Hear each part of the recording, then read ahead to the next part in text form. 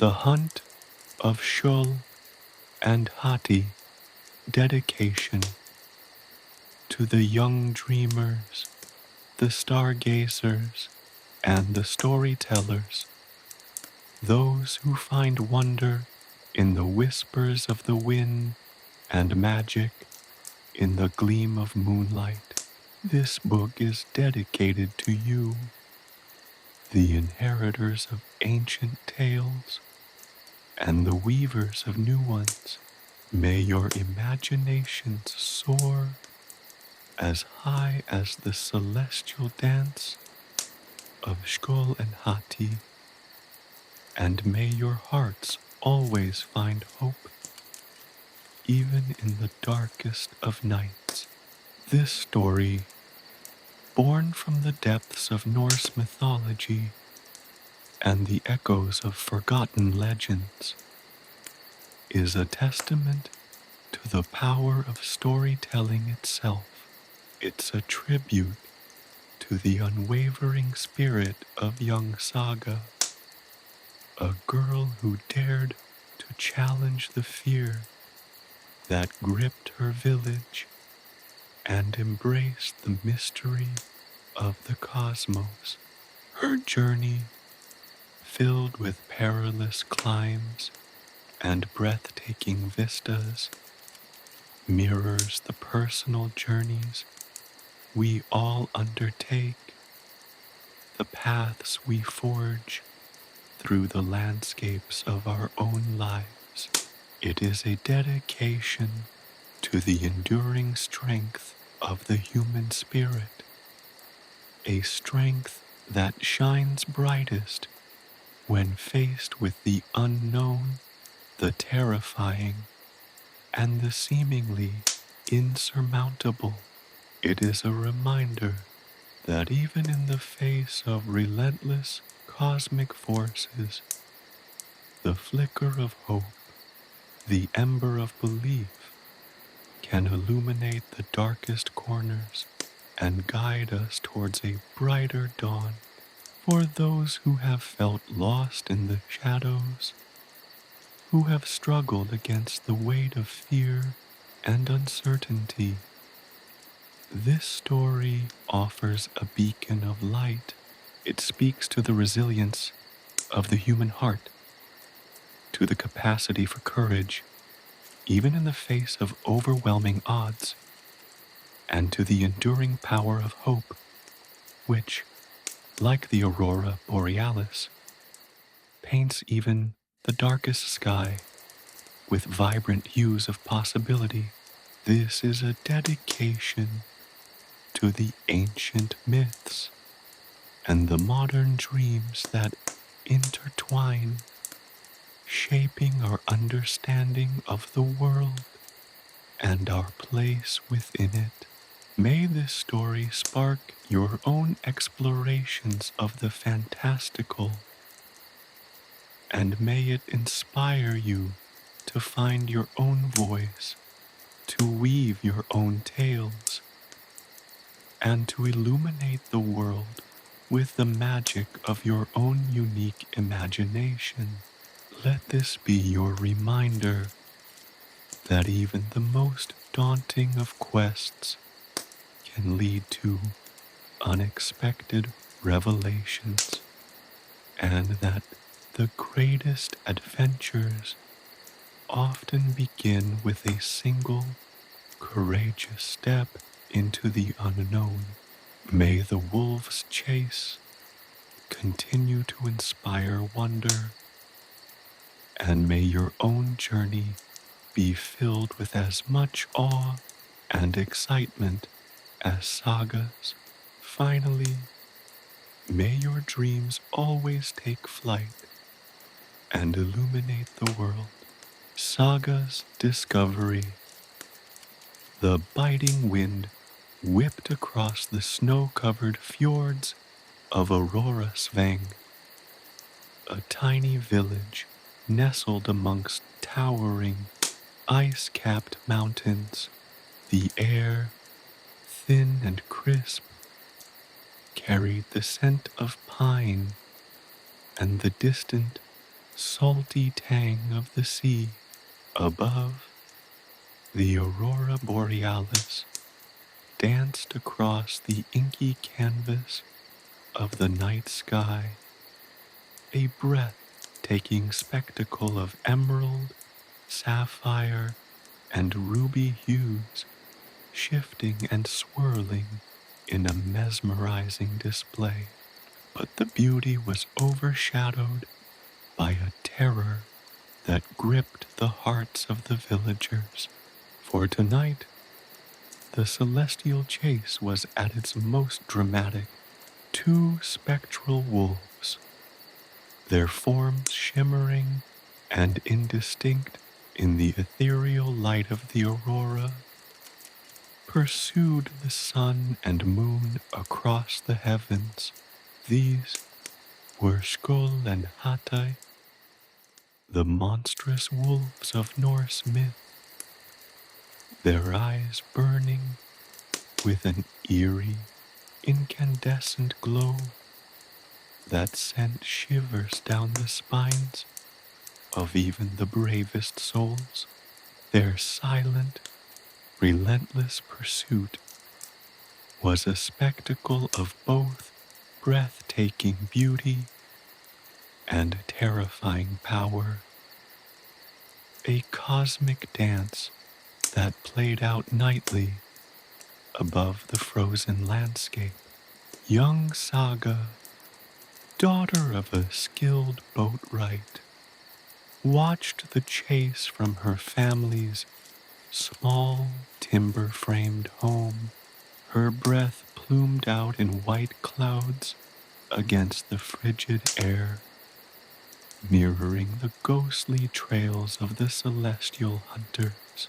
She was captivated, yet simultaneously terrified. The wolves' ethereal forms, barely visible, yet overwhelmingly present, instilled a sense of primal fear in her, a chilling recognition of the ancient power they represented. The howling wind seemed to whisper ancient legends, stories of destruction and chaos, tales of the relentless cycle of life and death that these celestial hunters embodied. Saga's gaze fell upon the rune-inscribed pendant that hung around her neck, a gift from her mother. The intricate carvings, glowing faintly in the aurora's light, seemed to pulse with a hidden energy, a subtle hum that resonated deep within her. It was a familiar comfort, a tangible link to the ancient history of Aurora Svang and the whispers of prophecy that her mother so often spoke of.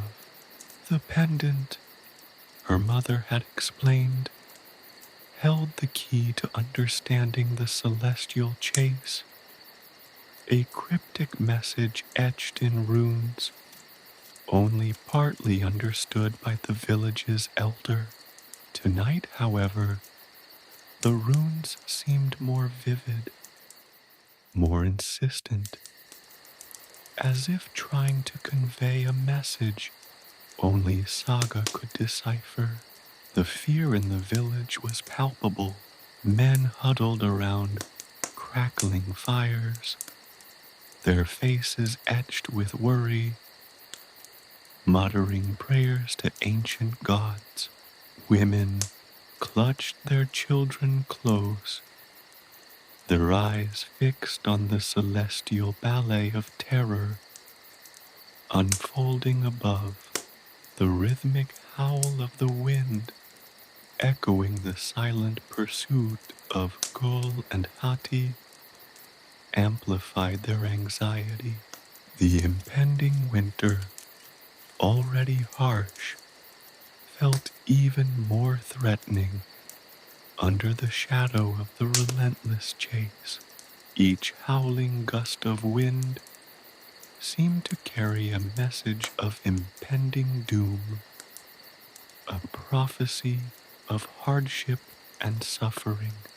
The wolves, in their celestial dance, were not just a spectacle, they were a harbinger, a cosmic reminder of the fragility of life in this remote, unforgiving land.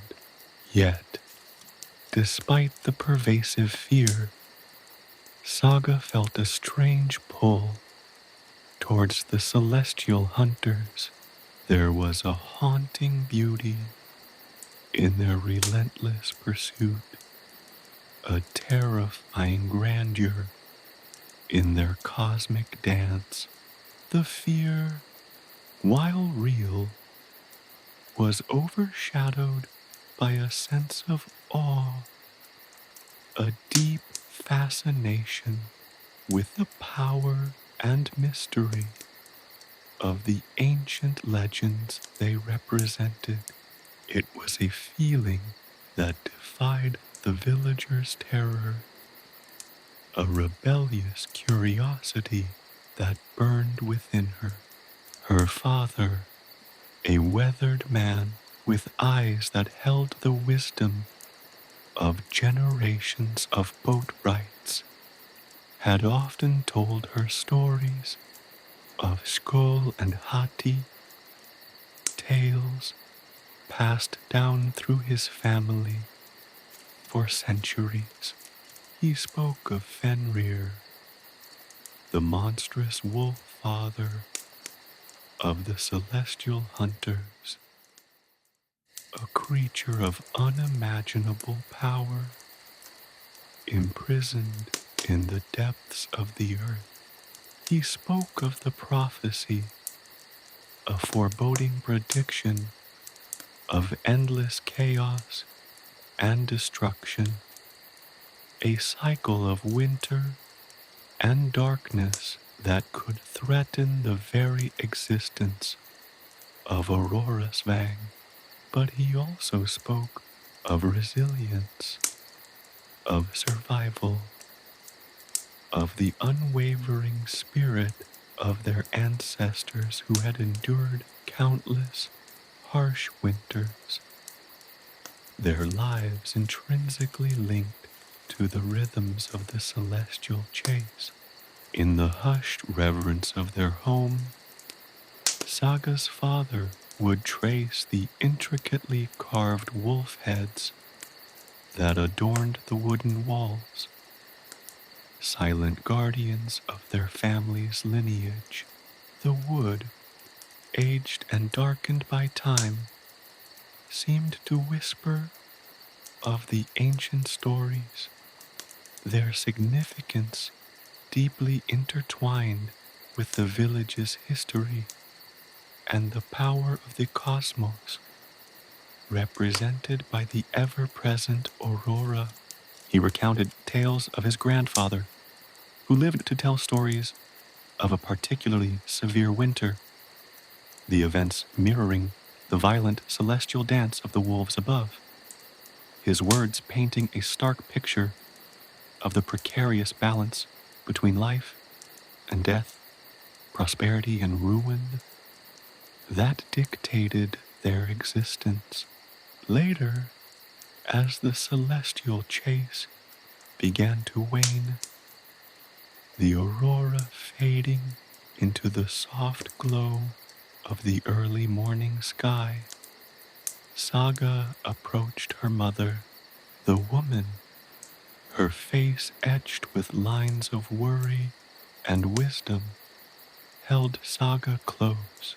She spoke of the runes on the pendant, the whispers of prophecy, the ancient stories that bound their lives to the celestial dance.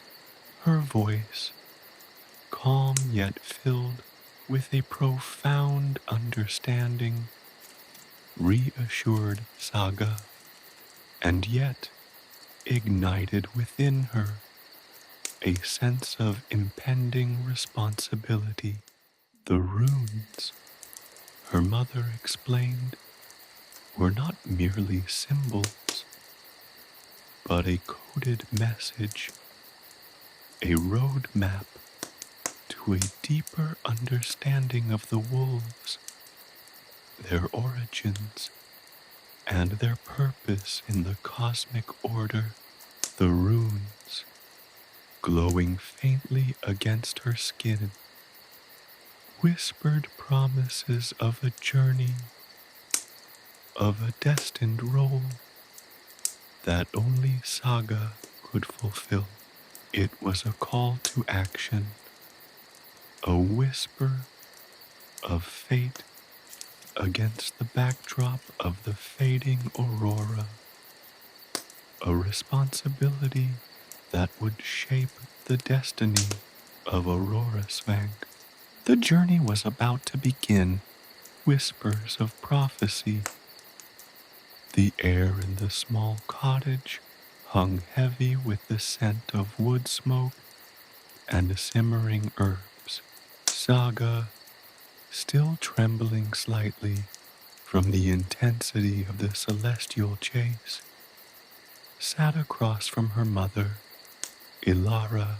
Ilara, her face etched with the wisdom of years spent interpreting the whispers of the runes, held the pendant aloft, the faint, ethereal glow that had captivated Saga earlier intensified, bathing the small room in a soft, otherworldly light. The runes, intricately carved into the silver, pulsed with a gentle rhythm, a silent heartbeat echoing the cosmic dance above.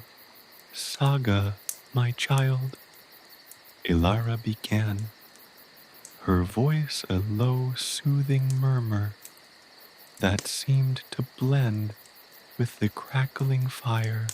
The pendant holds more than just a family heirloom. It holds the key to understanding the chase, the very essence of our existence in Aurora Svang. Saga leaned forward, her breath catching in her throat. The stories her father had told her, the fear she had felt witnessing Sköll and Hati's relentless pursuit. It all culminated in this moment, this unveiling of a deeper truth. She traced the runes with her fingertip, their cold smoothness a stark contrast to the warmth emanating from the pendant. They seemed to pulse with a life of their own, resonating with an ancient energy that thrummed in her very bones.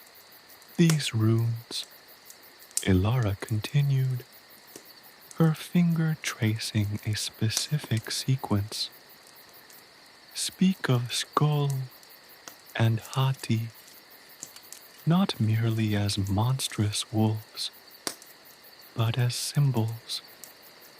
They are the children of Fenrir, the monstrous wolf, bound to forever chase the sun and moon, forever embodying the eternal cycle of life and death.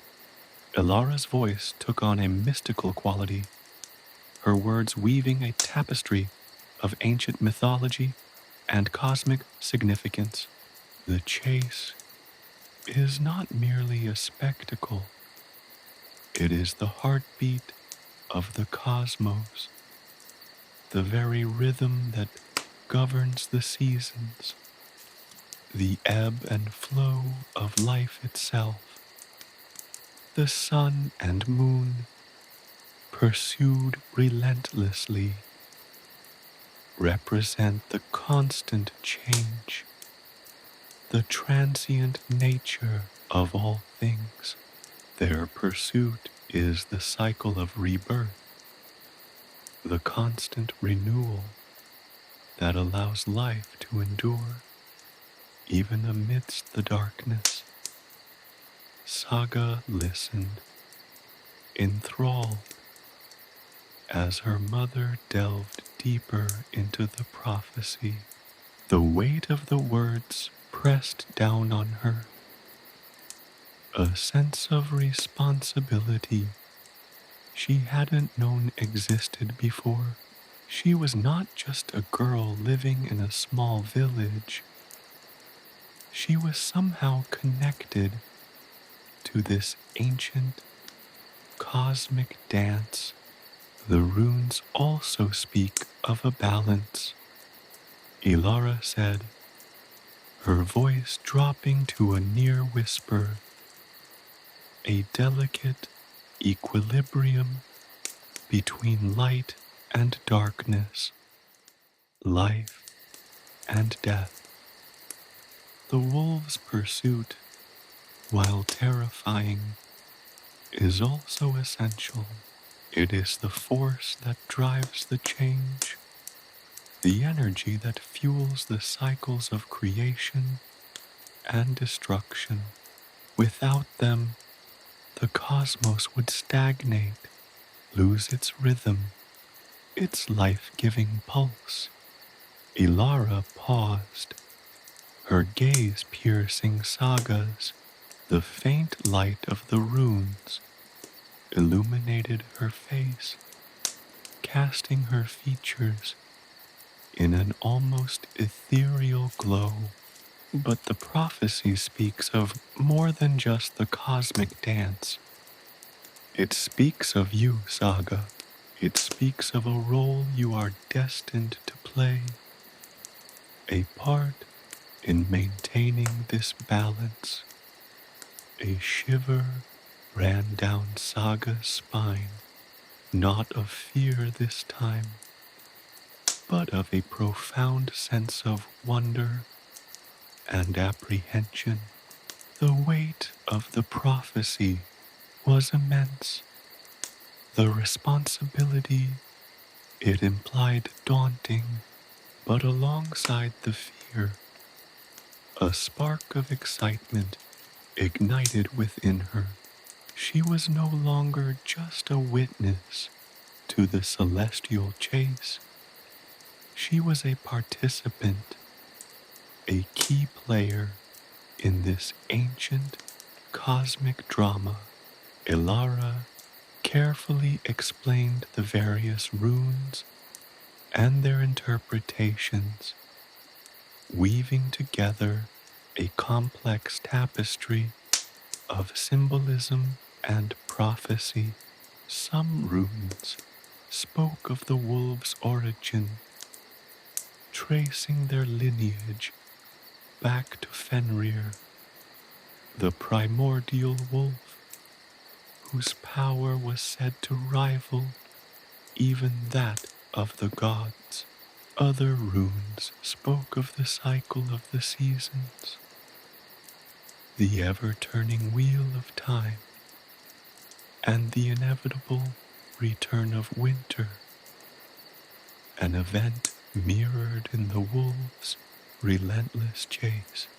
But other runes, more cryptic, more elusive, hinted at Saga's own destiny, her role in the preservation of this delicate cosmic balance. The runes spoke of a journey, a quest that would lead Saga far beyond the confines of Aurora into a world brimming with both wonder and peril. They spoke of trials she would face, challenges she would overcome. They spoke of allies she would meet, and enemies she would confront. The journey, it seemed, was inextricably linked to the celestial chase itself, each step forward mirroring the wolves' relentless pursuit of the sun and moon. Ilara's words painted a vivid picture, bringing the ancient prophecy to life. She described how the wolves' chase was not merely a celestial spectacle, but a reflection of the cyclical nature of life and death, of the constant interplay of light and darkness. The pursuit, endless and relentless, represented the unwavering rhythm of the cosmos, a cosmic heartbeat that pulsed through everything in existence. The whispers of the prophecy have been echoing in the runes for generations, Ilara said, her voice filled with both awe and trepidation. But now, the whispers have become a roar. They call to you, Saga, summoning you to fulfill your destiny. The balance hangs in the balance, child. Your journey will not be easy. It will demand courage, wisdom, and a strength you may not yet know you possess. But you are not alone. The runes will guide you. The ancestors will watch over you. And I, my child, will be here waiting for your return. As the first rays of dawn touched the snow-covered landscape, painting the sky with hues of rose and gold, Saga felt a surge of determination course through her veins. The fear remained, a chilling reminder of the immense responsibility that awaited her. But it was now overshadowed by a resolute spirit, a burning desire to understand the prophecy and fulfill her destiny. The pendant, warm against her skin, pulsed with a gentle light, a silent promise of the journey ahead. The whispers of the prophecy had awakened within her a deep-seated understanding of her connection to the cosmic dance above, to the relentless pursuit of Sköll and Hati, and to the precarious balance that held the fate of Aurora and perhaps even the cosmos in its delicate grasp. The celestial chase was not just a nighttime spectacle. It was a call to action, a summons to embark on a journey that would shape not only her own life, but the destiny of generations to come.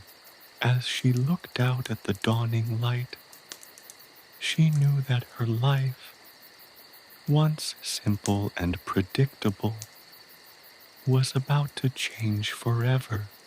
The journey had begun, and the wolves, those celestial hunters, continued their endless dance, a silent testament to the unending cycle of life, death, and rebirth, a reminder that her quest, however daunting, was only a part of a much grander cosmic play. Her journey into the heart of the prophecy was now her own celestial chase, a pursuit of knowledge and understanding, a quest to maintain the balance, and a desperate race against time itself. The weight of the world, or at least the weight of Aurora, rested on her young shoulders. But in that weight, Saga found a newfound strength, a fierce determination to embrace the destiny that awaited her. The whispers had turned into a clarion call, and Saga, the boatwright's daughter was ready to answer. The boatwright's tale. The fire crackled merrily, casting dancing shadows on the rough-hewn wooden walls of the cottage. The scent of pine and sea salt, a familiar comfort, mingled with the lingering aroma of Ilara's herbs. Saga, her mind still reeling from her mother's revelations, turned to her father, Torvin. He sat by the hearth, his hands calloused and strong, expertly carving a small wooden wolf head. The detail was exquisite, the fur almost lifelike, its eyes gleaming with an unnerving intensity. Father, Saga began, her voice soft. Mother spoke of Fenrir, of Sköll and Hati. It all seemed so immense. Torvin laid down his carving tool, a long, slender knife honed to a razor's edge over years of painstaking work. He turned to Saga, his eyes the same deep blue as the winter sky, holding a profound wisdom. Immense, yes, my daughter, but it is also intimately connected to us, to Aurora Svang, to our very existence. He picked up another piece of wood, a smooth, pale plank. These wolves, he began, his voice low and resonant, are not mere creatures of myth. They are the embodiment of the cosmic forces that shape our lives. My grandfather, a man who lived to see 100 winters, often spoke of their dance. Torvin's voice gained a deeper, almost mythical quality as he spoke. He lived through a winter unlike any other, he said, his gaze distant, remembering a winter of unending darkness, a winter that threatened to swallow Aurora Svang whole. The aurora, usually a beacon of hope, dimmed to a faint whisper, mirroring the fear and despair that gripped our village. The wolves' chase became almost imperceptible then, a faint glimmer lost in the endless night. The snow fell relentlessly, burying the land in a shroud of white, and the winds howled with a fury that threatened to tear the very fabric of reality apart. Food became scarce, hope dwindled, and the villagers trembled on the brink of starvation. He paused, letting the weight of his words settle. But even in that darkness, Torvin continued, his voice filled with quiet pride. My grandfather found a way. He told tales of how the oldest members of the village remembered through fragmented stories passed down through generations, the connection between the harshness of the winter and the celestial chase. They spoke of the rhythm of the seasons, of the ebb and flow of energy in the cosmos, of the relentless pursuit of Sköll and Hati, as a reminder that even the deepest darkness must eventually give way to light. Torvin pointed to the walls of their cottage, adorned with intricately carved wolf heads, each one a testament to a past generation's survival. Each wolf head represents a generation that weathered the storms, a generation that understood the dance of Sköll and Hati and found a way to endure. They are not merely decoration, Saga. They are our guardians, silent witnesses to the cyclical nature of life and death. He ran his calloused hand over one of the carvings, tracing the lines of its sharp teeth and fierce eyes. Our ancestors, through their wisdom and resilience, learned to interpret the rhythms of the cosmos, the silent language of the stars and the aurora. They learned to anticipate the harshness of winter by observing the patterns in the celestial chase, allowing them to prepare and endure. It was their understanding of this cosmic dance, their ability to connect with the cycles of nature, that allowed them to survive.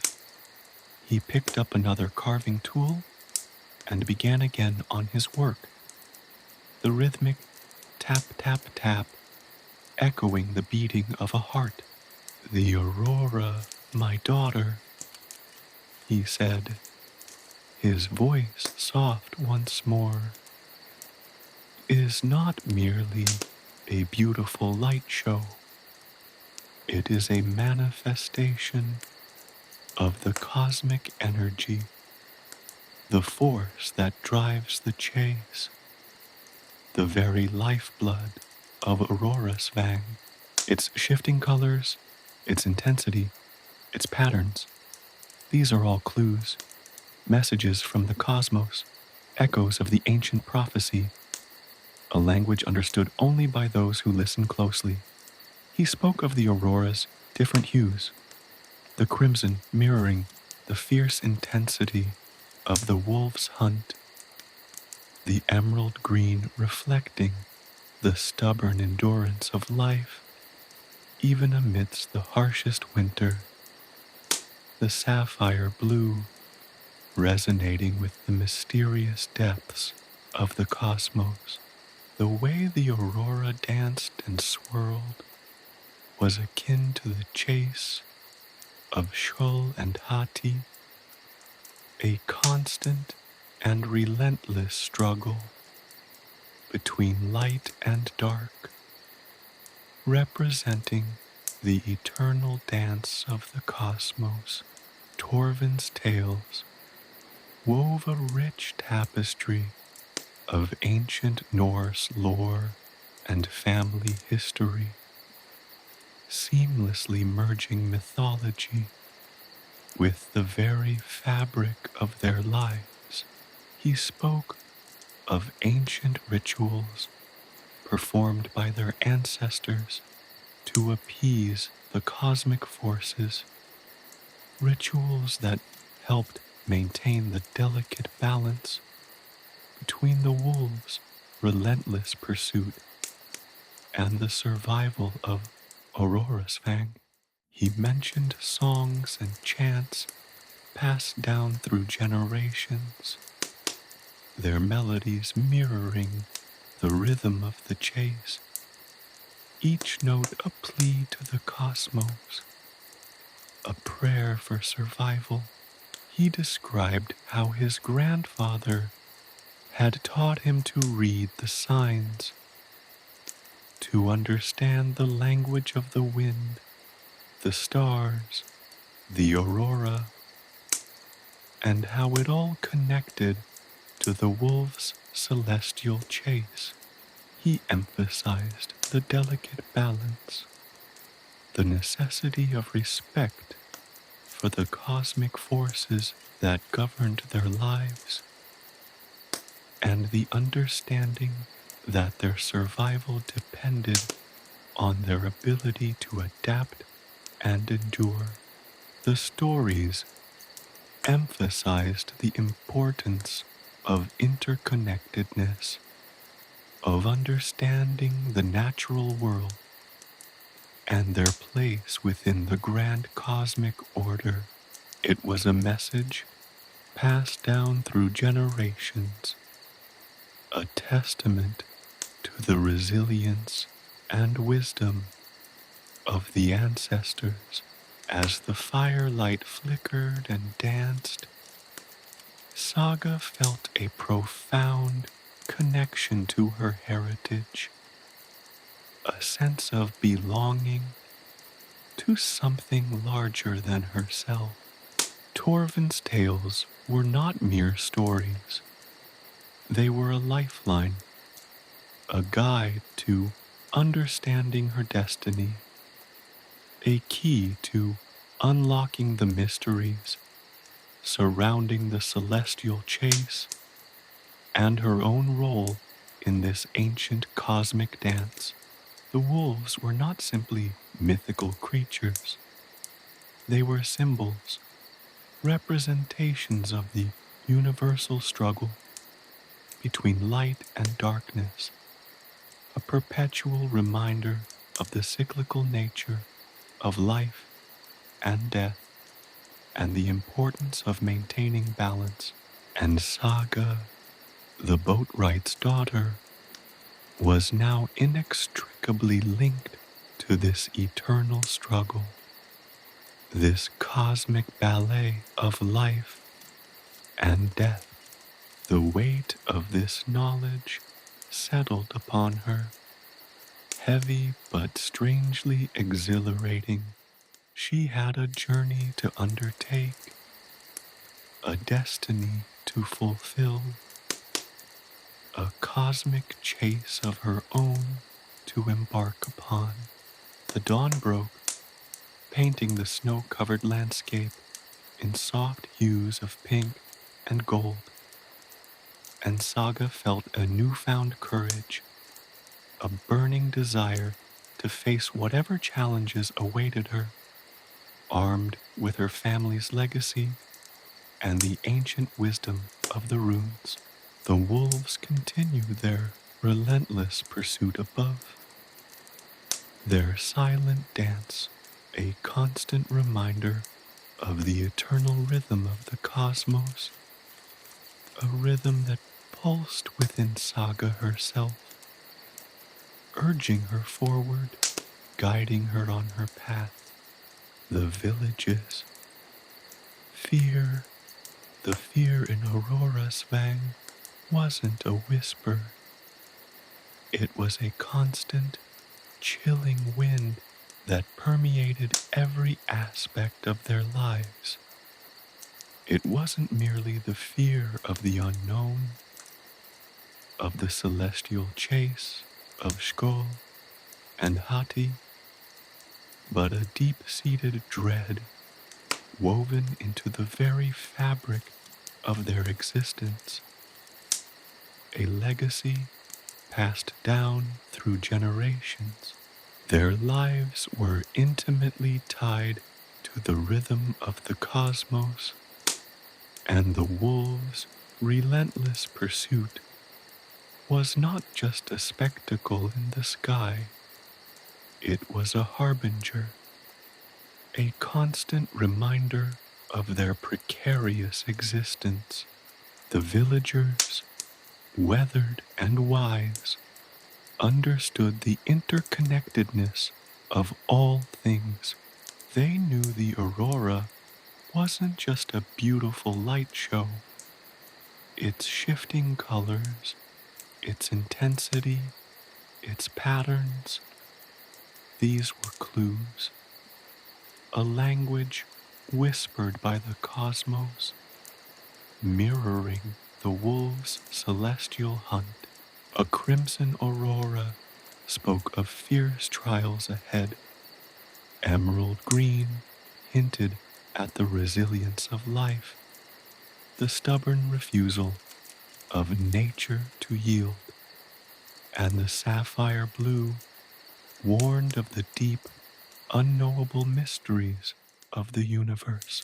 Their ancestors, through countless winters, had learned to read this language, interpreting the celestial chase as a prophecy, a roadmap to the coming seasons.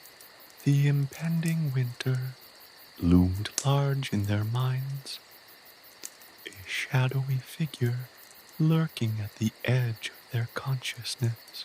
Every crackle of ice, every howl of the wind intensified their fear. The celestial chase wasn't just an astronomical event. It was a mirror reflecting the struggles they would soon face. The shorter the arc of the celestial chase, the fiercer the winter, the villagers believed. Every shortening of the chase cycle became a dreadful countdown. Their preparations for winter were not merely practical, they were ritualistic, infused with a profound sense of faith and reverence. They didn't just stockpile food, they offered a portion of their harvest to the spirits, pleading for sustenance and protection.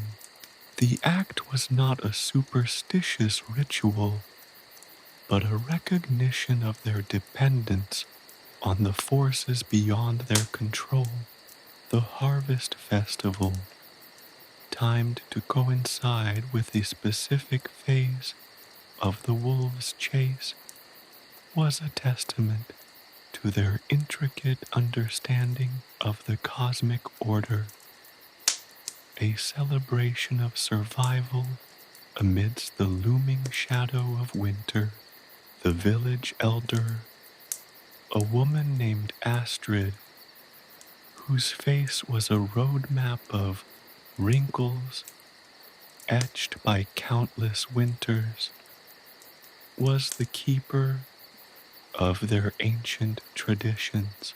She possessed an encyclopedic knowledge of the lore surrounding Sköll and Hati, their origins in the blood of Fenrir, their unending pursuit of the sun and moon, and their impact on the lives of the villagers. Her interpretations of the celestial chase guided their lives, their preparations, and their spiritual practices. Astrid's word was law, her pronouncements regarded as divine pronouncements, and her every utterance carried the weight of generations.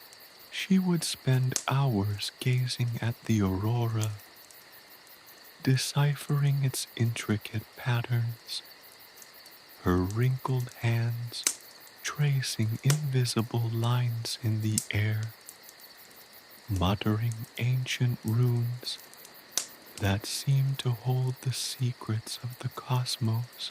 She taught the younger generation the ancient songs and chants, melodies that mirrored the rhythm of the wolves' chase, pleas to the spirits for mercy and guidance.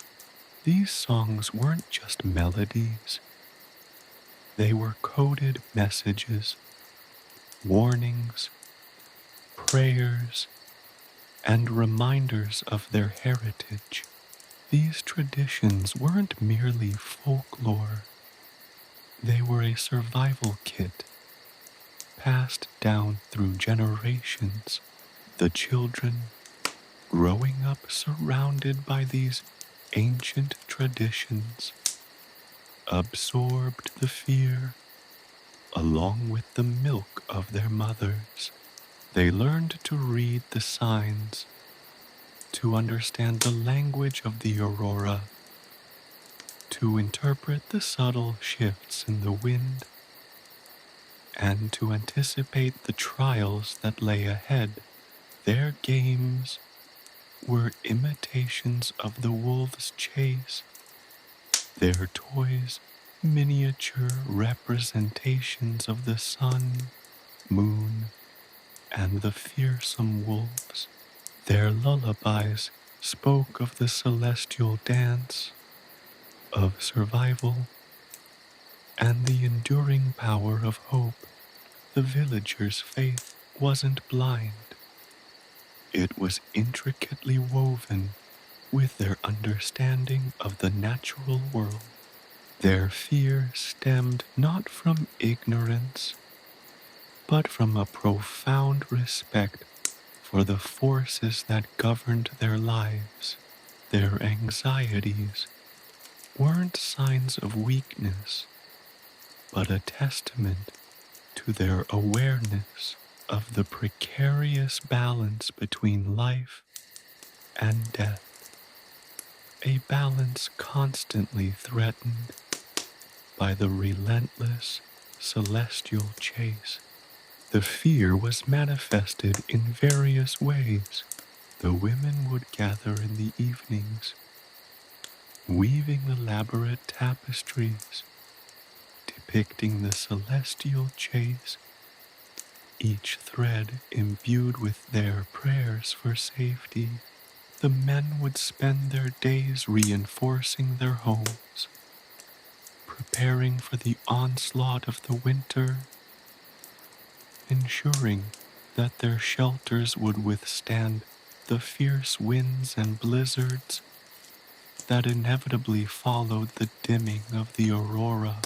Even the simplest tasks, gathering firewood, tending to the animals, preparing food, were performed with an added layer of anxiety, a profound awareness of their vulnerability. The rhythmic tapping of hammers against wood, the rhythmic grinding of stones, the rhythmic chanting during the evening rituals. All these actions were meant to counter the rhythmic dance of Sköll and Hati, a cosmic counterpoint to the celestial hunt. It was a silent battle, fought not with weapons, but with faith, perseverance, and the unwavering belief in the cyclical nature of life and death. The villagers understood that their fear wasn't futile. It wasn't just about surviving the winter.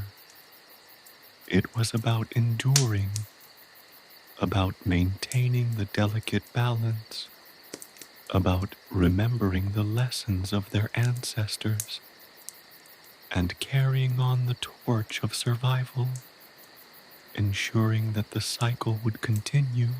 Their lives were a constant negotiation with the cosmos, a delicate dance between fear and hope, dread and faith.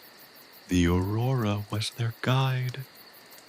The wolves chased their constant companion, their winter a test, their heritage their anchor, and their faith their shield.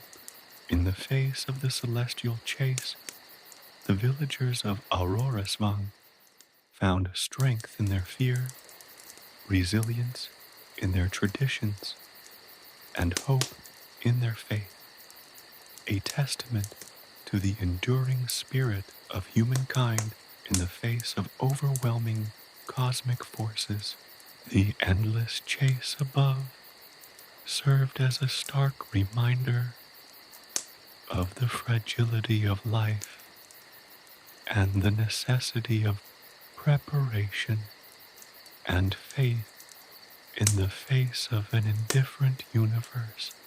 The fear wasn't paralyzing. It was a catalyst, driving them to prepare, to endure, and to carry on the legacy of generations under the ever-watchful eyes of Sköll and Hati. Saga's determination.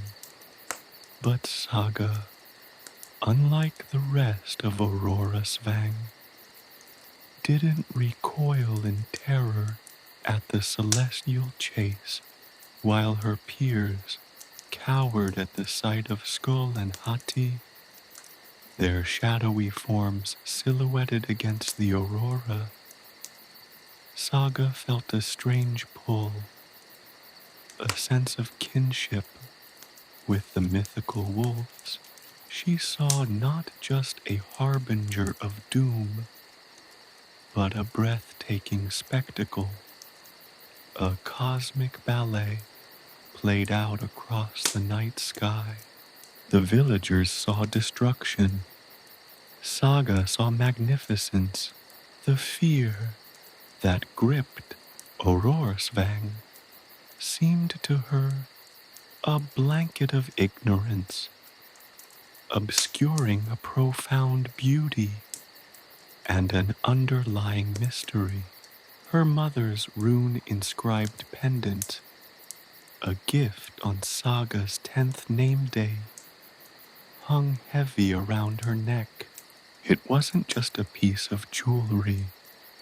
It was a conduit, a whisper of ancient knowledge.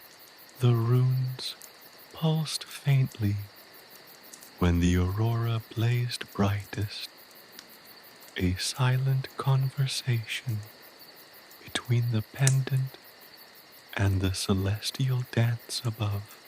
The runes seemed to hum with a rhythm that mirrored the wolves' chase, a secret language only Saga seemed to partially understand. It fueled her curiosity, a burning ember of fascination that defied the chilling wind of fear that permeated her village. The stories told by Astrid, the village elder, were imbued with terror, but Saga found herself captivated by the details, drawn to the wolves' origins, to Fenrir's cursed lineage, and to the prophecy woven into the fabric of their endless pursuit.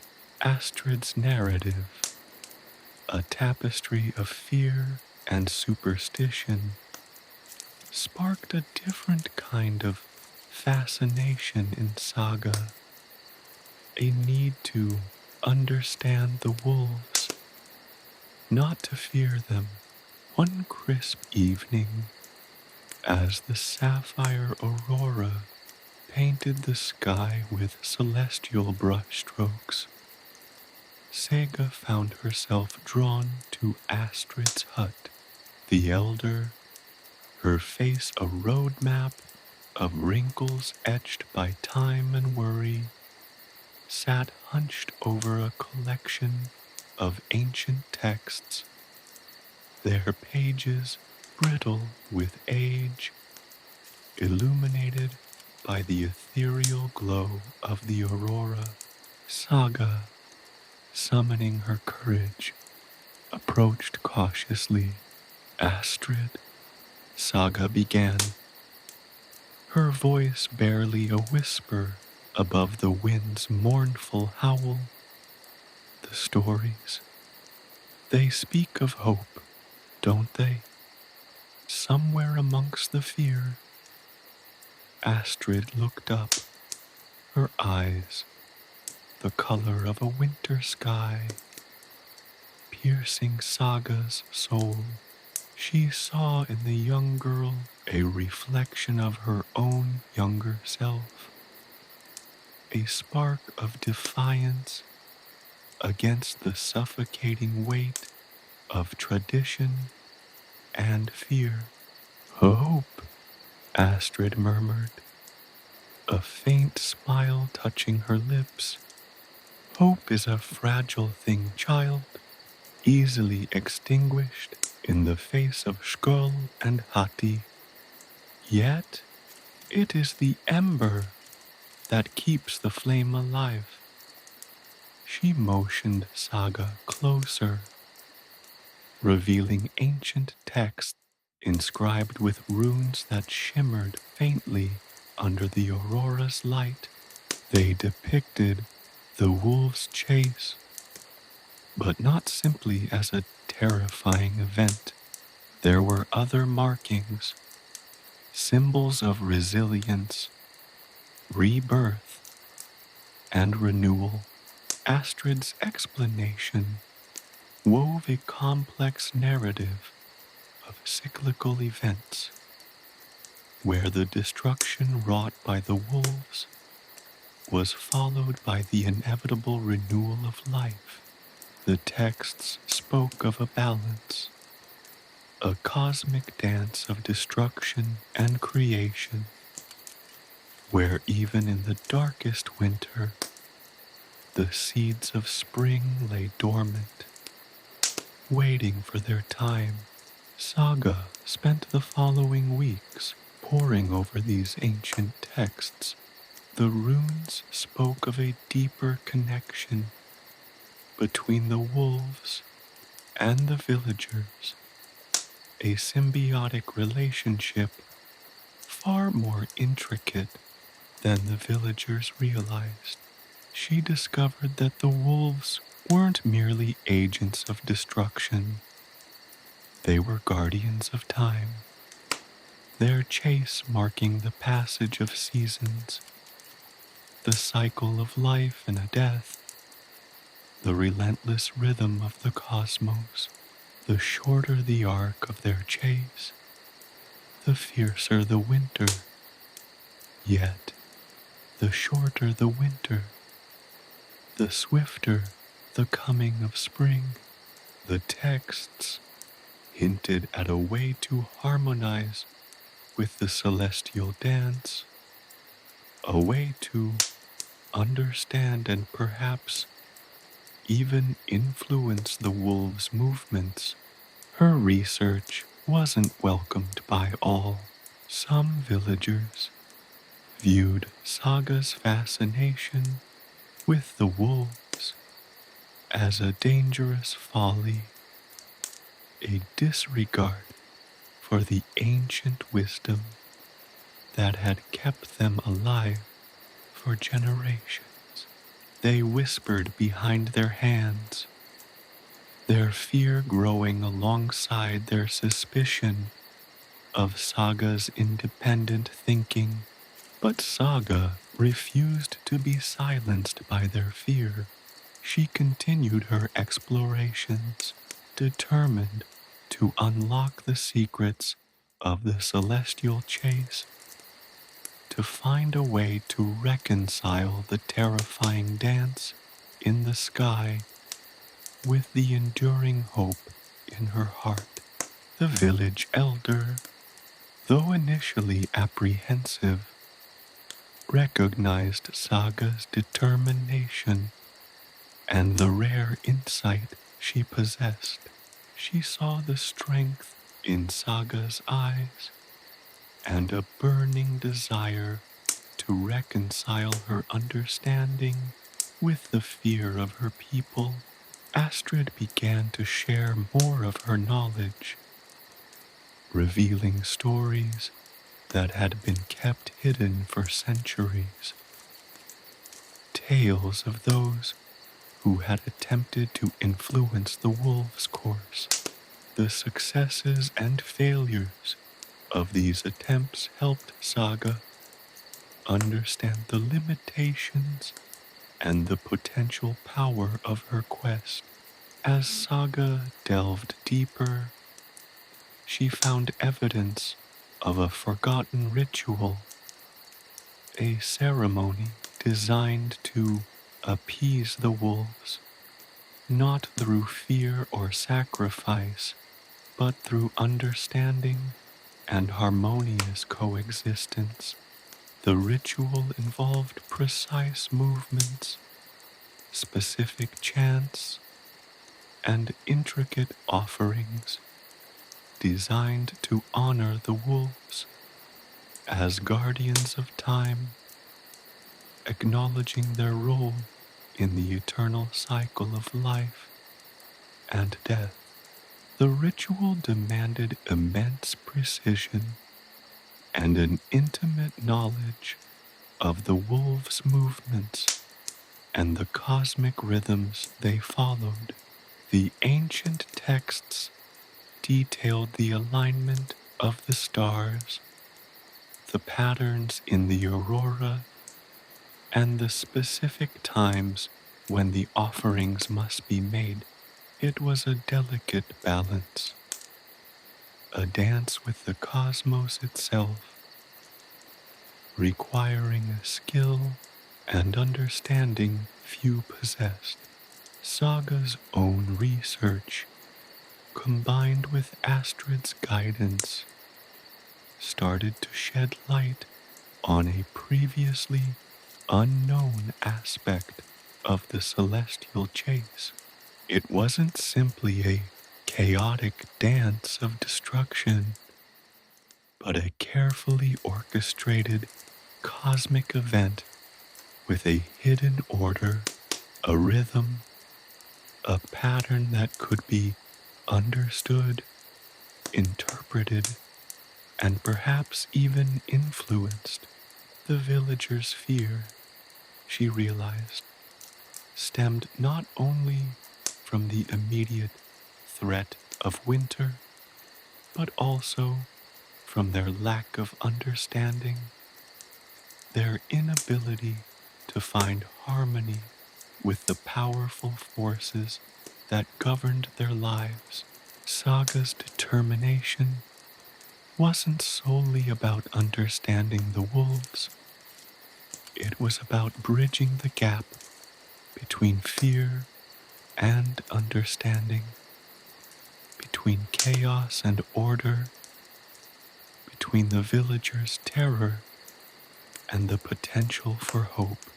The more Saga learned, the more she realized the prophecy wasn't simply a prediction of doom, but a roadmap to survival.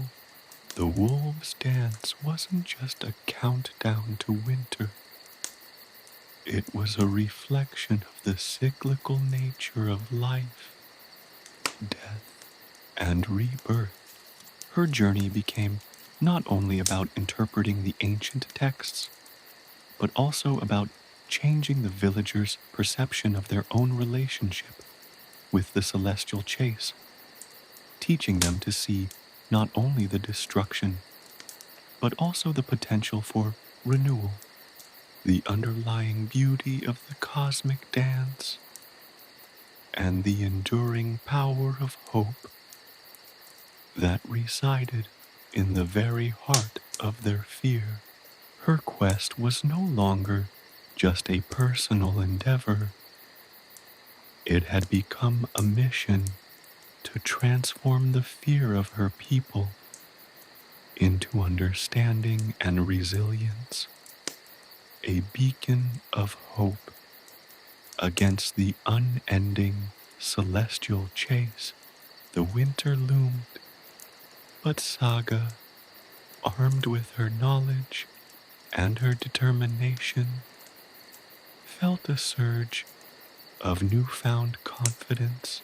She was ready to face the wolves, not with fear, but with understanding and with a hope that shone brighter than the aurora itself.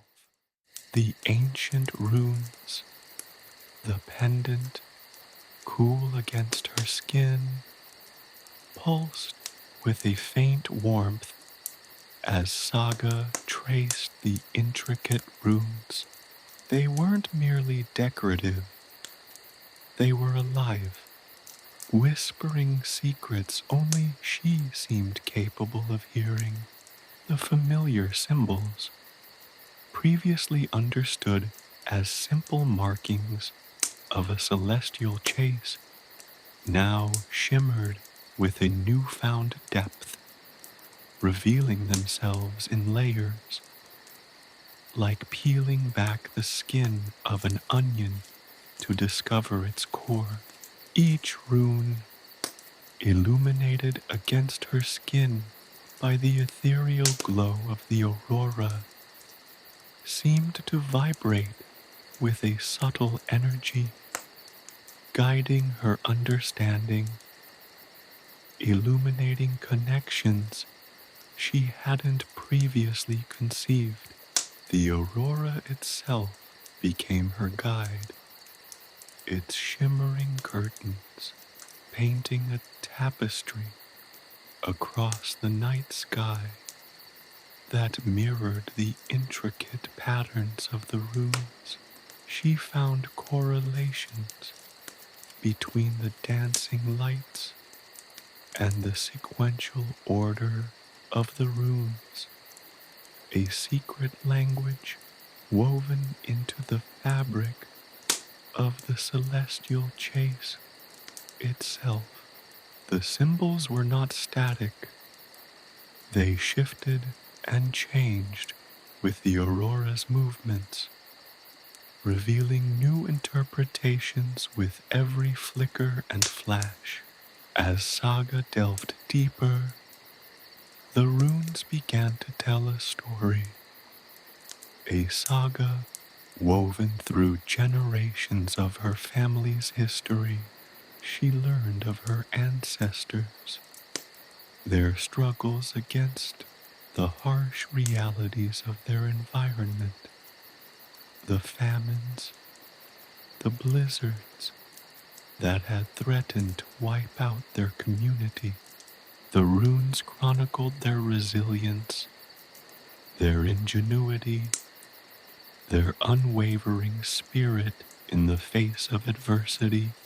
They detailed the natural disasters not as mere calamities, but as integral parts of a larger cyclical process.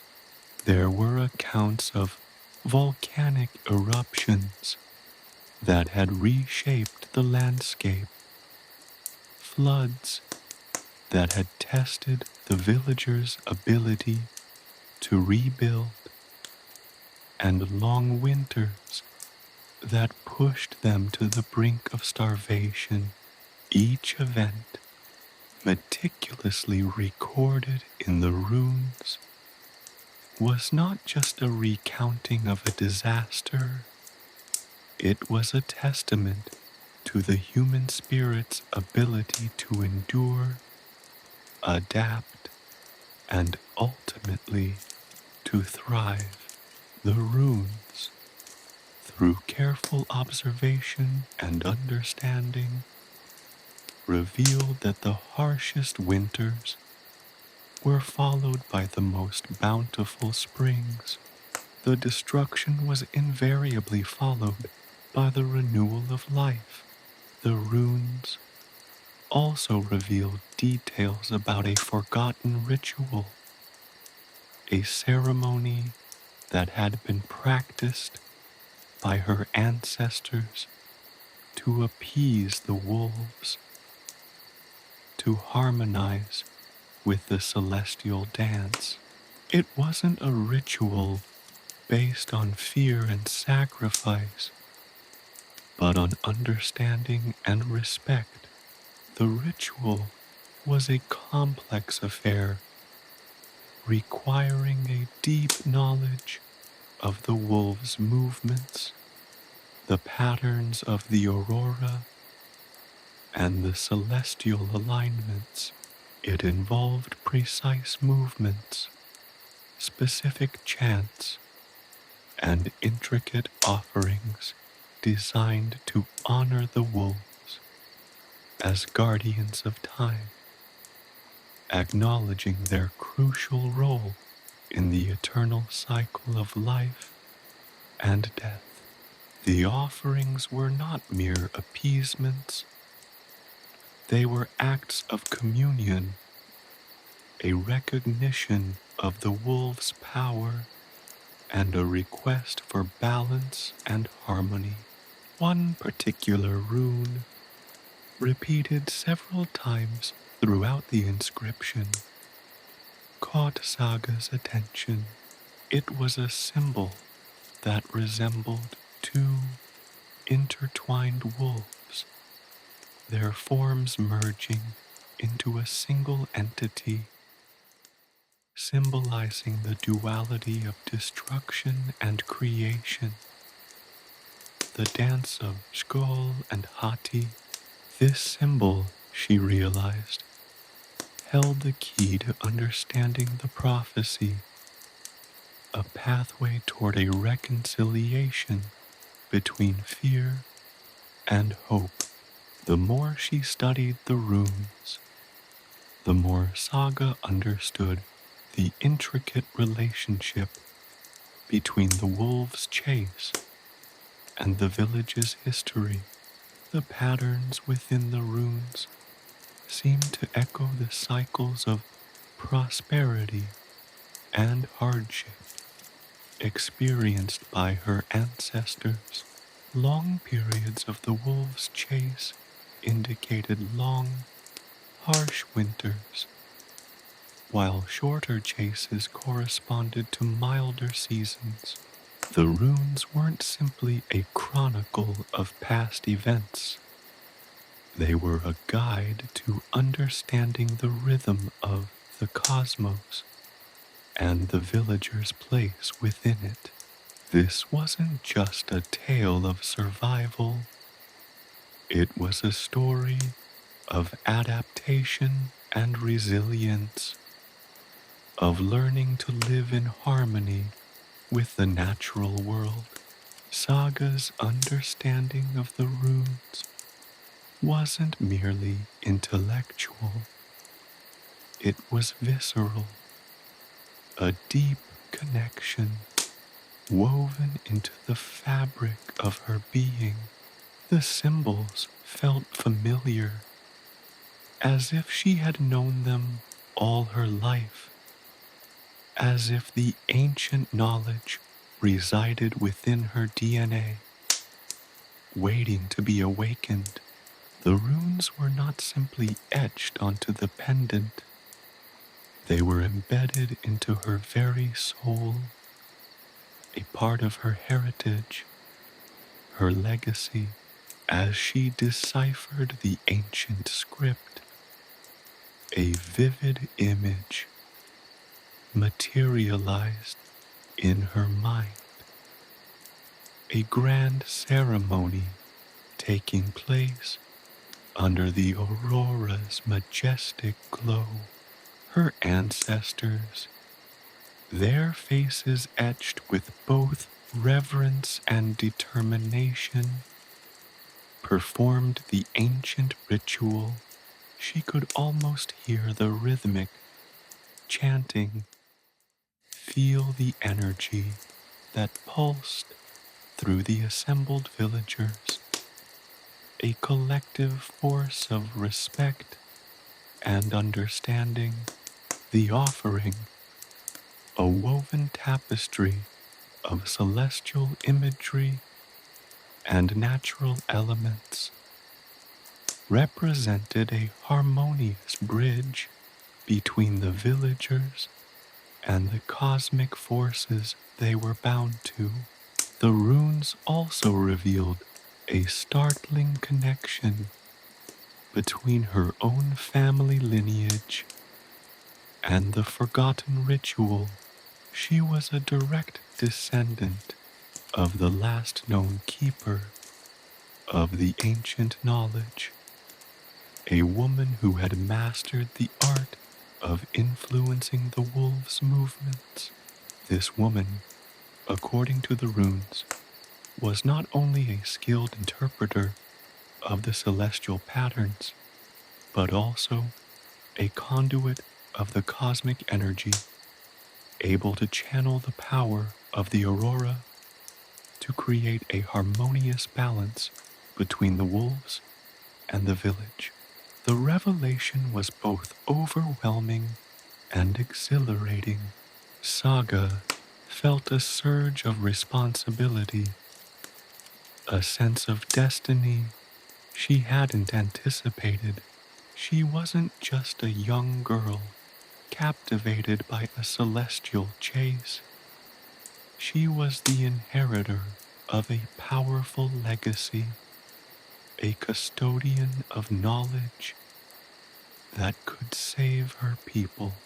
The runes weren't merely telling a story of the past, they were a roadmap for the future.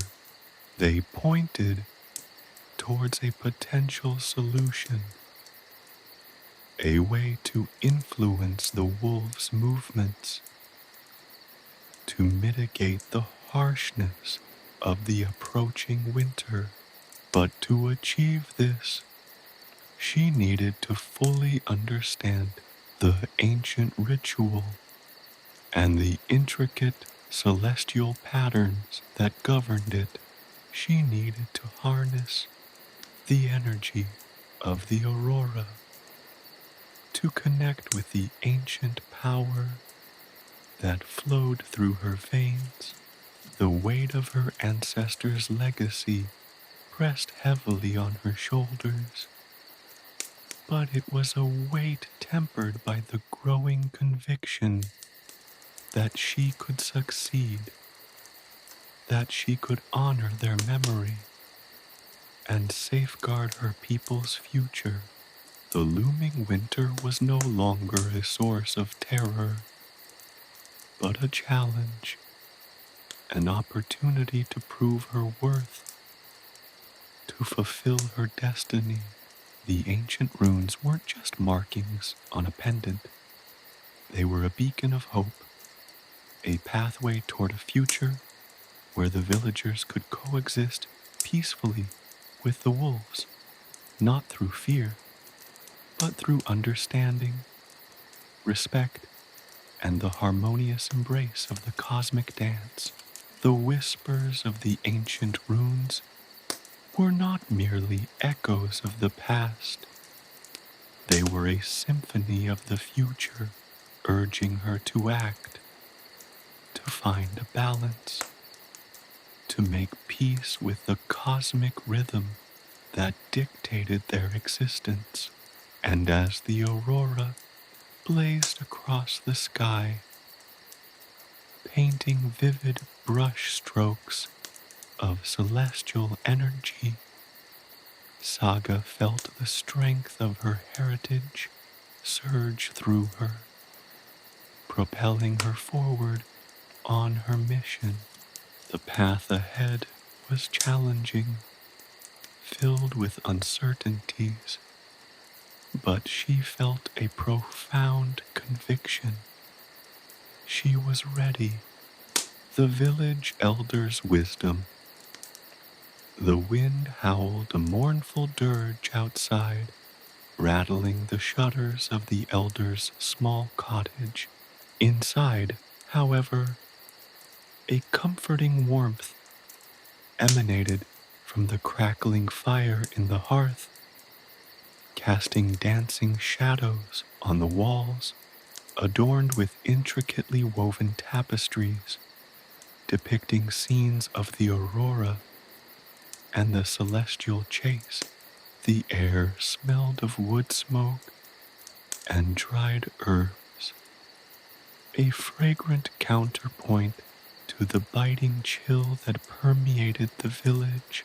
Saga, wrapped in a thick wool shawl, sat across from the village elder, Ilara, a woman whose age seemed as ancient as the runes on her mother's pendant.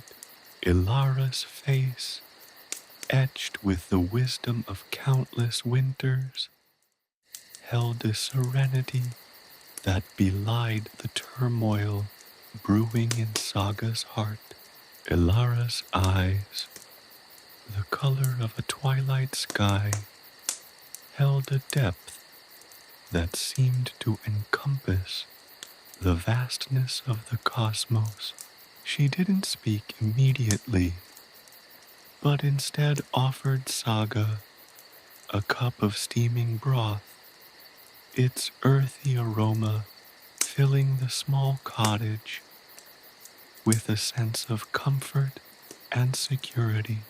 The broth, a concoction of roots and herbs, warmed Saga from the inside out, soothing the anxieties that had gnawed at her since her discovery of the pendant's secrets.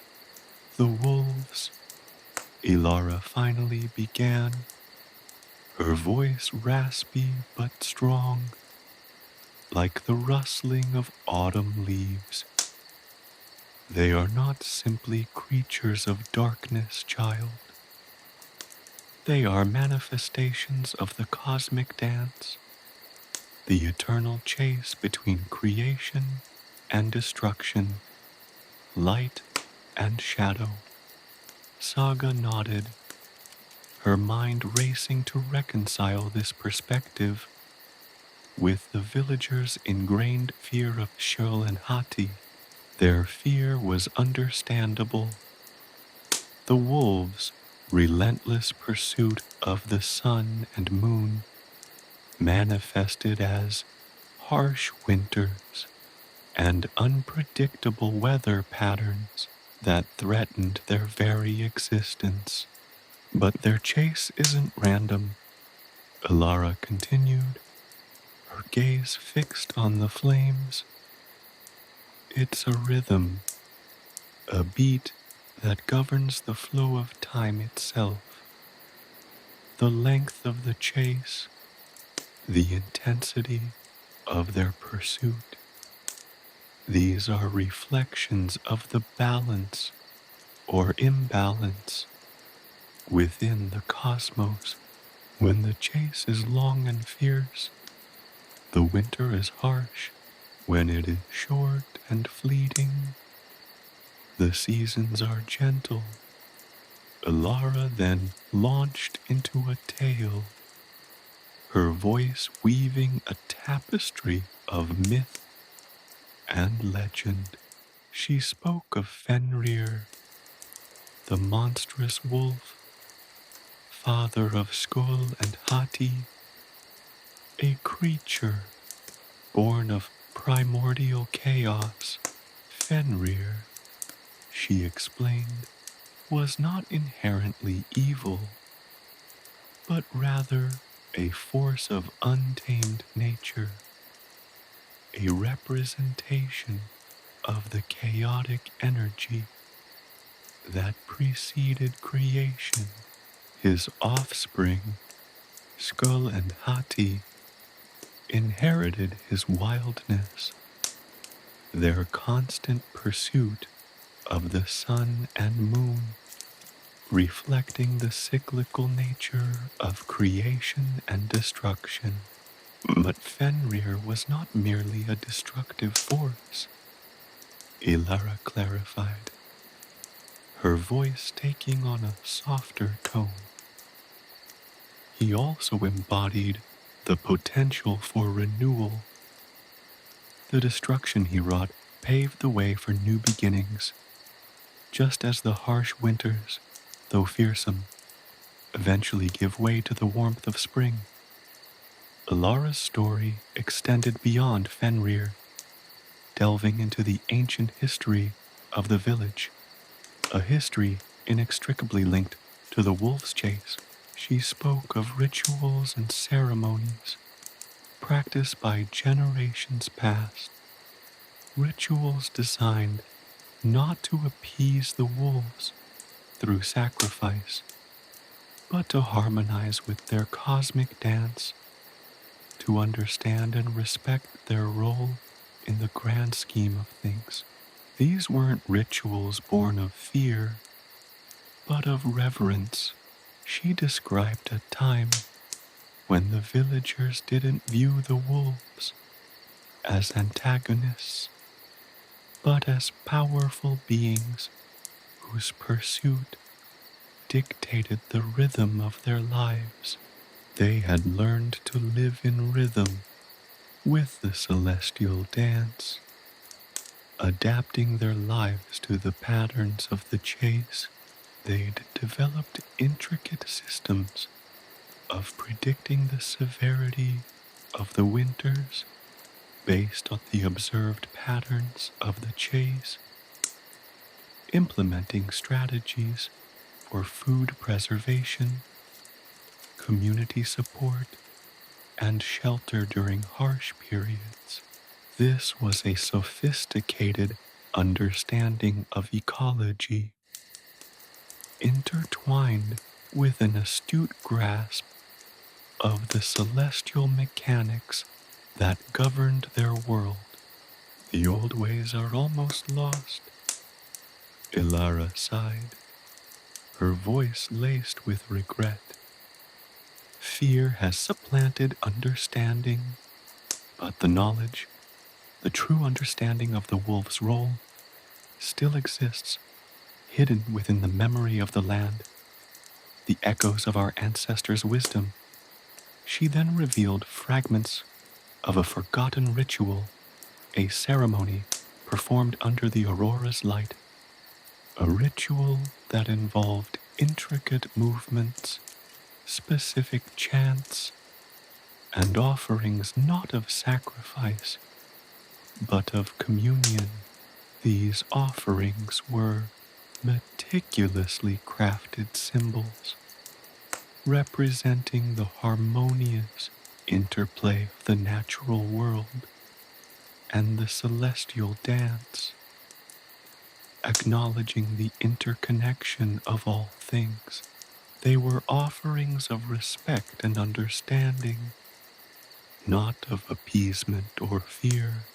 The ritual, Ilara explained, wasn't simply a symbolic act. It was a conduit, a means of connecting with the cosmic energy that governed the wolf's chase. It allowed the villagers to influence the rhythm of the chase, not to stop it, but to moderate its intensity, to soften the harshness of the winter. This wasn't about controlling nature. It was about finding a harmonious balance, a way to coexist with the inevitable cycles of creation and destruction. Ilara's words painted a picture of a society in harmony with its environment, a society that had mastered the art of living within the rhythms of the cosmos, not in defiance of them. She spoke of a time when the villagers understood that the wolf's chase wasn't a threat, but an integral part of the natural order, a force that, while powerful, could be understood and even, to a degree, influenced. The knowledge, Ilara stressed, wasn't about overpowering the forces of nature, but about understanding them, respecting them, and living in sync with their rhythms. It was about finding the balance between chaos and order, destruction and creation, a balance as delicate as the aurora's shimmering curtains. As the night deepened and the aurora's glow intensified outside, Ilara's words resonated deep within Saga. The fear she had initially felt towards the wolves began to recede, replaced by a sense of awe and wonder. The wolves, she realized, were not simply malicious entities, but powerful forces of nature, integral to the cosmic dance. Ilara's wisdom offered Saga a new perspective, a path towards understanding not just the wolves, but her own heritage, her connection to the ancient knowledge encoded in the runes of her mother's pendant. The weight of the approaching winter, the fear of the relentless chase, began to lessen as Saga embraced the elder's message of harmony, of finding balance within the cosmic rhythm. The elder's words were more than just a historical account. They were a roadmap, a guide to navigating the perilous path ahead. The warmth of the hearth, the comforting aroma of herbs, and Alara's calm demeanor had fostered a sense of peace, a calm contrast to the tumultuous chaos that seemed to await outside. The elder's words were a beacon of hope in the face of an uncertain future, a promise that perhaps, with understanding and respect, the village could find a way to live in harmony with the cosmic dance. The journey ahead remained fraught with challenges, but Saga left the elder's cottage not with fear, but with a newfound sense of purpose and determination, a determination fueled by the echoes of the past and the promise of a future forged in understanding and respect. The lost ritual. Ilara's voice dropped to a near whisper, the firelight flickering across her face, casting it in shifting shades of amber and shadow. The ritual, she began, her words imbued with a reverence that sent shivers down Saga's spine, was not a sacrifice, not a desperate plea for mercy. It was a communion, a harmonious dance with the cosmic forces embodied by Sköll and Hati. She described a ceremony performed under the ethereal glow of the aurora borealis, a celestial spectacle that painted the night sky with vibrant hues of green, purple, and crimson. The ritual, she explained, was performed on the longest night of the year, the solstice, a time when the balance between light and darkness hung precariously in the balance, mirroring the precarious balance of the cosmos itself. The villagers, clad in garments woven from the fibers of the northern lights, would gather at the edge of the whispering woods. Alara continued, her voice weaving a tapestry of imagery. The woods, ancient and wise, were considered a sacred space, a conduit to the spiritual realm. The trees, gnarled and twisted by centuries of harsh winters, stood as silent witnesses to the ritual, their branches reaching towards the heavens as if in supplication.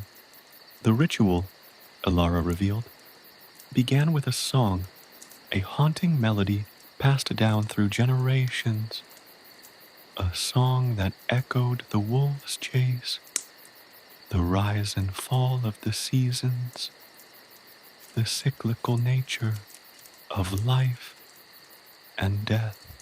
The song was not a lament, but a celebration, a recognition of the wolves' power and their integral role in the cosmic dance.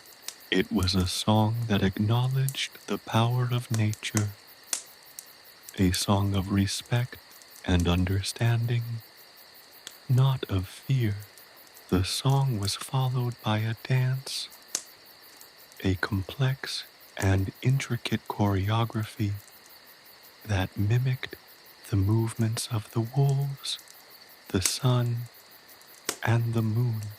The dancers, representing the various forces of nature, the earth, the wind, the water, and the celestial bodies, moved in a harmonious flow, their steps carefully calculated to mimic the relentless chase across the sky. Their movements were fluid, almost ethereal, as if they were extensions of the celestial bodies themselves. The movements weren't arbitrary, Ilara emphasized. Each step, each gesture was laden with symbolism, reflecting the intricate interplay between the natural world and the celestial dance. The dancers were not merely performing a ritual, they were embodying the cosmic forces themselves, acting as conduits for the energy that governed the wolves' chase. The ritual culminated in an offering, not of sacrifice, but of communion. Ilara described intricately carved wooden figures representing the sun, the moon, and the wolves, each figure adorned with symbols and runes that represented the village's connection to the natural world and the celestial bodies. These figures weren't idols to be worshipped, but representations of the interconnectedness of all things, a visual testament to the balance the villagers sought to maintain with the cosmos. These offerings weren't meant to appease the wolves, but to acknowledge their role, to communicate with them on a spiritual level. The villagers believed that the carved figures, imbued with the essence of the natural world and the cosmic dance, served as bridges connecting the physical and spiritual realms. They were a way of saying, "We see you, we understand you, we respect you." The villagers believed that by participating in the ritual, they could influence the rhythm of the wolves' chase, not to stop it, but to moderate its intensity, Ilara explained. They believed that by harmonizing with the cosmic dance, they could influence the severity of the winters, mitigating the harshness of the seasons. The ritual wasn't about controlling nature, but about coexisting with it, about finding a delicate balance between the forces of creation and destruction, between light and shadow, between chaos and order. It was a testament to the villagers' deep understanding of the natural world, their ability to perceive the interconnectedness of all things, and their profound respect for the cosmic forces that shaped their lives. The elders' words painted a vivid picture of a community that lived in harmony with the rhythms of the cosmos, a society that understood the delicate balance between fear and respect for the forces of nature.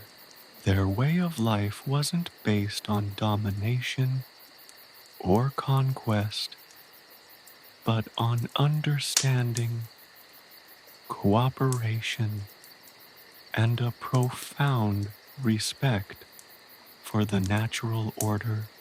Their understanding wasn't about control, but about coexistence, a harmonious dance between human civilization and the untamed energies of the universe. But Ilara lamented this harmony had been lost. The ritual, once a vital part of village life, had been forgotten, its significance diluted by generations of fear and misunderstanding. The villagers had grown fearful of the wolves, attributing their unpredictable behavior solely to malice, instead of understanding their role in the celestial cycle. Fear. Ilara sighed, her voice heavy with sorrow, has replaced understanding. The villagers have forgotten the song, the dance, the meaning of the offerings. They have forgotten how to listen to the whispers of the land, how to harmonize with the cosmic dance.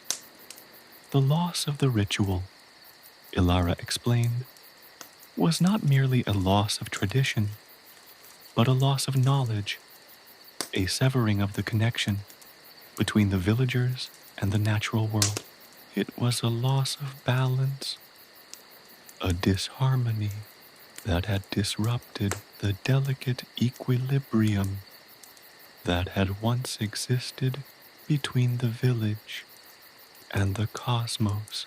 The consequences of this disconnection were evident in the increasingly harsh winters, the unpredictable weather patterns, and the pervasive sense of fear that gripped the village. Ilara's story resonated deeply with Saga.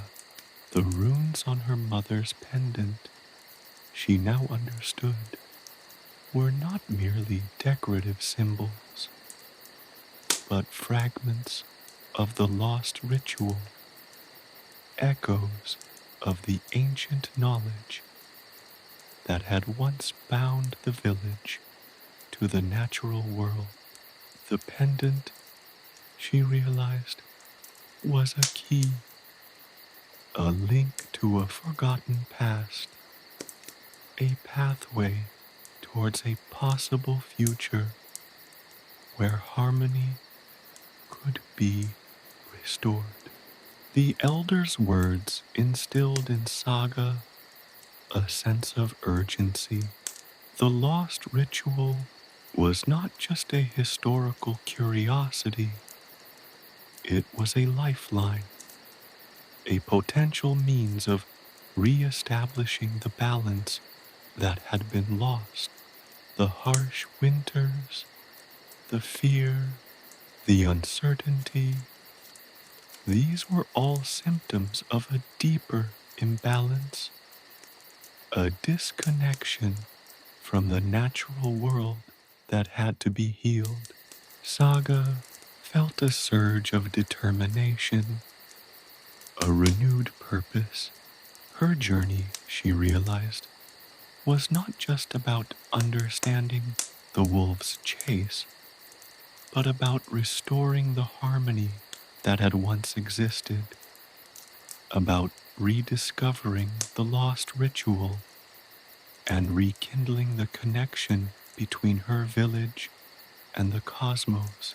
The remaining embers in the hearth cast long dancing shadows as Ilara continued her tale, sharing details of the forgotten chants, the precise movements, the intricate symbolism of the offerings.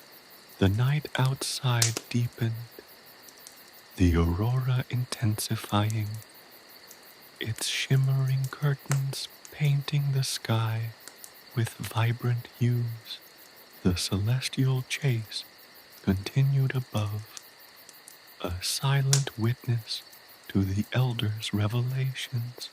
Saga listened intently, committing every detail to memory, her heart filled with a mix of awe, determination, and a newfound hope. The road ahead was long and perilous, but Saga was ready, armed with the echoes of the past. She would embark on a quest to rediscover the lost ritual, to restore harmony, and to heal the rift between her village and the cosmos. The fate of the village, she realized, rested on her shoulders, on her ability to decipher the ancient wisdom, to translate the whispers of the land, and to once more dance with the wolves, not in fear, but in understanding and respect. The cosmic dance continued above, a timeless reminder of the cyclical nature of life and death, creation and destruction. But within Saga, a new rhythm began to beat, a rhythm of hope and determination, a rhythm that resonated with the ancient echoes of the past, promising a future of harmony and understanding. Saga training. The following dawn broke cold and crisp, the air biting with the sharp tang of winter. Elara, her face etched with the wisdom of ages, led Saga to a secluded clearing nestled deep within the whispering woods. The trees here were older, gnarlier than those at the village edge, their branches twisted into grotesque shapes by centuries of relentless wind and snow. The ground was covered in a thick blanket of snow, pristine and undisturbed, save for the faint tracks of some unseen creature. "This is where you will begin," Ilara announced, her voice echoing through the silent woods. "Your journey to restore the harmony will require strength, both physical and spiritual. The wolves are not merely creatures of myth. They are manifestations of cosmic forces. To understand them, you must understand yourself." Saga's training began with the basics, rigorous physical exercises designed to build stamina and endurance. Ilara pushed her relentlessly, demanding perfect form, unwavering determination.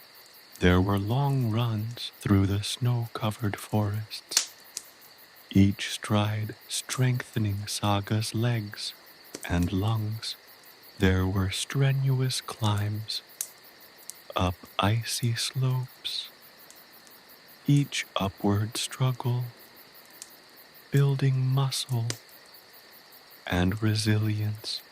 There were intense hand-to-hand combat sessions, Ilara's weathered hands a blur of motion as she taught Saga the ancient self-defense techniques of her ancestors. But the physical training was only one aspect of Saga's preparation. Ilara also focused on honing Saga's spiritual abilities, guiding her in the ancient meditative practices that allowed her to connect with the natural world. They spent hours in silent contemplation, focusing on the rhythms of nature, feeling the pulse of the earth beneath their feet, listening to the whisper of the wind through the trees. Saga learned to clear her mind, to quiet the chatter of her thoughts, to become attuned to the subtle energies that surrounded her. Ilara taught her to interpret the runes, not merely as decorative symbols, but as keys to unlocking the ancient wisdom embedded within them. Each rune, Ilara explained, held a specific meaning, representing a force of nature, a celestial body, or a fundamental aspect of existence. Learning the runes wasn't simply memorization. It was a process of understanding, of connecting with the ancient knowledge that they held. The runes, Ilara said one day, as the sun dipped below the horizon, painting the sky in hues of fiery orange and deep violet, are not just symbols. They are conduits. They are pathways that connect you to the energies of the cosmos. By understanding them, you can understand the wolves, and by understanding the wolves, you can understand the universe. The lessons were not always easy. There were days when Saga's body ached, her muscles screaming in protest. There were times when her mind wandered, when she struggled to focus on the intricate patterns of the runes, or the subtle energies that coursed through the earth. But Ilara's unwavering encouragement, combined with Saga's own innate determination, helped her persevere. The training regime also incorporated elements of the forgotten ritual. Ilara taught Saga the ancient song, a haunting melody that echoed the wolves' chase, the rise and fall of the seasons, the ceaseless dance between light and darkness. Saga's voice at first was hesitant, uncertain, but gradually, with practice, it grew stronger, more resonant, until the song echoed through the woods, weaving a tapestry of sound that seemed to resonate with the very heart of the forest. The dance, too, proved challenging. The movements, complex and intricate, mirrored the patterns of the wolves' chase, mimicking the celestial ballet of sun, moon, and stars. Saga's body was initially stiff, awkward, but under Ilara's guidance, her movements became more fluid, more graceful, each gesture imbued with the power and grace of the cosmic dance. As Saga's physical and spiritual skills grew stronger, she started to recognize parallels between the two disciplines. The physical strength she gained in her training translated into a mental resilience, enabling her to withstand the mental challenges of mastering the ritual. Similarly, the spiritual discipline enhanced her physical capabilities, lending a sense of calmness and focus that improved her performance in combat and endurance exercises. The physical training was not just about brute strength, it was about control, precision, and the cultivation of inner peace. Saga learned to control her breathing, to harness her energy, to move with both power and grace. The combat training honed her reflexes, her awareness, her ability to anticipate her opponent's movements. It wasn't just about inflicting damage, it was about defense, about survival, about understanding the balance of forces. The training in the ancient runes and the ritualistic chants was equally demanding. It required immense concentration, a sharp mind, and an ability to quiet the distractions of the external world.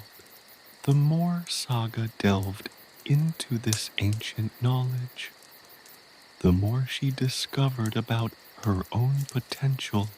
One evening, under the shimmering glow of the aurora borealis, Saga found herself able to channel the energy of the northern lights, feeling its power coursing through her veins.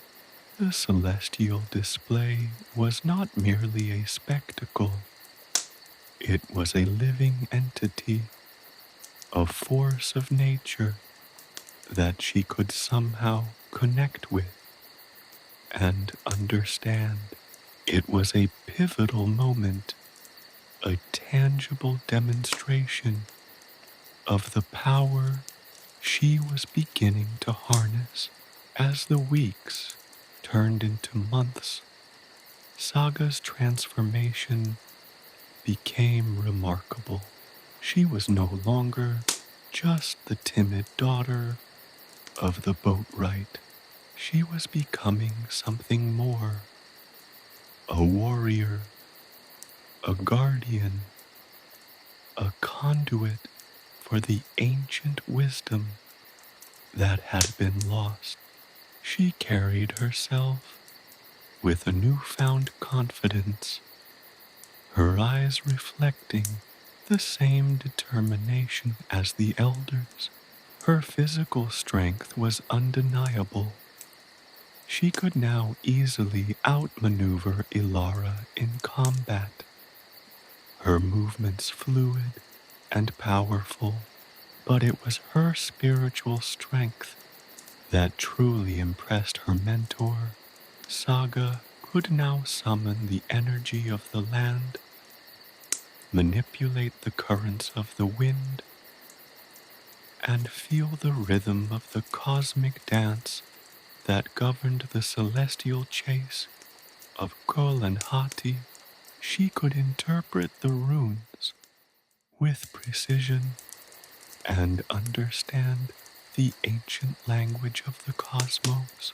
Ilara smiled, a rare display of affection and pride, as she watched her student complete a series of complex movements under the watchful gaze of the aurora. "You are ready," she said, her voice filled with a sense of profound hope. "The echoes of the past are now resonating within you. It's time to face the future." The journey ahead remained fraught with peril, but Saga, armed with her newfound strength, both physical and spiritual, felt a sense of resolute determination. The wolves' chase continued above, a timeless reminder of the cyclical nature of life and death. But within Saga, a new rhythm pulsed, a rhythm of hope, resilience, and the unwavering belief in her ability to restore the harmony that had been lost. Her training was complete, and her journey, long and arduous as it would be, had begun. The gathering storm. The whispers of the approaching winter had become a chilling roar. Aurora's fang, usually a picture of serene beauty under the aurora's ethereal glow, was now draped in a shroud of unease. The celestial chase of Sköll and Hati, once a mesmerizing spectacle, had taken on a sinister quality. The wolves' movements were erratic, their silhouettes against the moon and sun a frantic dance that mirrored the growing anxiety within the village.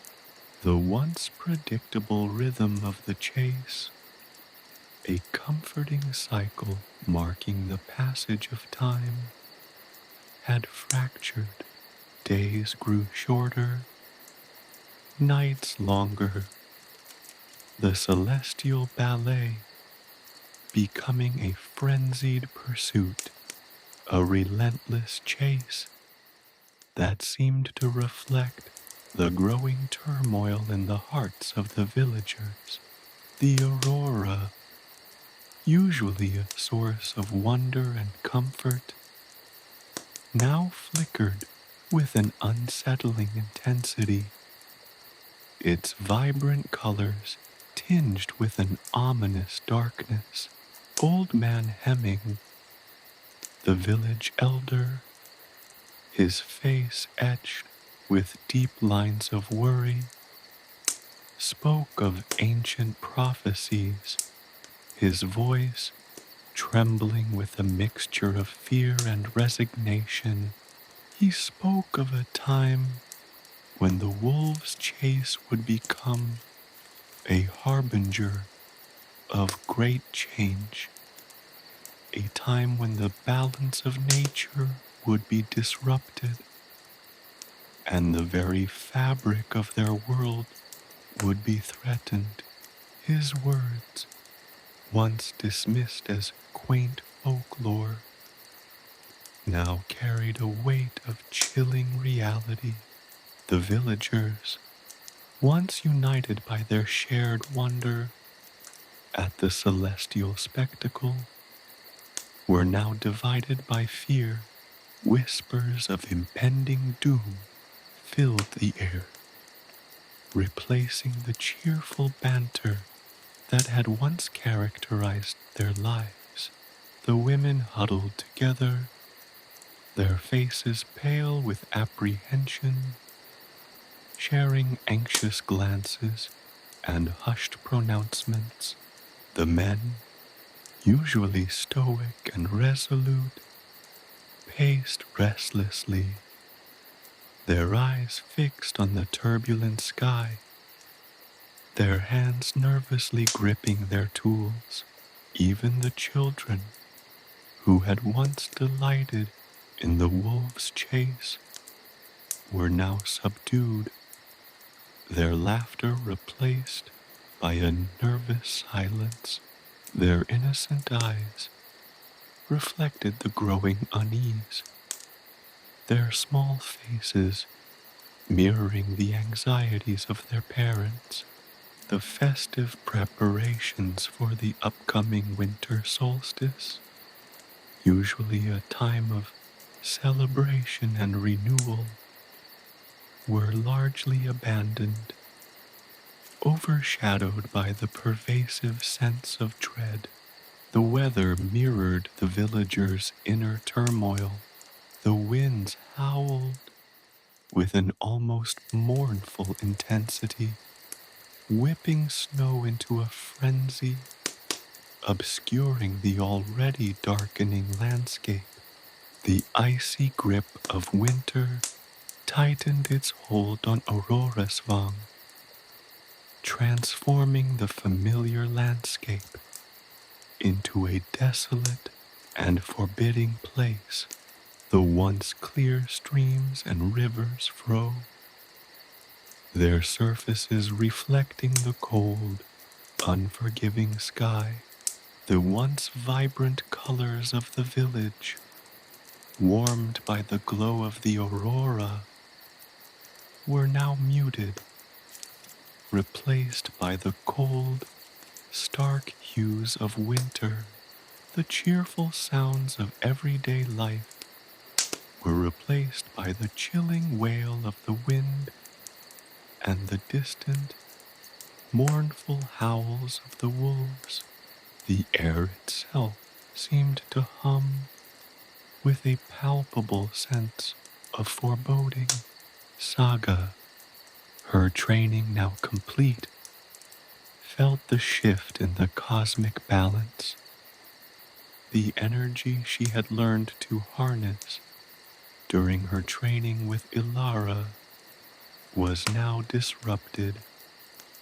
The normally steady flow of cosmic energy, now turbulent and unpredictable. The runes, once clear and steady sources of wisdom, seemed to vibrate with a chaotic energy, their messages fragmented and unclear.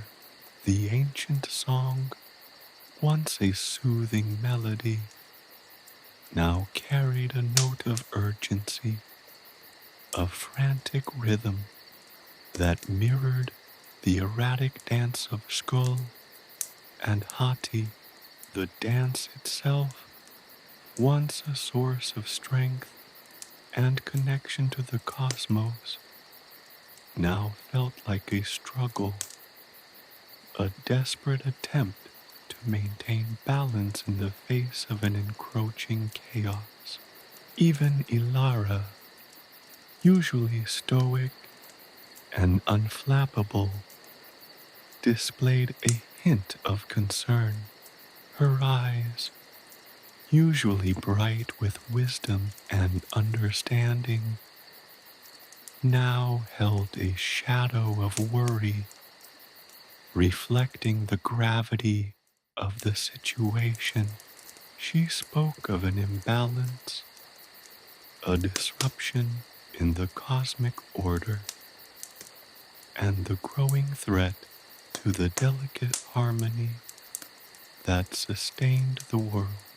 The villagers' desperation mounted with each passing day. Their faith in the old ways, in the comforting cycles of nature, began to waver.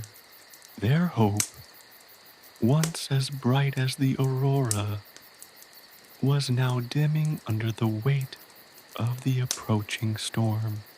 Their once strong community was fractured by fear and uncertainty. Their shared dreams overshadowed by the grim reality of the impending crisis. The growing intensity of the celestial chase was not just a cosmic phenomenon, it was a reflection of the inner turmoil brewing within the village. The erratic movements of the wolves mirrored the escalating anxieties and fears of the people, creating a powerful synergy between the celestial and the terrestrial realms. The darkening sky, the howling winds, the icy grip of winter. These were not merely meteorological events. They were manifestations of the cosmic imbalance, tangible reflections of the growing unease that gripped Aurora Svang. The approaching winter was more than just a seasonal change. It was a looming threat, a harbinger of a profound and potentially catastrophic shift in the balance of nature. The air grew thick with anticipation, charged with a tension that could be felt in the very marrow of the bones. Aurora Svang, once a place of serene beauty and quiet harmony, was now poised on the precipice of a great unknown. The celestial chase, a constant reminder of the impending storm. The villagers held their breath, waiting, fearing the inevitable consequences of the disrupted cosmic dance, their destinies intertwined with the erratic movements of Sköll and Hati above. Saga, however, felt a surge of determination. Her training had prepared her for this moment, a moment when her understanding of the ancient prophecies and her newly acquired skills would be tested to their limits. The echoes of the past were not just reminders of the past, but signposts pointing towards the path she was destined to take.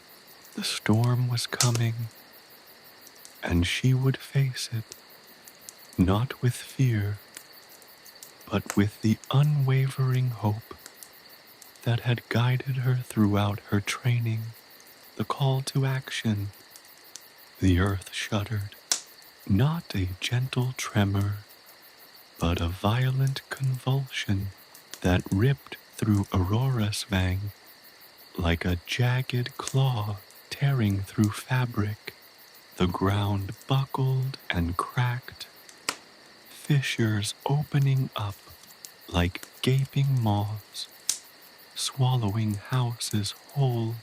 A deafening roar, far louder than any storm, echoed through the valley, silencing the mournful howls of Sköll and Hati.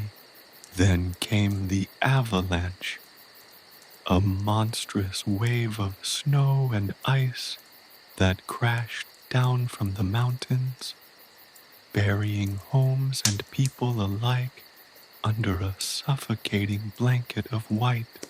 The idyllic village, once bathed in the ethereal glow of the aurora, was transformed into a scene of unimaginable devastation. The once familiar landscape was unrecognizable, a chaotic jumble of shattered wood, twisted metal, and buried lives. The air, thick with the scent of snow and pulverized wood, was filled with the desperate cries of the survivors, a cacophony of screams and pleas for help that mingled with the howling wind. Chaos reigned, the carefully constructed order of Aurora Svang, built on generations of tradition and shared experience, was shattered in an instant. The sense of community, once a source of strength and resilience, was fractured by the sheer scale of the disaster. Families were separated, friends lost, and the comforting rhythm of everyday life replaced by a deafening silence, punctuated by the sobs of the bereaved. Saga, her heart pounding in her chest, fought her way through the debris, her eyes scanning the ravaged landscape for familiar faces. The familiar runes on her mother's pendant pulsed with a frantic energy, a frantic rhythm that matched the pounding of her own heart.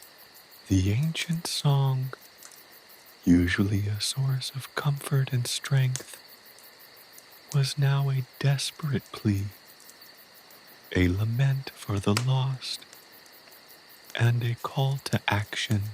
She found Alara amidst the chaos, her face grim, her usually bright eyes clouded with worry.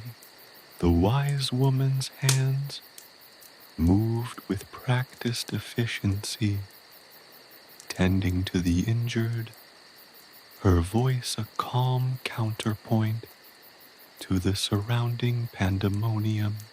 But even Alara's unwavering composure couldn't mask the gravity of the situation. This was more than just a natural disaster. It was a cataclysm, a tangible manifestation of the cosmic imbalance that had been brewing for so long. The wolves, Alara whispered, her voice barely audible above the cries of the injured. They are angered. The imbalance has tipped too far. Only by appeasing them can we hope to restore balance. The words hit Saga like a physical blow. The ancient prophecies, once abstract warnings, were now stark realities. The wolves' chase was not merely a cosmic dance. It was a reflection of the delicate balance between the earthly and celestial realms, a balance that had now been irrevocably disrupted. The avalanche was not a random act of nature. It was a consequence of the wolves' fury, a punishment for the disruption of the cosmic order. The villagers, their initial shock giving way to a desperate determination, began to rally. Those who were unharmed worked tirelessly, digging through the debris, searching for survivors, tending to the injured. Their faces were streaked with dirt and tears, but their eyes burned with a fierce resolve. The shared trauma, the collective grief, forged a new kind of unity, a strength born of adversity. But even their combined efforts were insufficient. The scale of the devastation was too great, the needs too numerous. Food and shelter were scarce, medical supplies dwindling. The harsh winter, already tightening its icy grip, threatened to claim more lives. Desperation filled the air, thick and suffocating, a palpable manifestation of their collective fear. Alara, her face etched with a profound sorrow, turned to Saga, the runes whisper of a hidden path, a place of ancient power where the wolf's wrath can be appeased. You must go, child. Only you can save Aurora's fang.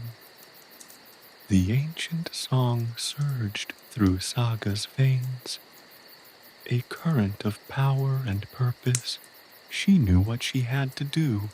The avalanche had not been an end. It was a beginning. The journey to appease the wolves was perilous, fraught with unknown dangers. But she would not hesitate. Her village, her home, needed her. The lives of her people depended on her success. The journey began under a sky that wept tears of ice. Saga, her heart heavy with grief and resolve, set off into the unforgiving wilderness, guided by the whispers of the runes and the ancient song. The path was treacherous, the landscape a cruel parody of the serene beauty she had known. Frozen rivers snaked across her path, their icy surfaces treacherous and unforgiving. Jagged rocks jutted from the snow-covered ground, menacing obstacles in her way. The wind howled like a banshee, threatening to tear her from her path. But Saga pressed on, driven by an unwavering determination. The weight of her people's hopes rested upon her shoulders, a burden she carried with quiet strength. She remembered the laughter of the children, the comforting warmth of the hearth, the sense of community that had defined her life. These memories fueled her, giving her strength to overcome the physical challenges and the emotional turmoil. She was not just saving her village, she was saving her past, her present, and her future. The journey was not merely physical, it was a spiritual pilgrimage, a descent into the heart of the ancient myths and legends that had shaped her life. Each step she took was a step closer to understanding the ancient prophecies, the cosmic dance of Sköll and Hati, and her own connection to the wolves and the fate of Aurora's Vang. As she journeyed deeper into the wilderness, she encountered strange and wondrous creatures from the ancient myths and legends that had once seemed so distant and unreal. These encounters tested her courage, her resilience, and her understanding of the ancient lore. She learned to discern the whispers of the wind, the songs of the stones, and the silent wisdom of the ancient trees. The journey also revealed the hidden depths of her own strength, her own resilience, and her own connection to the land. She was not just a young woman fleeing a disaster. She was a warrior, a guardian, a protector of her people. The ancient prophecies, once a source of fear and uncertainty, now became her guide, her compass, her strength. Her purpose became crystal clear. She would appease the wolves, restore the cosmic balance, and save her village. The journey had become her destiny. The snow fell, the wind howled, but Saga walked on, her resolve unshaken, her heart filled with hope and a fierce determination to succeed. The weight of her responsibility was immense, but so was her courage, fueled by the love for her people and the unwavering hope that the ancient prophecies held a way to bring peace to the ravaged land of Aurora Svang, a way to stop the relentless celestial chase and bring balance back to the world. The journey was long and arduous, yet it was a journey she was prepared to face, guided by the ancient runes, the songs of the past, and the fierce, burning hope within her heart. The frozen mountains, the wind, a razor-edged blade sliced through Saga's furs, stealing the warmth from her already numb fingers. The frozen mountains loomed before her, a jagged, unforgiving expanse of white and gray under the perpetually overcast sky. The snow, which had begun as a gentle flurry, had intensified into a blizzard, reducing visibility to almost nothing. Each gust felt like a physical blow, threatening to rip her from the precarious path she had carved through the knee-deep snow. The landscape was a brutal parody of the serene beauty she had once known in aurora song, a stark testament to the wrath of the wolves and the shattered balance of the cosmos. She pressed onward, her breath clouding in the frigid air, each step a struggle against the relentless onslaught of the elements. The mountains were not merely a geographical feature, they were a living entity, breathing with an ancient, chilling power. The silence, broken only by the howl of the wind and the crunch of her boots in the snow, was heavy with an unnerving stillness, a quiet that spoke of ages of frozen time and untold secrets. The very air crackled with an unseen energy, a potent magic that both exhilarated and terrified her.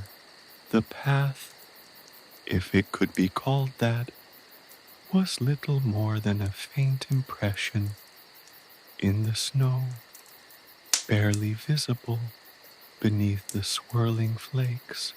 She stumbled often, her legs heavy with exhaustion, her body aching with a deep, bone-chilling cold that seemed to seep into her very marrow. But she persevered, fueled by a fierce determination that burned brighter than the icy winds that threatened to extinguish it. The weight of her people's hopes, the memory of their faces, the echoes of their cries, kept her moving, kept her going, one agonizing step at a time. As the blizzard raged around her, Saga began to notice subtle shifts in the landscape. The snow, while still abundant, seemed less deep in certain places, revealing glimpses of ancient, moss-covered stones. These stones, weathered by centuries of frost and wind, seemed to pulse with a faint inner light, resonating with the ancient runes on her mother's pendant. The runes, once merely symbols, now felt like a living map, guiding her through the maze of the frozen peaks, whispering cryptic hints about the path ahead. Suddenly, a shape emerged from the swirling snow, a monstrous creature seemingly carved from the very ice and snow itself. It was a Jotun, one of the frost giants from Norse legend, its body a colossal form of ice, its eyes glowing with an unearthly blue light. Its roar echoed across the desolate landscape, a sound that shook the very foundations of the mountains.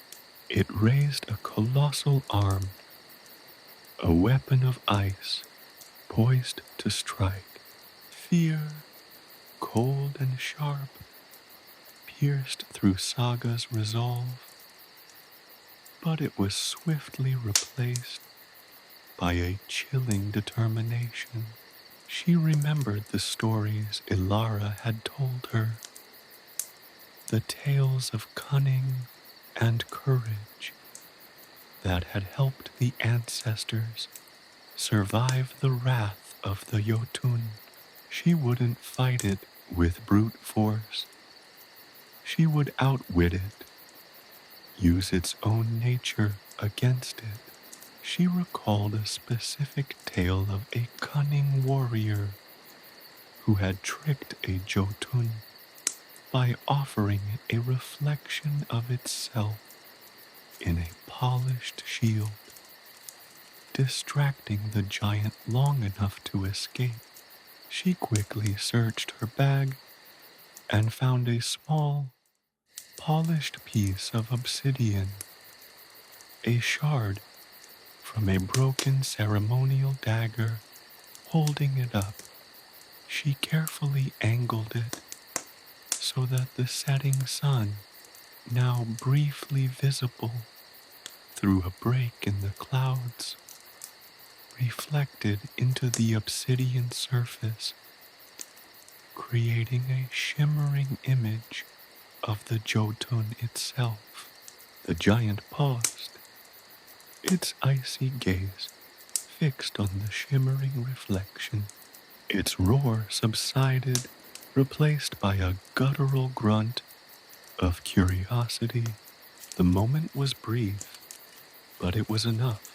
Saga, seizing the opportunity, darted past the captivated creature, its attention fully absorbed in its own icy image.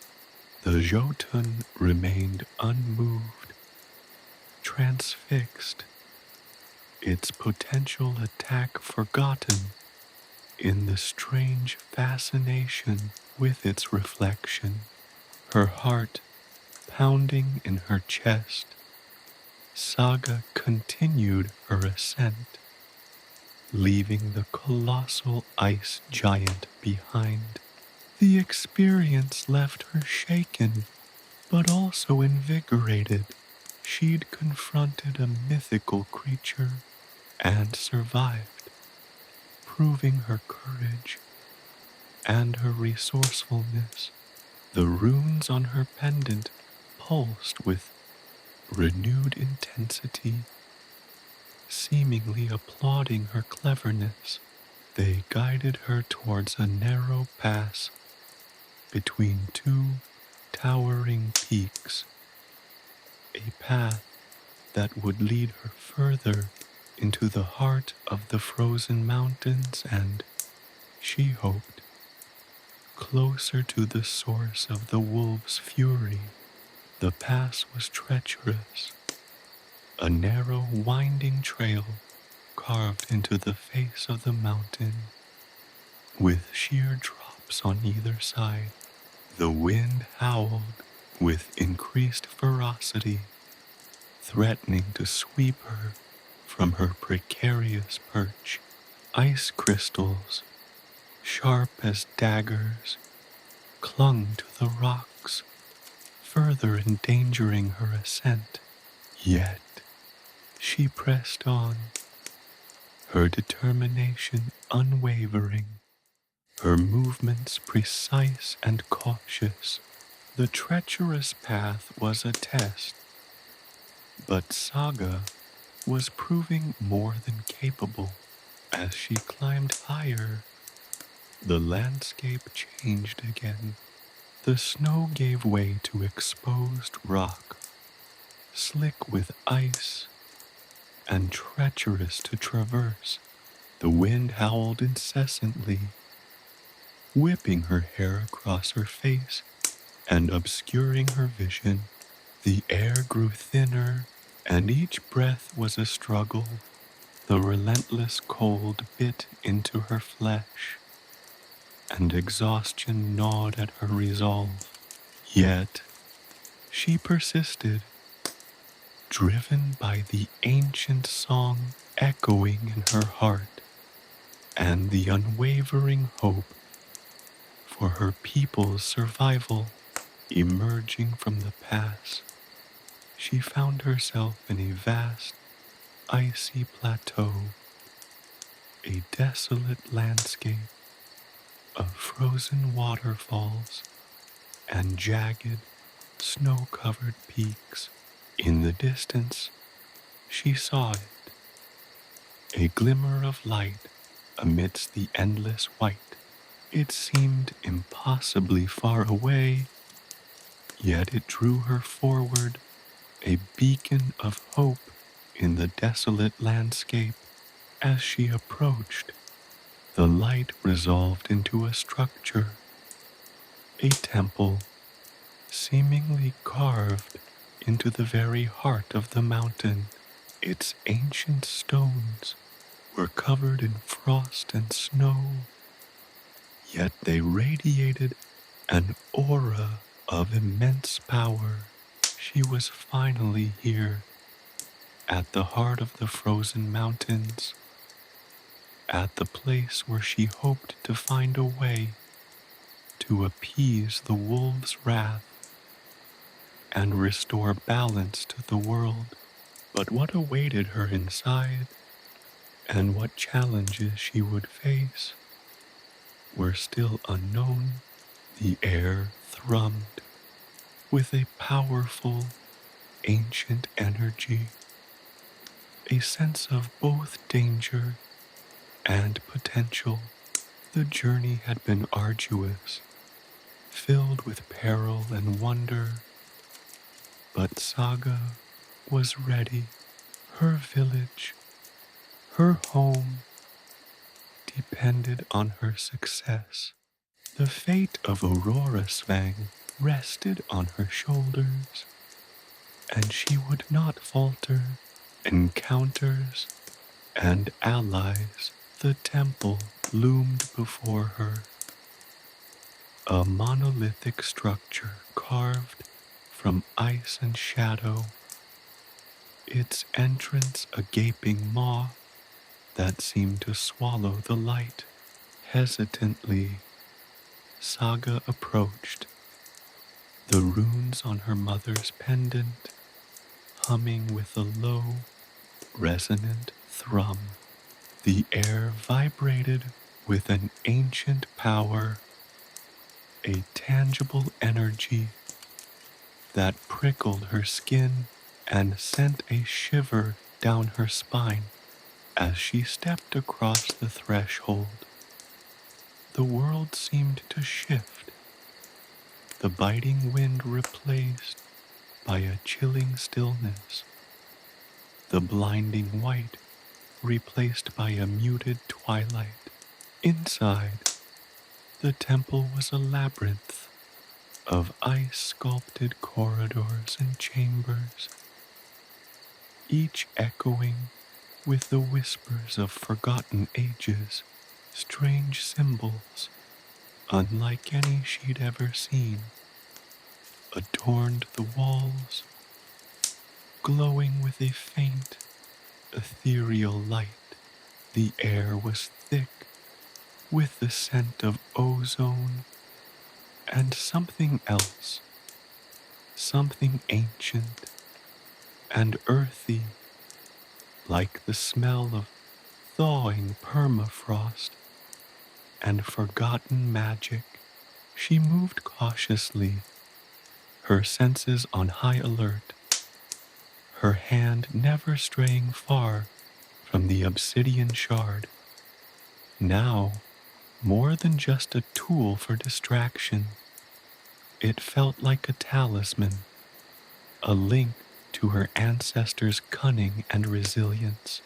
Her first encounter was not with a creature of myth, but with a woman, her face etched with the harsh lines of a life spent battling the elements. Wrapped in furs and bearing the weathered look of a seasoned traveler, she introduced herself as Astrid, a seeress who lived at the edge of the frozen wastes. Astrid's eyes held a depth of understanding that surprised Saga. They seemed to pierce beyond her surface, seeing not just her, but the weight of her journey, the burden of her people's hopes. Astrid confirmed Saga's suspicions. The temple was a place of immense power, a nexus point where the energies of the cosmos converged. It was here, she explained, that the prophecy of the wolves was born, a prophecy woven into the very fabric of the world. Astrid's knowledge extended beyond the prophecy. She spoke of a hidden path, a secret route through the heart of the mountains, a path guarded by ancient spirits and treacherous terrain. This path, she explained, was the only way to reach the wolves' lair, the source of their relentless pursuit of the sun and moon. It was a dangerous path, one few had ever dared to tread, but it held the key to breaking the cycle of their unending chase, a chance to restore balance to the cosmos. She gifted Saga a small pouch containing herbs and roots, potent remedies for the icy chill and the exhaustion that threatened to consume her. Astrid's words were a boon, her wisdom a beacon in Saga's perilous journey. Further into the temple, Saga encountered a different kind of challenge. Two hulking trolls, their skin the color of granite, and their eyes gleaming with malevolent intent, blocked her path. Unlike the Jotun, these were not creatures of ice and snow, but of raw, untamed power. They were guardians of the temple, their task to protect its secrets from the unworthy. Saga's initial attempt at diplomacy failed. Their guttural growls and the glint of crude weapons in their hands made it clear that they were not inclined to reasoned conversation. The battle was swift and brutal. Saga, though skilled in the use of her obsidian shard, found herself outmatched by the troll's brute strength. It was the herbs Astrid had given her that proved to be her salvation. Saga realized that the pungent scent of the herbs could irritate the troll's sensitive noses. She tossed a handful of the dried leaves into the air, creating a cloud of irritating vapor. The trolls, their nostrils ablaze, recoiled in pain and confusion, giving Saga the opening she needed to escape. She darted past them, their roars echoing behind her, a testament to her narrow escape. This encounter highlighted Saga's resourcefulness and her ability to adapt her strategies, incorporating unexpected elements into her approach. The deeper Saga delved, the more the temple's secrets revealed themselves. She discovered hidden chambers filled with ancient artifacts, relics from a time long past when gods walked the earth and magic flowed freely. The symbols on the walls began to make sense, telling a tale of the creation of the world, the birth of the gods, and the fateful act that unleashed the wolf's eternal hunt. She understood, with a sudden clarity, the profound connection between her own fate and the wolves' cosmic dance. Her destiny wasn't merely to stop the wolves. It was to understand their origins and their purpose. Along her path, she encountered a solitary wanderer, a scholar named Air. Air was no warrior, yet his knowledge proved invaluable. He studied ancient texts, deciphering forgotten runes and prophecies. His frail body belied a sharp mind, and his insights into the prophecy were more profound than Astrid's. He explained the deeper significance of the wolves, their connection to Fenrir, the monstrous wolf god, and the cosmic balance they represented. He clarified that the wolves weren't just agents of chaos, but essential parts of the cyclical nature of time itself. Stopping them entirely would disrupt the very fabric of existence. Air proposed an alternative solution, not to stop the chase, but to understand it, to learn how to harmonize with it. His wisdom gave Saga a new perspective, a more nuanced understanding of the task before her. The encounter shifted her focus from a simple quest to stop the wolves to a deeper mission of understanding the cosmic forces at play. This encounter, unlike the confrontations with the Jotun and the trolls, provided an opportunity for intellectual growth, enriching Saga's understanding of the prophecy's intricacies. Later, in a hidden chamber filled with shimmering crystals, Saga encountered a guardian spirit, a being of pure light and energy, who revealed the hidden path Astrid had spoken of. The spirit, which communicated telepathically, warned her of the dangers ahead: treacherous crevasses, fierce storms, and creatures of nightmare.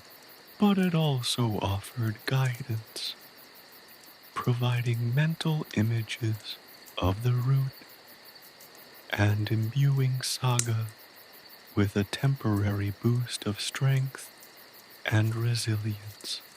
This encounter emphasized Saga's growing connection to the supernatural world and her increasing ability to harness its power.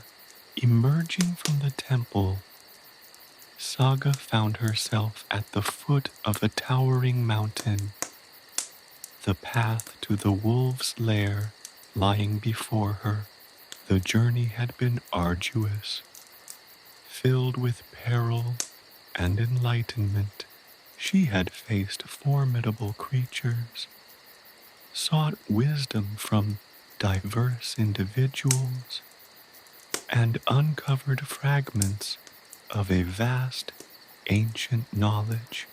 Her encounters had shaped her, strengthened her resolve, and prepared her for the final, daunting leg of her journey.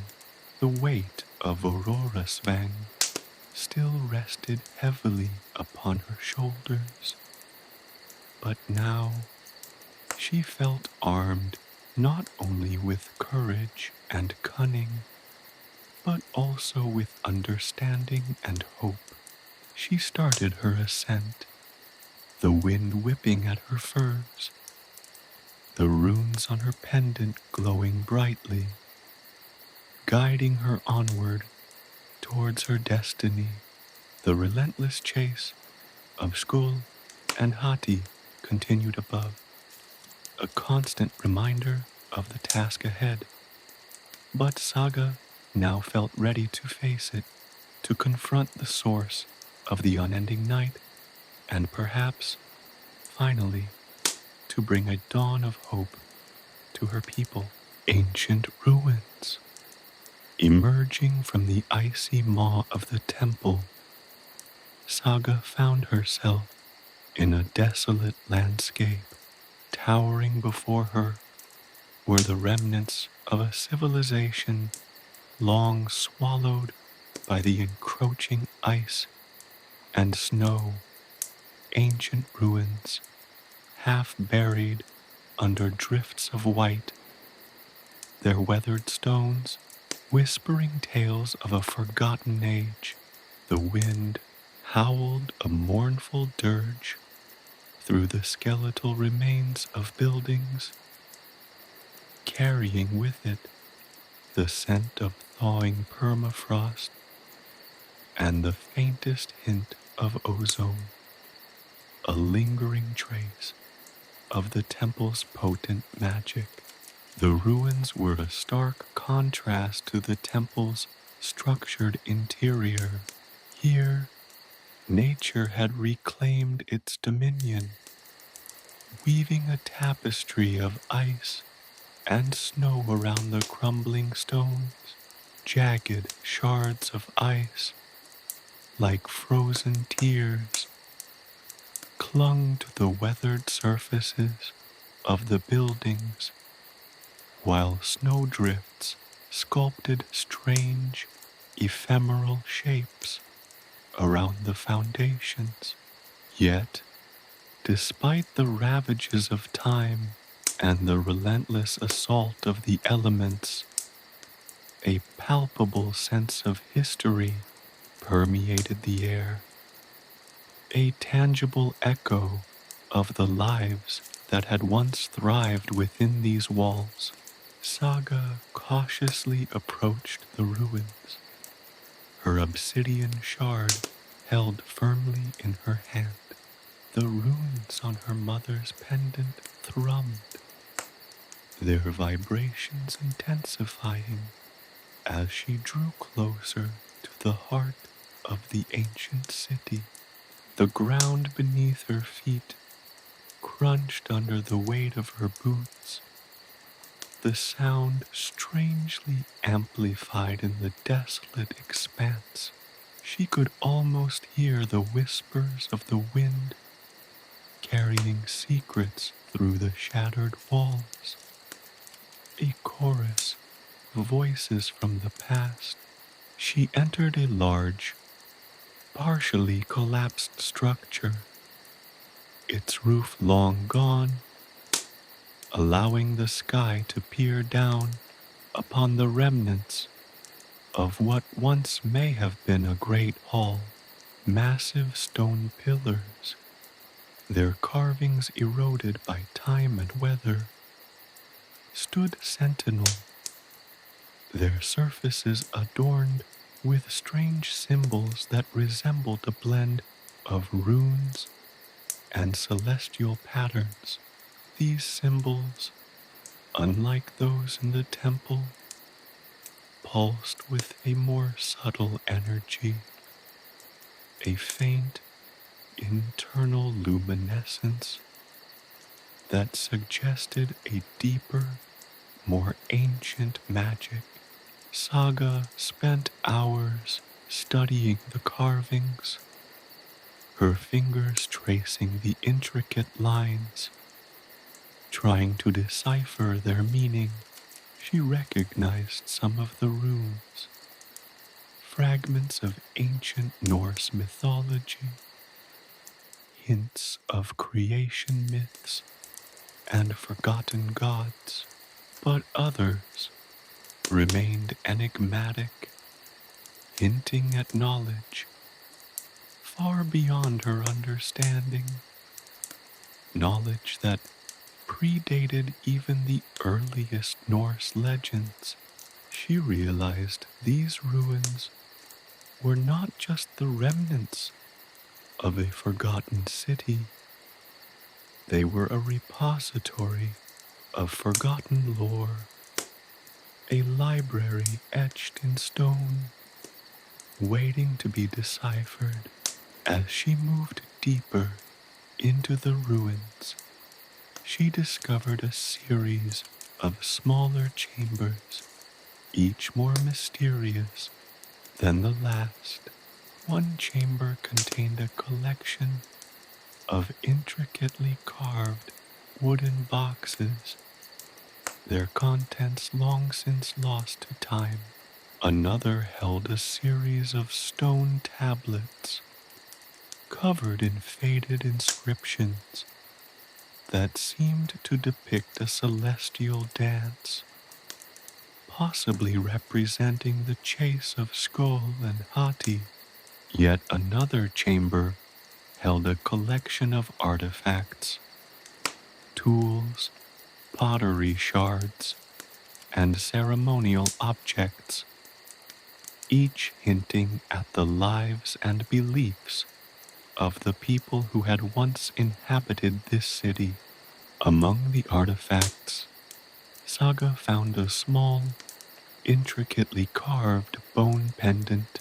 It depicted two wolves, their forms intertwined, their eyes glowing with an ethereal light.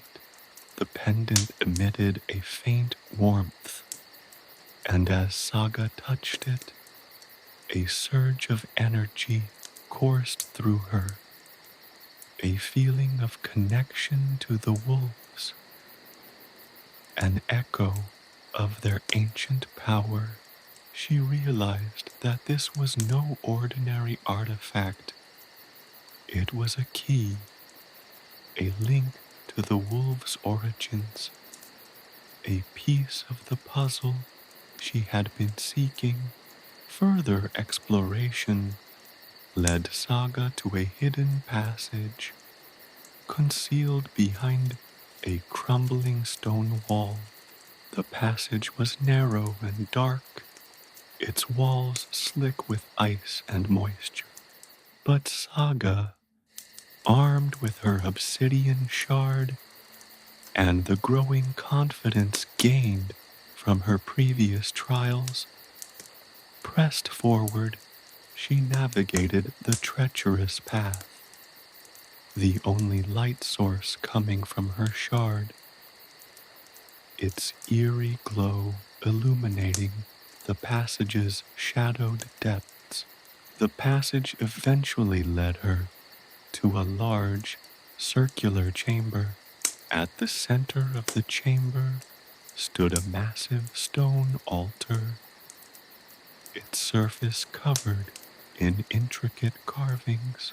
On the altar rested a single obsidian-like orb, pulsing with a deep, resonant energy. The air crackled with power, the very stones seeming to vibrate with an ancient force.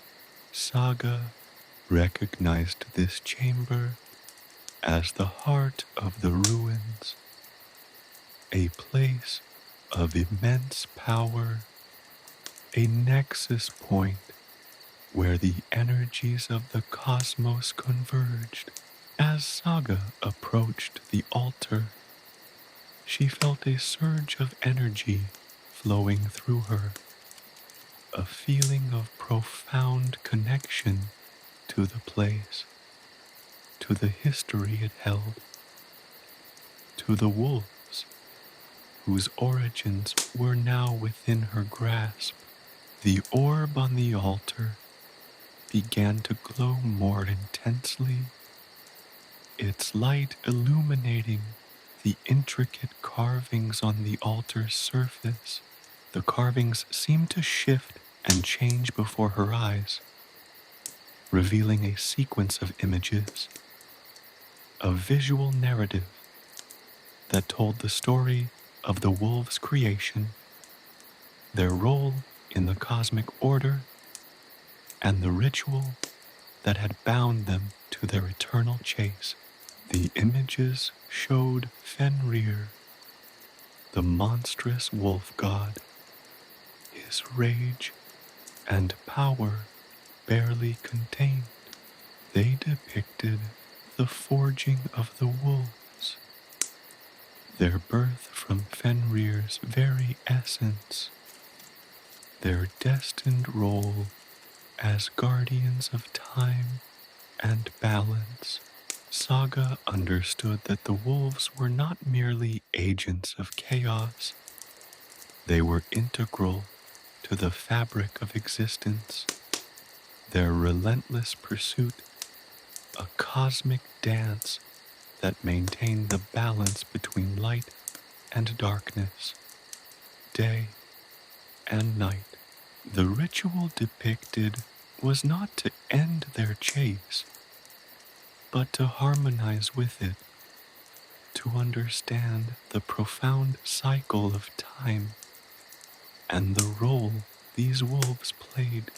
The vision ended, leaving Saga breathless and overwhelmed with the revelation. She understood now the deeper significance of her quest. It wasn't just about stopping the wolves. It was about understanding their purpose, about harmonizing with the cosmic forces that governed the world. She had found not only clues to the wolves' origins, but a profound insight into the nature of reality itself. The ruins, silent for centuries, had finally spoken, revealing their secrets to a young woman whose destiny was intertwined with the ancient hunt. Leaving the chamber, Saga felt a renewed sense of purpose. The journey ahead remained daunting, but she was no longer simply seeking a solution. She was embarking on a quest for understanding, a journey to the heart of cosmic balance. She knew that her next step lay on the path to the wolves' lair, and this time she would not merely confront them.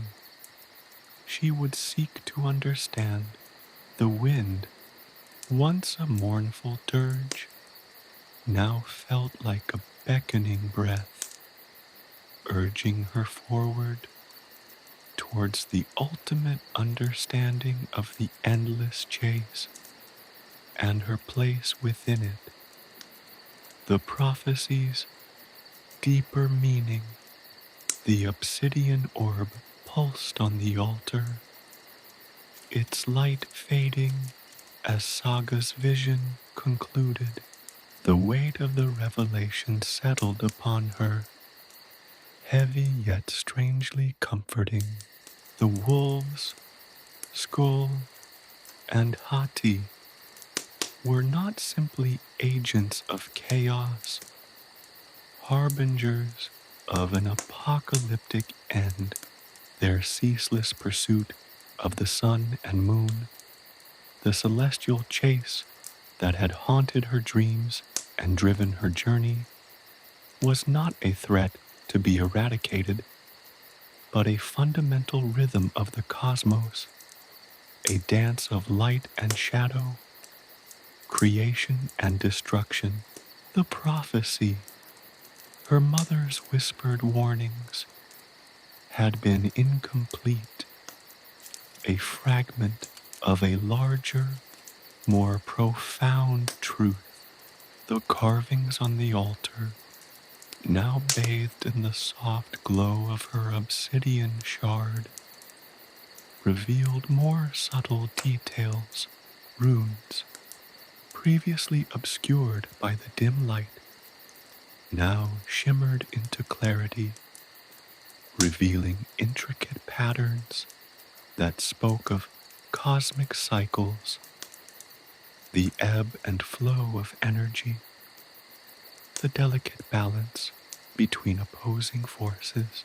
These weren't merely mythological tales, but a cosmological map, charting the relentless dance of the celestial bodies, the rise and fall of empires, the cyclical nature of life, death, and rebirth. The wolves, within this grand design, played a crucial role, their relentless pursuit an essential component of the cosmic equilibrium. Saga traced a particular sequence of runes, her fingertip lingering on a symbol resembling two intertwined wolves, their forms mirroring the bone pendant she had found earlier. This was more than a simple representation. It was a key, unlocking a deeper layer of the prophecy's meaning. The runes surrounding the intertwined wolves described a ritual, a sacred ceremony designed not to stop the wolves' chase, but to harmonize with it, to understand its rhythm, to find a place within its ceaseless flow. The ritual, the runes suggested, involved a deep communion with nature, a merging with the primal energies of the cosmos, an acceptance of the cyclical nature of existence. The implication was profound. Saga had been conditioned, like everyone in her village, to fear the wolves, to see them as ominous harbingers of doom. But the prophecy, in its entirety, revealed a different perspective. Fear was not the answer. Understanding was. The wolves were not to be conquered, but comprehended. Their relentless chase was not a threat to be neutralized, but a force to be integrated into the fabric of existence. This was not a battle to be fought, but a dance to be learned. This new understanding brought a wave of profound calm over Saga. The burden of fear that had weighed her down since witnessing the celestial chase lifted, replaced by a sense of awe and wonder. The desolate ruins, once a symbol of forgotten civilizations and impending doom now felt like a sanctuary, a place of revelation and understanding. The wind that had howled a mournful dirge through the shattered walls now seemed to whisper secrets of ancient wisdom, guidance from the forgotten past. The prophecy, once a source of dread, had become a map guiding her towards a deeper connection with the natural world, with the cosmos itself. The wolves, no longer menacing figures of myth and legend, became symbols of the ceaseless cycle of life, death, and rebirth, a constant reminder of the transient nature of all things and the enduring power of nature's rhythms. Saga spent the remaining daylight hours studying the runes and carvings, absorbing the knowledge encoded within the stones.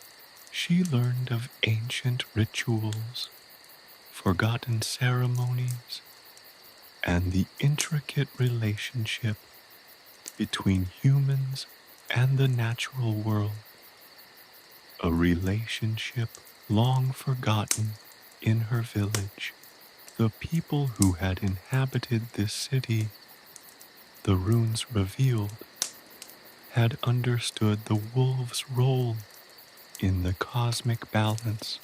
They had not sought to conquer them, but to live in harmony with their relentless chase, embracing the rhythms of the cosmos as an integral part of their existence. They had viewed the chase not as a threat, but as a reflection of their own ephemeral lives, a reminder of the ceaseless cycle of change and transformation. The knowledge acquired transformed Saga's perspective, imbuing her journey with a renewed sense of purpose. She was no longer simply chasing a solution, a way to stop the wolves. She was embarking on a quest for understanding, a pilgrimage to the heart of the cosmic dance, a journey of self-discovery. Her initial fear had given way to a profound respect for the natural order, a sense of interconnectedness with the cosmos, the wolves, the ruins, the prophecy. All were pieces of a larger puzzle, a grand design that she was only beginning to comprehend. The ruins themselves seemed to echo this newfound understanding. As the sun dipped below the horizon, casting long shadows across the ice-covered landscape, the ancient stones resonated with a quiet energy, a sense of peace that had been absent before. Saga felt a deep connection to this place, to the spirits of the past who had inhabited it, to the forgotten knowledge that had been revealed to her.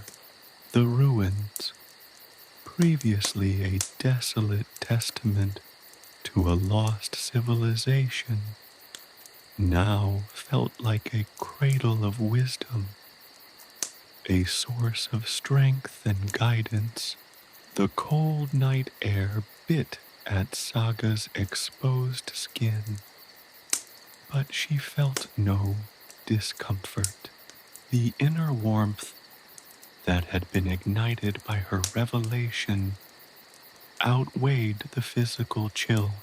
The obsidian shard in her hand seemed to hum with energy, mirroring the quiet pulsation of her own heart.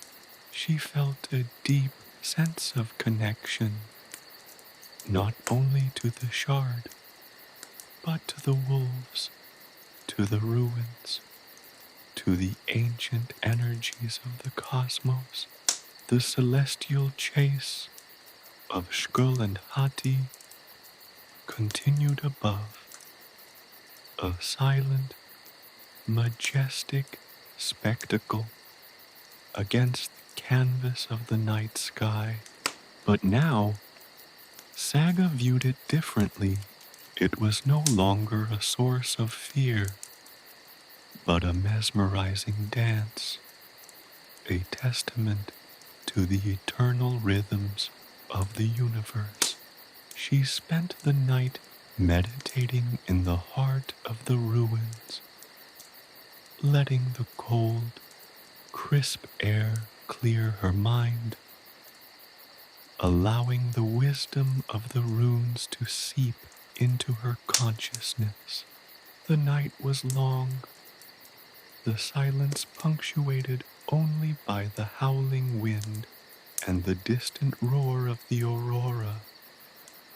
But it was a silence filled with understanding, with a profound sense of belonging. As dawn broke, painting the sky in hues of pink and gold, Saga felt ready to continue her journey, ready to confront the wolves, not with fear, but with an understanding that transcended the boundaries of fear and courage. Her quest had shifted. It was no longer about stopping the wolves, but about understanding their role, their place within the grand cosmic scheme. It was about finding her own place within that scheme, about harmonizing with the rhythms of the universe, about accepting the cyclical nature of life, death, and rebirth. The prophecy, once a dark premonition, had become a guiding light, illuminating the path towards a deeper understanding of herself and the world around her. The journey ahead remained perilous, but Saga approached it with a newfound courage, fueled not by fear, but by a profound sense of connection to the ancient rhythms of the cosmos, to the wolves, and to herself. The wind, no longer a mournful dirge, now felt like a gentle guide, urging her towards her destiny, towards the final confrontation, towards the heart of the endless chase. The wolves awaited, and Saga, armed with newfound wisdom and understanding, was ready. She would not seek to end their chase, but to dance with it, to understand its profound rhythm, and to find her place within the ceaseless, eternal dance of the cosmos. The guardian's test. The wind whipped around Saga, carrying with it the scent of pine and the faint, metallic tang of blood. She stood before a towering monolith of ice, its surface etched with swirling runes that pulsed with a faint inner light. This was the Guardian's domain, a place of immense power and ancient secrets. The air crackled with energy, a palpable sense of anticipation hanging heavy in the frigid air. The runes seemed to writhe and shift, forming fleeting images in her mind, visions of swirling galaxies, the clash of titans, and the relentless chase of Sköll and Hati across the celestial canvas. A voice, ancient and resonant, echoed from within the ice, its timbre both soothing and chilling. You seek the lost ritual, child of the aurora, it boomed, the sound reverberating through Saga's very bones. But the path to knowledge is paved with trials. Prove your worth, and the secrets of the cosmos shall be revealed. The ice monolith parted, revealing a cavernous space within, its walls adorned with breathtaking murals depicting scenes from long-forgotten myths, creatures of myth and legend, frost giants, Valkyries, and serpentine dragons were depicted in vivid detail, their movements frozen in time, yet radiating with primal energy. The air within the cavern thrummed with a power that felt both awe-inspiring and deeply unsettling. The guardian materialized before her, a being of immense power and enigmatic beauty. Its form was shifting and ethereal, a blend of human and celestial elements. Sometimes it appeared as a radiant being composed of pure light, while other times it resembled a majestic, snow-white wolf, its eyes burning with an ancient, piercing intelligence. Its voice was a symphony of whispers and roars, echoing through the cavern, a sound that resonated deep within Saga's soul. The test is threefold, the guardian announced, its voice reverberating with the power of 1,000 storms. First, you must conquer the labyrinth of shadows, a realm where your fears take form. Second, you must endure the trial of whispers, where the voices of doubt will assail your very being. And third, you must overcome the trial of reflection, where you must confront the deepest truths about yourself. Saga felt a surge of both fear and excitement. The weight of the guardian's words was immense, the challenge formidable, yet she felt a strange sense of readiness, a determination that burned within her very core. She had come too far to falter now, to retreat in the face of adversity. The first trial, the labyrinth of shadows, materialized before her. The cave floor shimmered and shifted, the solid ground transforming into a maze of shifting shadows and illusions. Each turn brought new challenges, phantoms and specters formed from her deepest fears, the chilling visage of her drowned father, the monstrous form of Fenrir, the relentless pursuit of Sköll and Hati. Saga navigated the labyrinth with a newfound courage, her spirit resolute. Each shadow she encountered was a reflection of her past traumas, her insecurities, and her doubts. But instead of succumbing to fear, she faced them head on, confronting each phantom with unwavering resolve.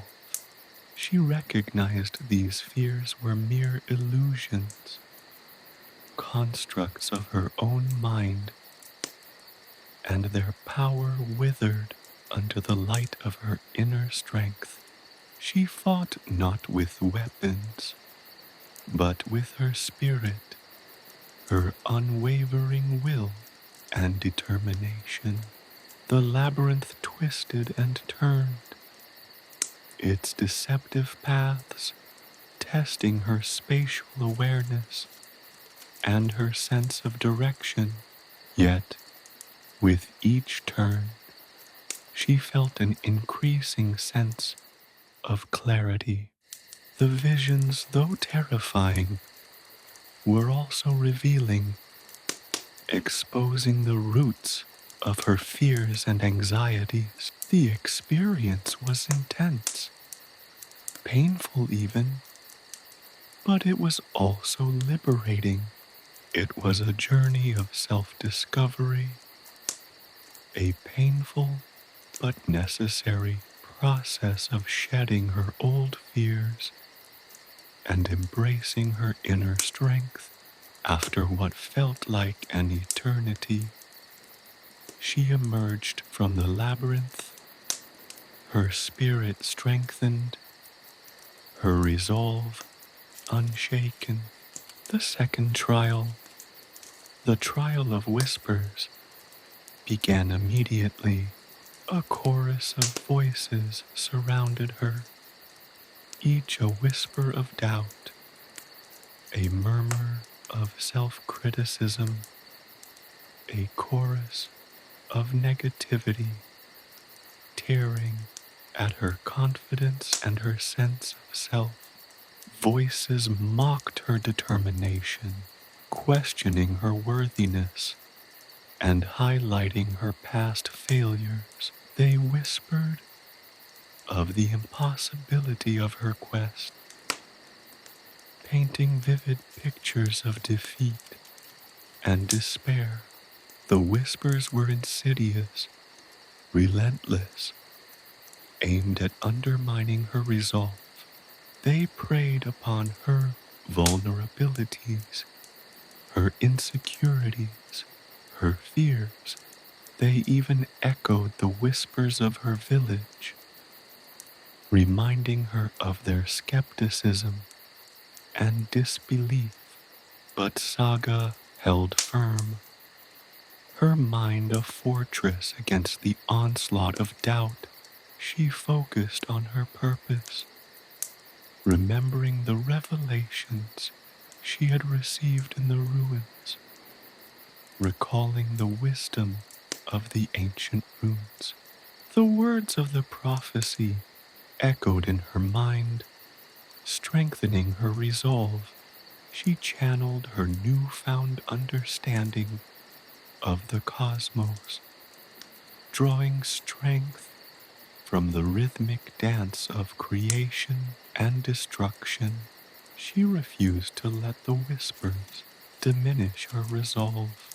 She silenced the voices, one by one, not by ignoring them, but by acknowledging them, understanding their origins, and then rejecting their power. The whispers faltered, their intensity waning. As her resolve grew stronger, they dissipated like mist in the morning sun, leaving behind a profound sense of inner peace. The final trial, the trial of reflection, was the most challenging of all. A vast pool of crystalline water appeared before Saga, reflecting the image of herself and the surrounding cavern. But this was no ordinary reflection. It was a mirror to her soul, revealing not only her physical form, but the depths of her character, her very essence. The reflection was not merely a visual representation, it was a sentient entity, a manifestation of her own inner self. The reflection spoke to her, not with a voice, but with a profound understanding that bypassed the limitations of language. It revealed her strengths, her weaknesses, her fears, her desires, her very essence. The trial demanded honest introspection, a deep dive into her inner self. It was not a battle to be won, but a journey to be undertaken. The reflection showed her past failures, her moments of doubt, her times of weakness, but it also revealed her resilience, her courage, her unwavering determination.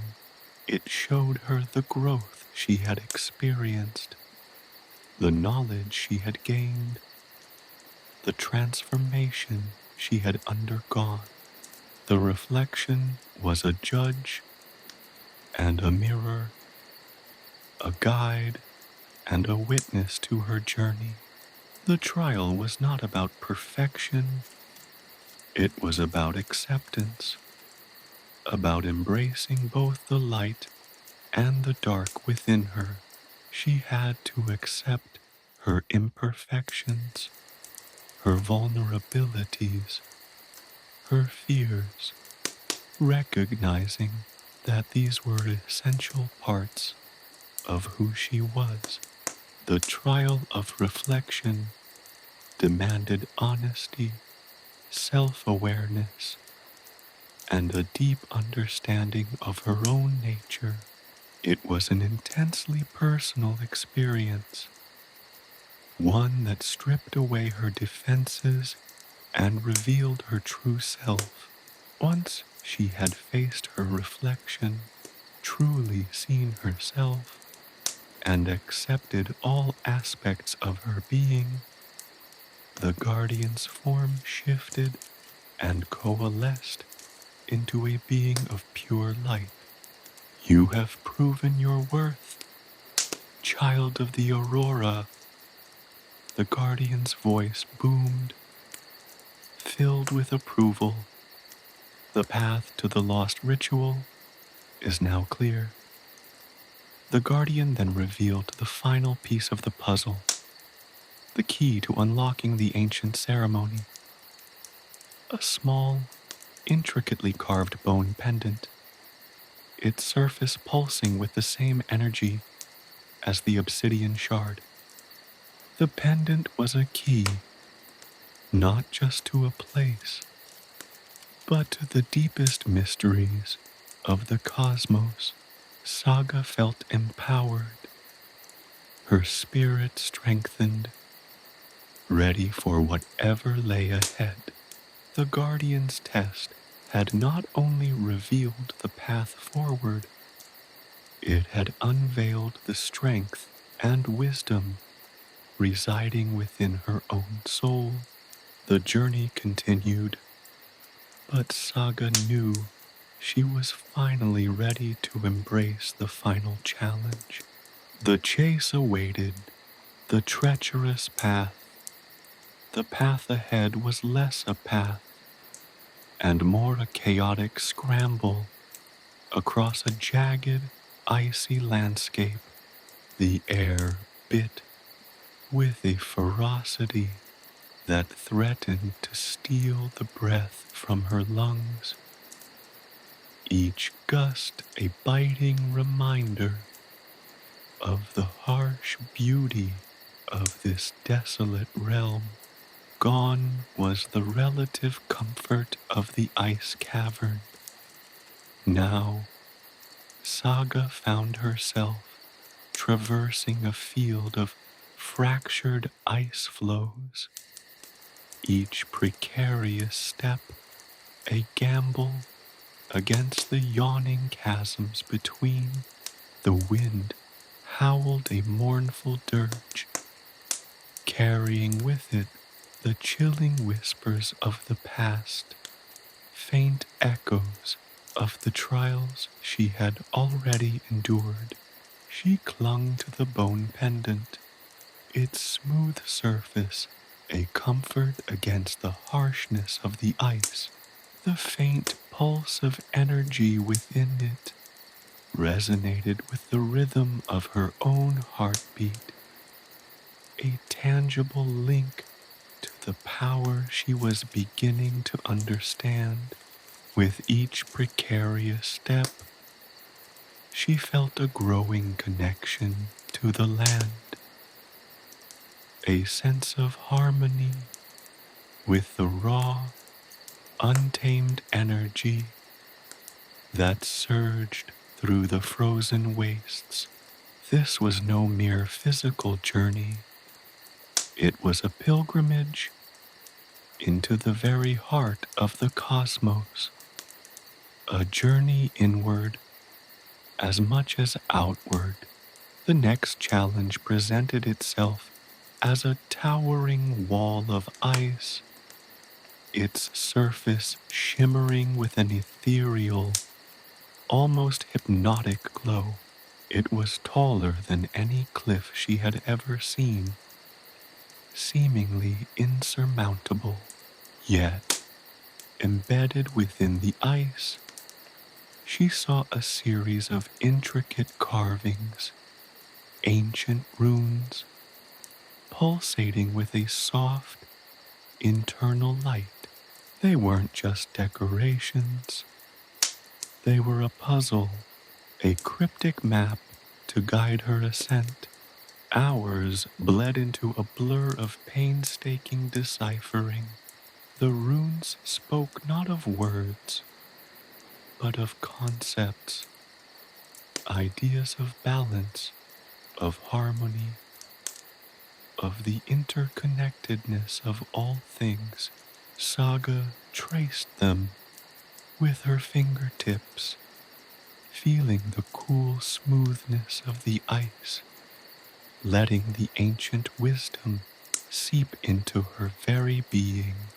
She realized that the climb wasn't a test of physical strength, but of understanding, of intellectual agility, and of the ability to connect disparate concepts to form a unified whole. The climb was a metaphor for her own journey of self-discovery, a testament to her capacity to learn and grow. Slowly, painstakingly, she began to unravel the code. The runes revealed a sequence of movements, a kind of dance that corresponded to specific points on the ice wall. By mimicking the patterns inscribed in the ice, she discovered hidden handholds and footholds, paths almost invisible to the naked eye. Each successful maneuver brought a wave of exhilaration, reinforcing her belief in her own potential, her own inherent strength. The climb was a test not only of physical dexterity, but also of intuition, of trusting her instincts, and of her newfound ability to read the language of the cosmos. As she ascended, The wind whipped around her with increased fury, attempting to dislodge her from the icy precipice, but she held on, her grip tenacious, her will unwavering. She was not just climbing a wall, she was overcoming her own internal obstacles, the doubts and insecurities that still lingered within her. The higher she climbed, the clearer her purpose became, the stronger her resolve. Reaching the summit felt like a triumph, a validation of her perseverance. The view from above was breathtaking. The endless expanse of the frozen wasteland stretched before her, a breathtaking panorama of icy plains and jagged peaks, all bathed in the ethereal glow of the aurora. But the journey wasn't over. The path continued, leading her deeper into the heart of the desolate landscape. The next obstacle was a treacherous river of ice, its surface a mirror reflecting the bleak sky above. It wasn't a solid mass, but a shifting, churning expanse of ice floes, constantly rearranging themselves in a chaotic dance of frozen water. Crossing it demanded not only physical agility, but also a keen sense of balance and an unwavering focus. One wrong step could send her plunging into the icy depths below. Saga cautiously stepped onto the first ice floe, feeling its unstable surface tremble beneath her weight. She moved with a measured grace, her body attuned to the subtle shifts and movements of the ice. Her movements were fluid and deliberate, each step calculated to maintain her balance. She had to use her spatial reasoning, her instincts, and her intuition to navigate this shifting landscape. The river seemed to test her patience, her resolve, and her ability to adapt to constantly changing circumstances. It was not enough to merely survive. She had to remain calm and focused, allowing her instincts to guide her. She felt a growing connection with the river, sensing its rhythms, understanding its patterns, and anticipating its movements. It was as if the river itself was testing her worthiness. The ice floes grew smaller and more precarious the further she traveled. The wind howled even louder, threatening to push her off balance, to throw her into the frigid water. Yet she remained steadfast, her focus unwavering, her spirit unbroken. She channeled her energy, her will, her courage, all the lessons learned from the previous trials, transforming them into strength and resilience. Finally, after what seemed like an eternity, she reached the other side, her heart pounding with a mixture of relief and exhilaration. The journey had been arduous, perilous, and profoundly transformative. She was no longer the naive girl who had stood before the Guardian's monolith. The trials had tested her, pushed her to her limits, and forced her to confront her deepest fears.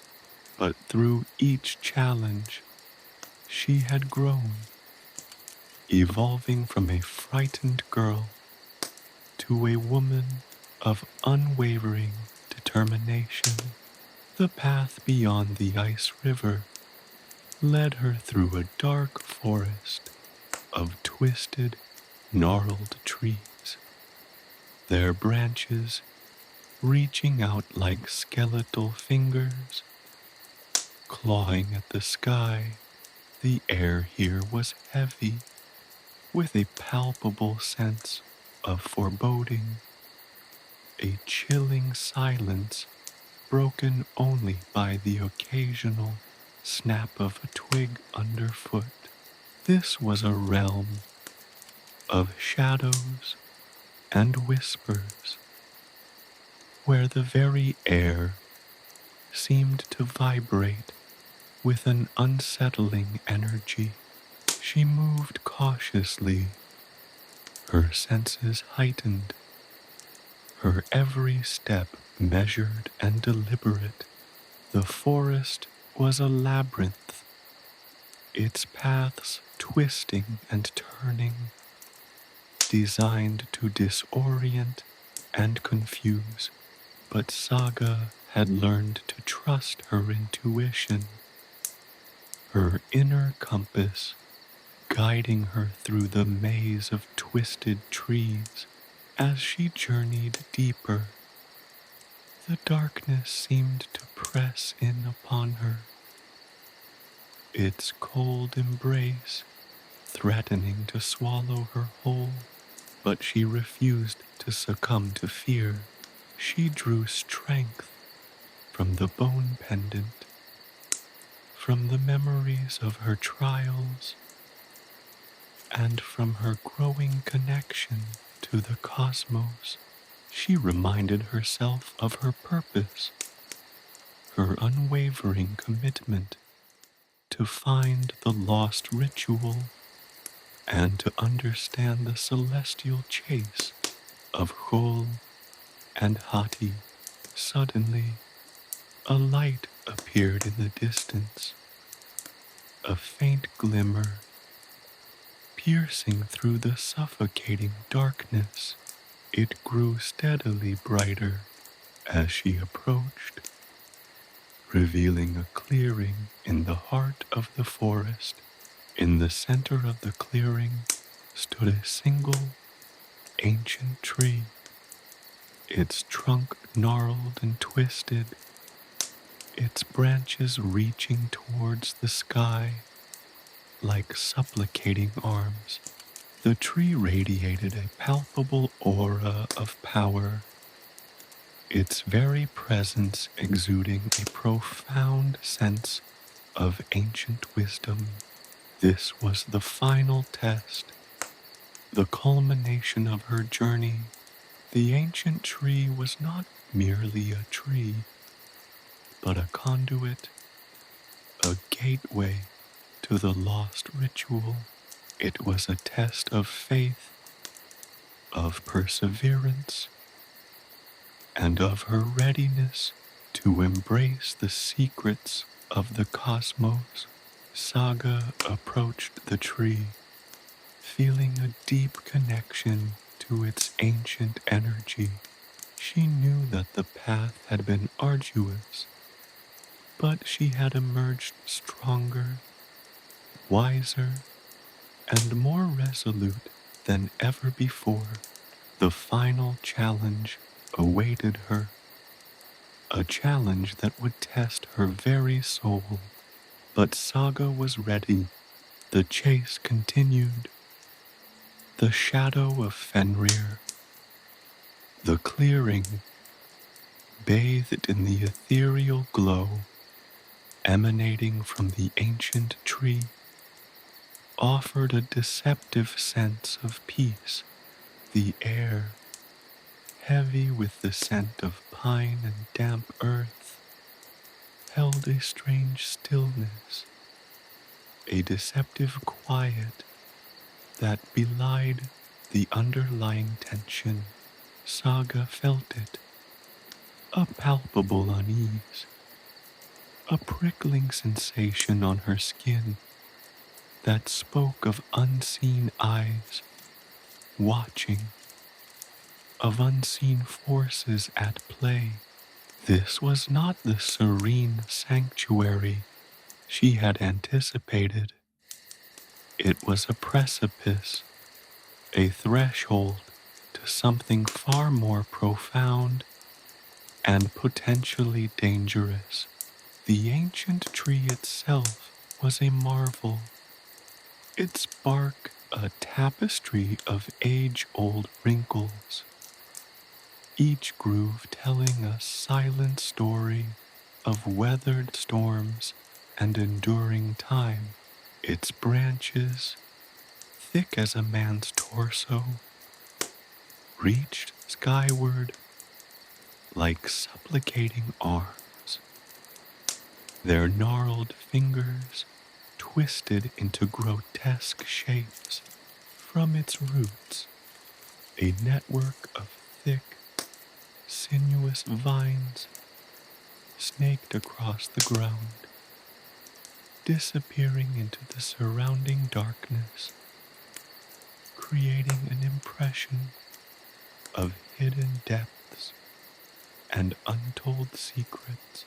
The overall impression was one of immense power, a silent guardian of forgotten lore.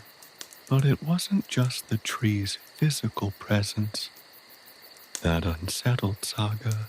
It was the feeling, the pervasive sense of being watched, of being scrutinized by an unseen presence.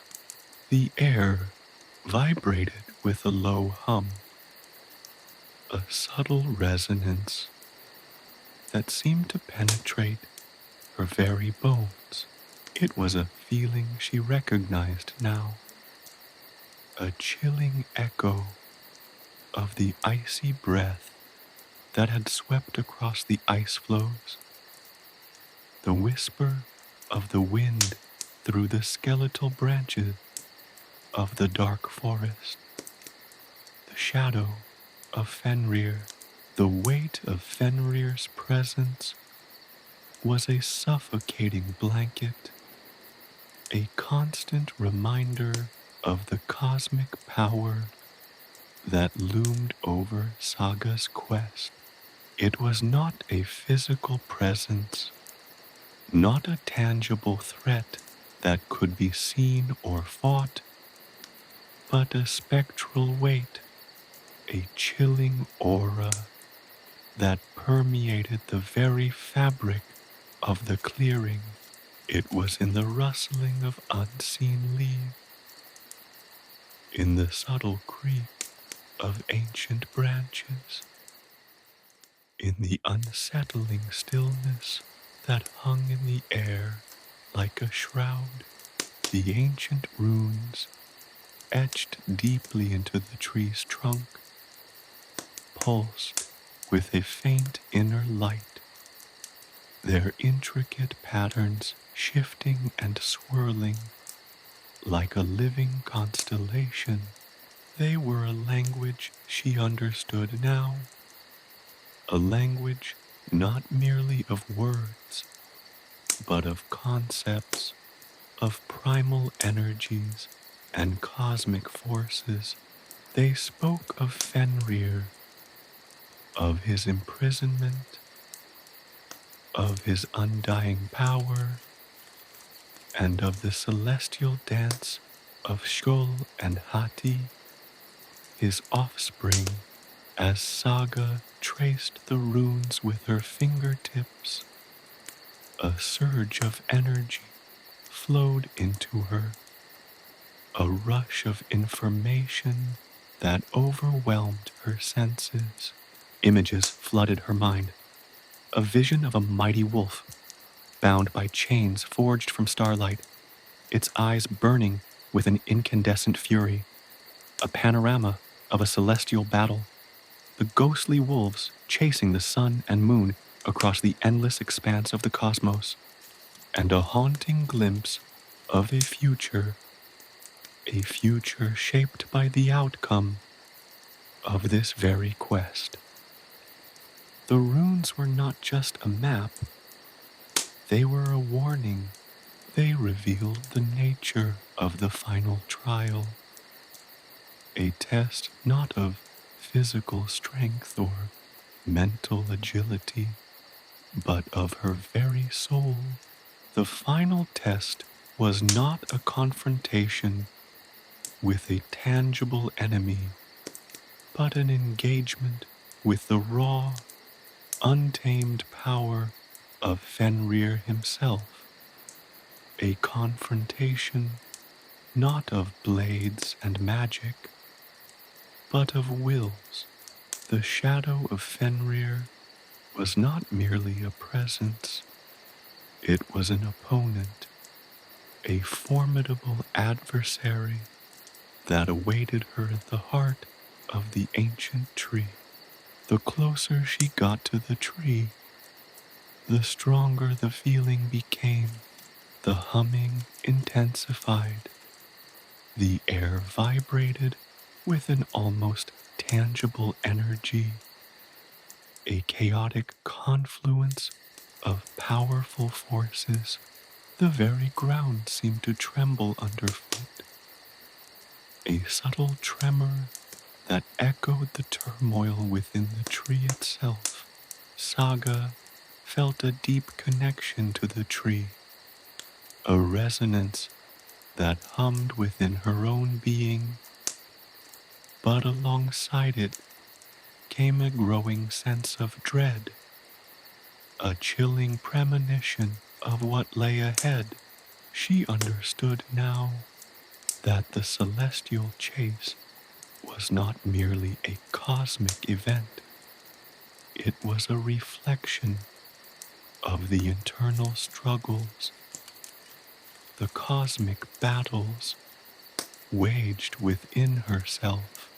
The wolves, Sköll and Hati, were not simply celestial entities, but manifestations of her own inner turmoil, the opposing forces that wrestled within her heart.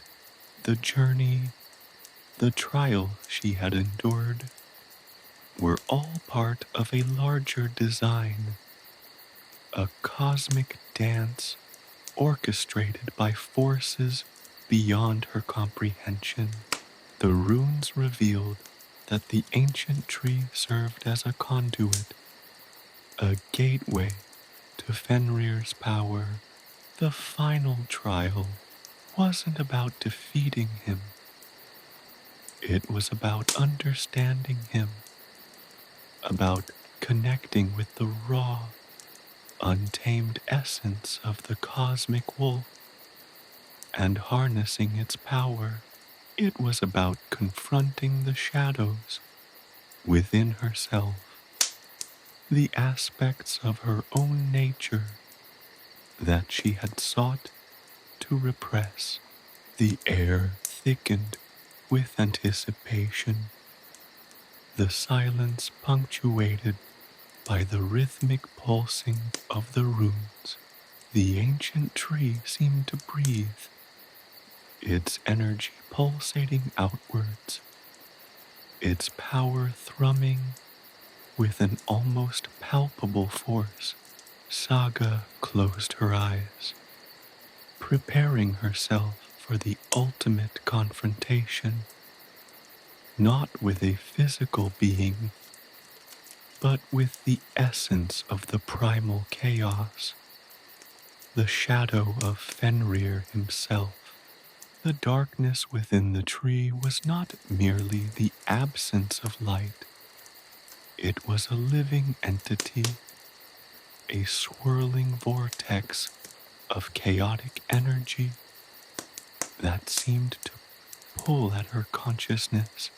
The sense of being watched intensified, the unseen eyes now pressing in on her, from all sides. The whispers of the wind turned into guttural growls, echoing the deep, primal rage of the imprisoned wolf. She felt a cold dread creeping into her heart, a fear so profound that it threatened to paralyze her. The weight of Fenrir's presence was unbearable, a crushing force that threatened to overwhelm her, to shatter her resolve. Yet she held on, her grip firm, her will unwavering. She had come too far to surrender now. The runes began to glow brighter, their light piercing the oppressive darkness. They pulsed with a rhythm that resonated with her own heartbeat, a rhythm that seemed to echo the very heartbeat of the cosmos. The runes were a guide, a pathway through the swirling chaos, a beacon in the encroaching darkness. As she followed the pattern of the glowing runes, the darkness began to recede, revealing fragments of visions, fleeting glimpses of Fenrir's power, his rage, his sorrow, his ultimate isolation. She saw the chain that bound him, forged from the very fabric of the cosmos, a chain that held not only his body, but also his spirit. She felt his despair, the agony of his imprisonment, but she also felt his power, the untamed energy that pulsed beneath the surface of his confinement. The whispers transformed into a voice, deep and resonant, echoing within her mind. It was Fenrir's voice, filled with both rage and sorrow, a voice that spoke of ancient injustices, of betrayal, and of unending imprisonment. He tested her, probed her very soul, searching for weakness, for doubt. He tried to break her, to corrupt her, to turn her to his side, but Saga held firm. She had faced trials before, endured challenges that had pushed her to the brink. She had drawn strength from within, from her connection to the land, and from her growing understanding of the cosmos. She did not shrink from the darkness. She embraced it. She confronted it. She sought to understand it. She didn't fight Fenrir's power. She sought to understand it. She recognized that his rage was not merely mindless fury, but a profound pain, a burning resentment fueled by centuries of unjust confinement. She understood that the wolf's chase was not merely a celestial dance, but a reflection of his own unending struggle, his eternal quest for freedom. In her heart, she found a profound empathy, a deep understanding of Fenrir's plight. She saw not a monster, but a victim of circumstance, a being unjustly imprisoned for crimes he had perhaps committed out of desperation. The runes led her to the heart of the tree, to the very core of Fenrir's power. There, In the heart of the darkness, she found not annihilation, but understanding. She did not defeat Fenrir. She understood him. The shadow of Fenrir did not vanish, but it lost its oppressive weight, its suffocating power. It became a part of her, a dark echo that resonated with her own strength, adding depth and complexity to her understanding of the cosmos. The encounter was not a battle won or lost. It was a transformation, a profound shift in perspective. Saga emerged from the heart of the ancient tree changed, forever marked by her encounter with the shadow of Fenrir. She had faced the darkness and emerged into the light, not by destroying it, but by understanding it, by integrating it into her own being. The chase continued, but now Saga had a new understanding, a deeper perspective, a strength forged in the heart of the cosmic storm. The path ahead remained unclear, but she was ready. The whispers of Fenrir were now a part of her, a constant reminder of the power that lay within both light and shadow, a power she could now harness. The journey continued, unexpected alliances emerging from the heart of the ancient tree. Saga felt a profound shift within her. The oppressive weight of Fenrir's shadow had lifted, replaced by a strange sense of calm, a newfound understanding.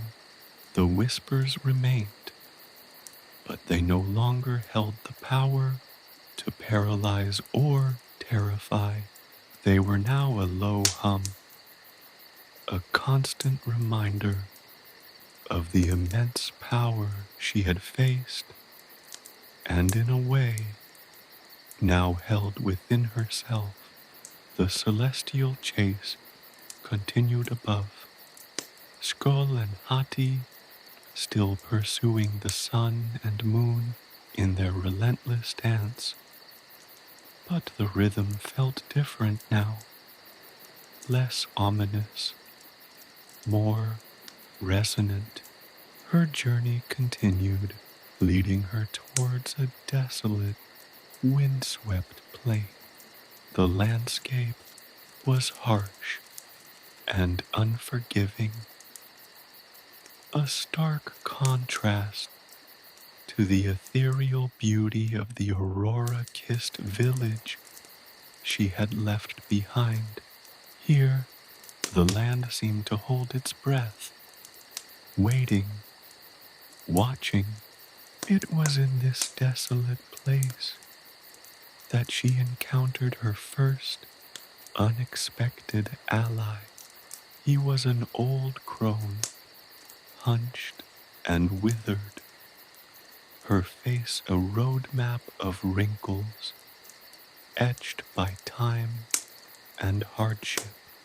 Her eyes, however, held a spark of ancient wisdom, a knowing glint that belied her frail appearance. She called herself Ilara, and she was a weaver of stories, a keeper of forgotten lore. She wasn't a warrior, nor a sorceress, but she possessed a different kind of power, the power of words, the power to weave narratives that could both soothe and inspire, to mend fractured spirits and awaken slumbering courage. Ilara had been watching Saga's journey from afar, drawn to the young woman's resilience and unwavering spirit. She sensed the connection to Fenrir, the raw power that pulsed within Saga, and she knew she could offer guidance. Ilara's tales were not mere entertainment. They were keys, unlocking hidden pathways within Saga's mind, revealing new perspectives on her quest and strengthening her resolve. She spoke of forgotten gods, of hidden alliances, of ancient prophecies that mirrored and extended the runes Saga had encountered within the tree.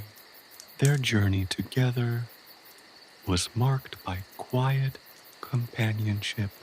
Ilara shared stories that spoke of courage and resilience, of individuals who had faced seemingly insurmountable odds and emerged victorious. She didn't offer physical aid, but her words were like a balm, soothing Saga's wounds, both physical and emotional, replenishing her strength when she felt depleted. They journeyed across the windswept plain, the crone's weathered hand resting lightly on Saga's arm, a silent promise of support, a tangible connection in the vast, desolate landscape. Their partnership unexpectedly brought them to a hidden cavern, its entrance concealed behind a waterfall. Inside, they encountered their second ally, a gruff, grizzled mountain man named Bjorn. Bjorn was a solitary figure, accustomed to the harsh realities of the mountains. His skill lay not in magic or storytelling, but in survival. He possessed a profound knowledge of the wilderness, an intuitive understanding of nature's rhythms, and a mastery of survival techniques that would prove invaluable to Saga's journey. Bjorn was initially reluctant to join forces with Saga, distrustful of outsiders and their motivations, but Ilara's stories, subtly woven into their conversations, subtly shifted Bjorn's perception. Ilara's tales hinted at the potential for good that lay within Saga, and Bjorn, a pragmatist at heart, recognized the value of an alliance with someone as resilient as Saga and as insightful as Ilara. His skills were complementary to theirs, filling the gaps in their collective abilities. He taught Saga how to find food and water in the harshest environments, to navigate treacherous terrain, and to understand the subtle language of the wild.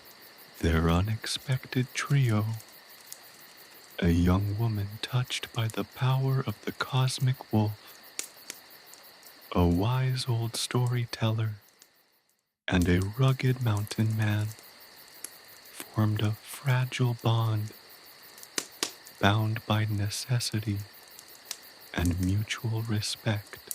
Their differences, initially perceived as weaknesses, became their strengths, their combined skills forming a formidable force that helped them overcome the myriad challenges that lay ahead. Their journey continued, leading them through treacherous mountain passes, across raging rivers, and into dark forests haunted by ancient spirits.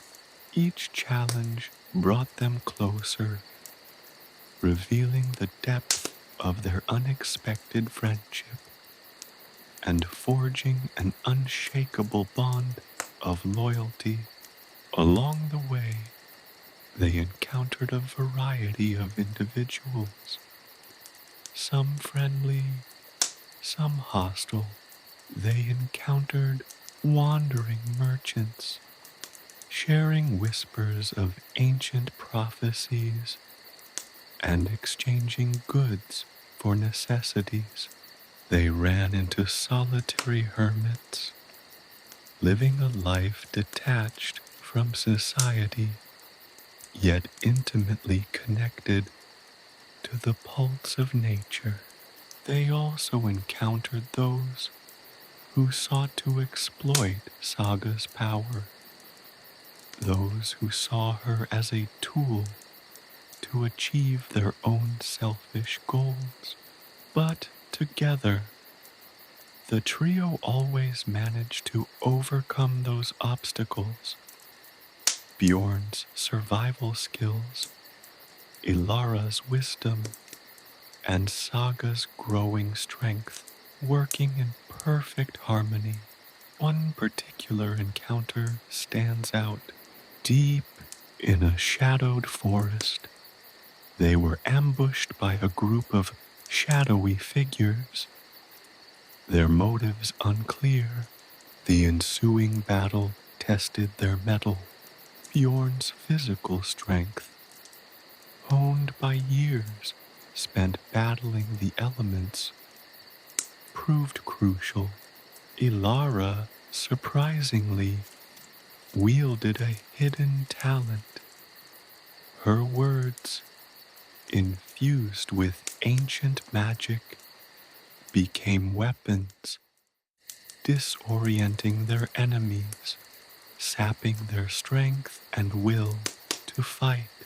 And Saga, drawing upon the power she had absorbed from the ancient tree, fought with a ferocity born of desperation and courage.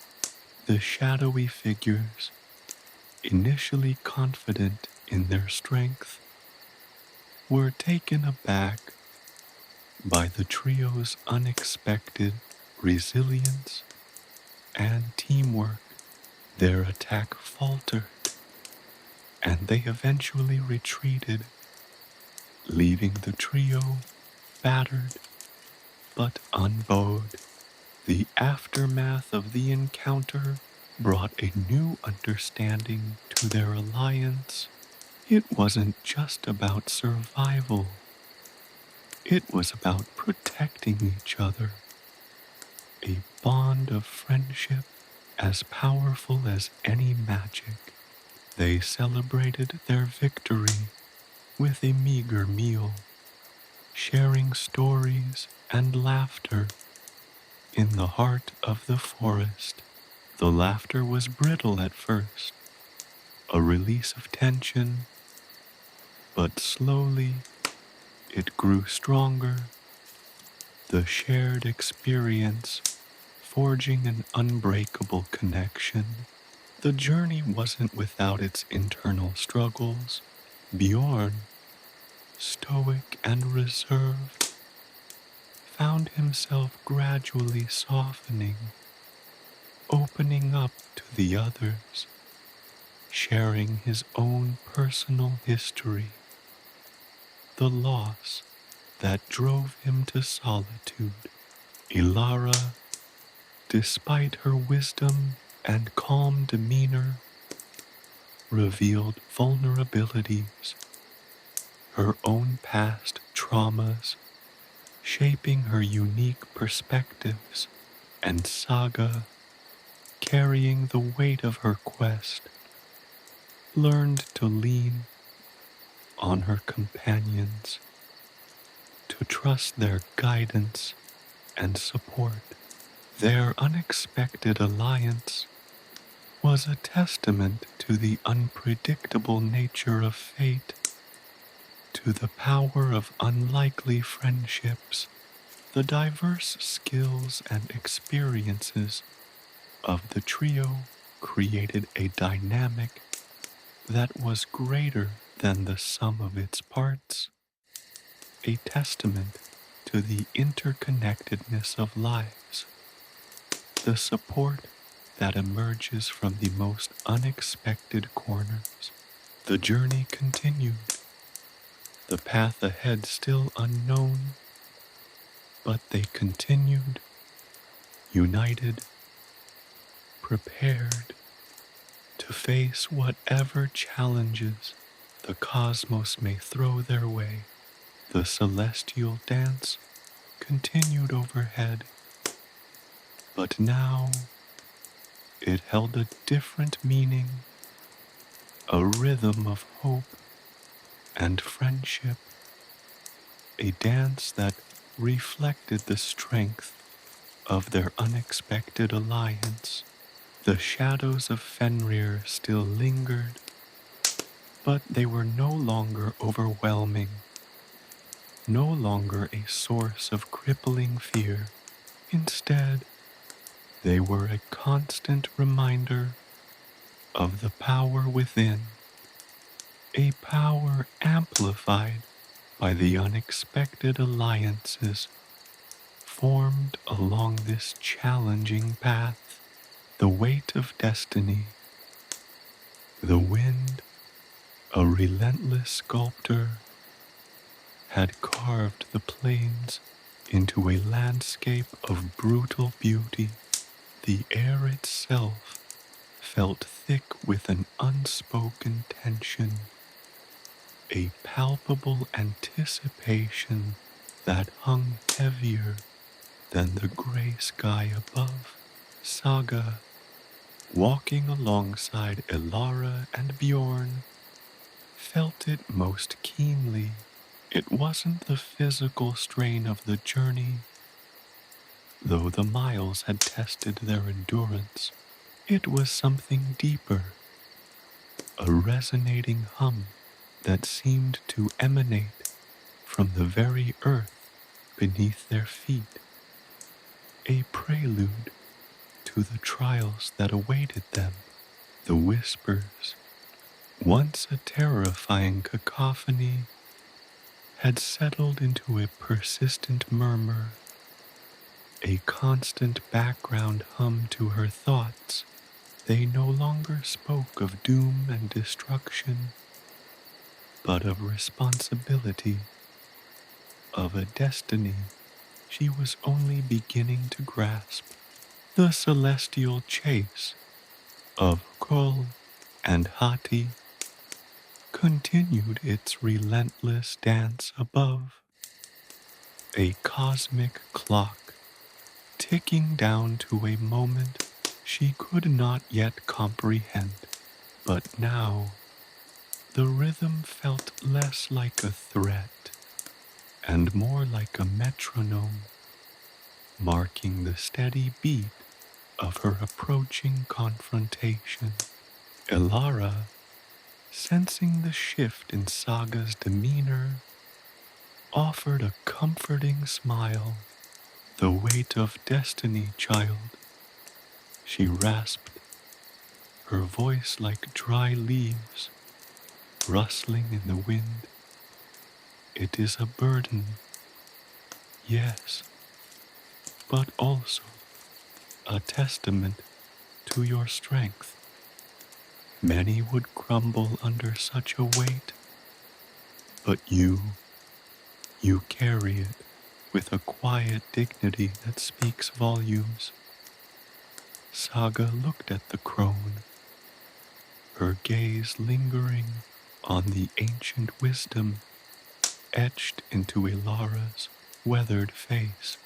The stories Elora had shared, tales of heroes and heroines who had faced impossible odds, had begun to resonate on a deeper level. They weren't just entertaining narratives anymore.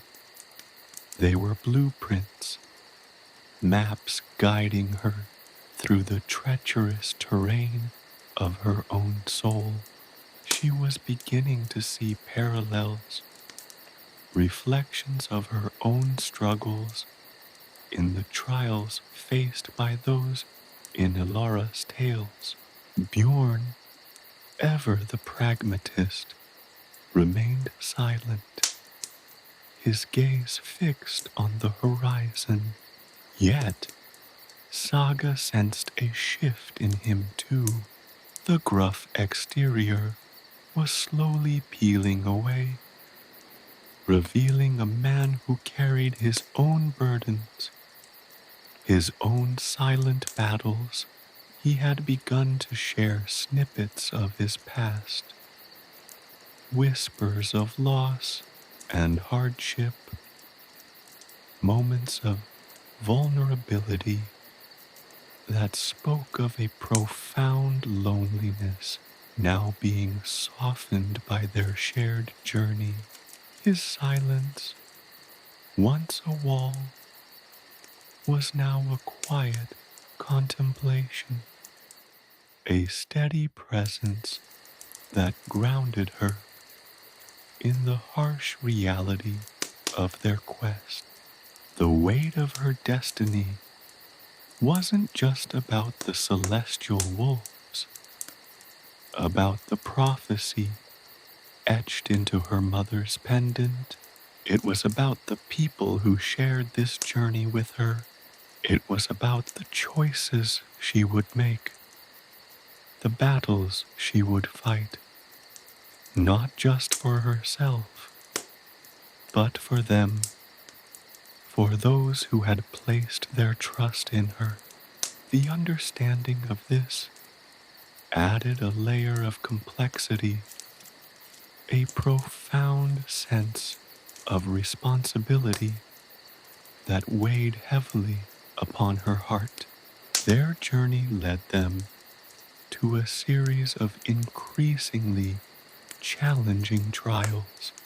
They navigated treacherous mountain passes where a single misstep could send them tumbling into the abyss.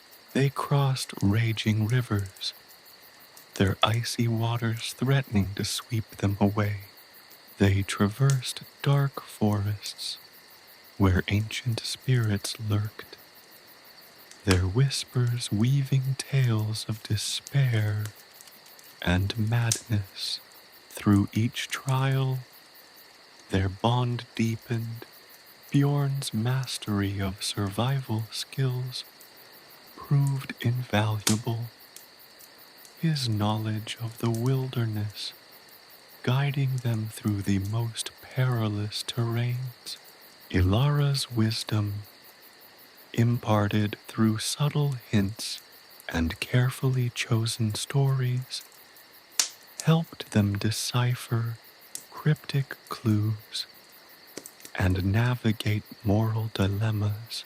And Saga, drawing on the power she had absorbed from the ancient tree, discovered new abilities, a growing understanding of her own strength and resilience.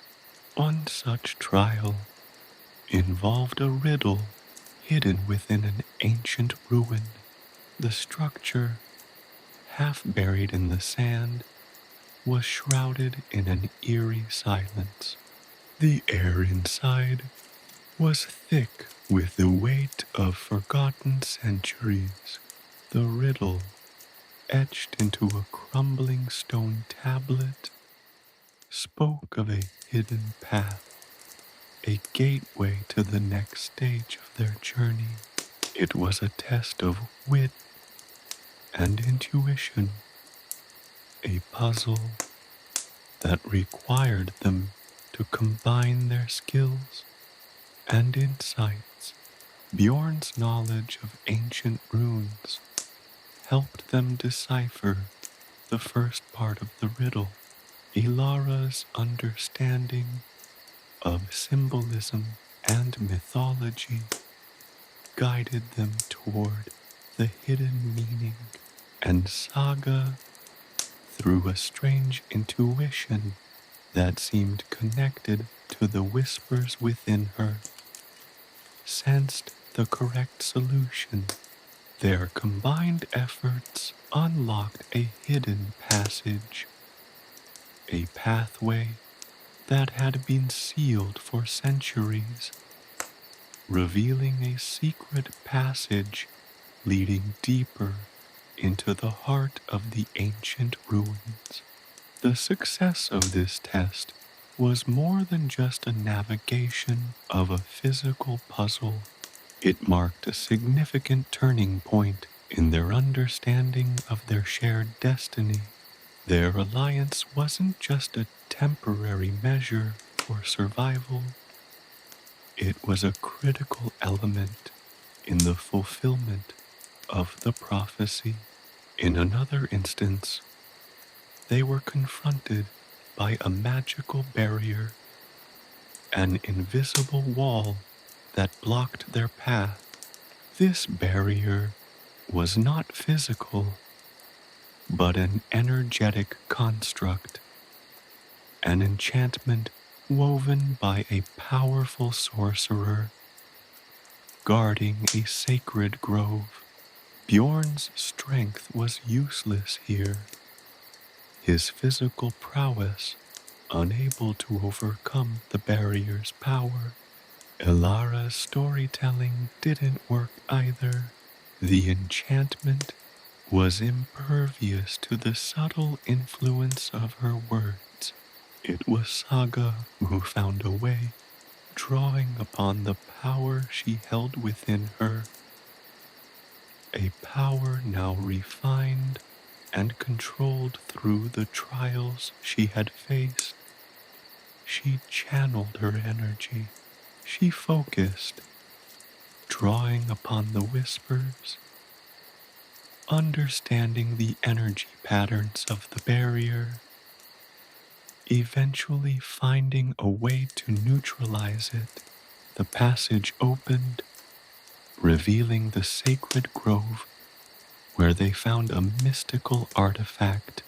The artifact, a radiant crystal radiating ancient power, revealed a key piece of the prophecy. With each challenge, Saga's understanding of her destiny deepened, accompanied by an increasing sense of responsibility. The whispers within her, once a source of fear, now felt like a guiding voice, leading her towards a purpose she was beginning to comprehend. She was not merely a pawn in some cosmic game, but an integral part of a larger narrative, a vital link in the chain of events that would determine the fate of the world. The weight of this knowledge was immense, but it was also empowering. It fueled her determination, strengthened her resolve. She understood now that her journey was not just about survival.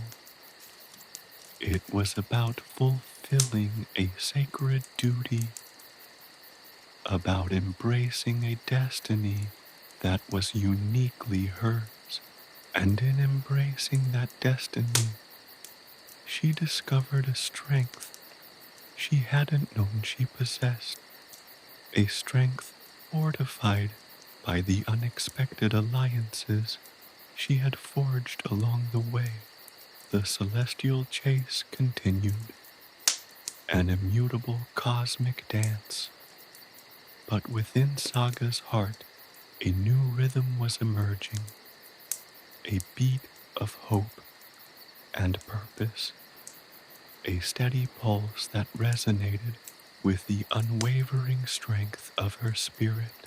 The journey continued, the path ahead still obscured by mist and uncertainty, yet Saga, supported by her allies, strode forward, ready to face whatever challenges laid in wait, for the weight of her destiny was now a source of strength, not fear.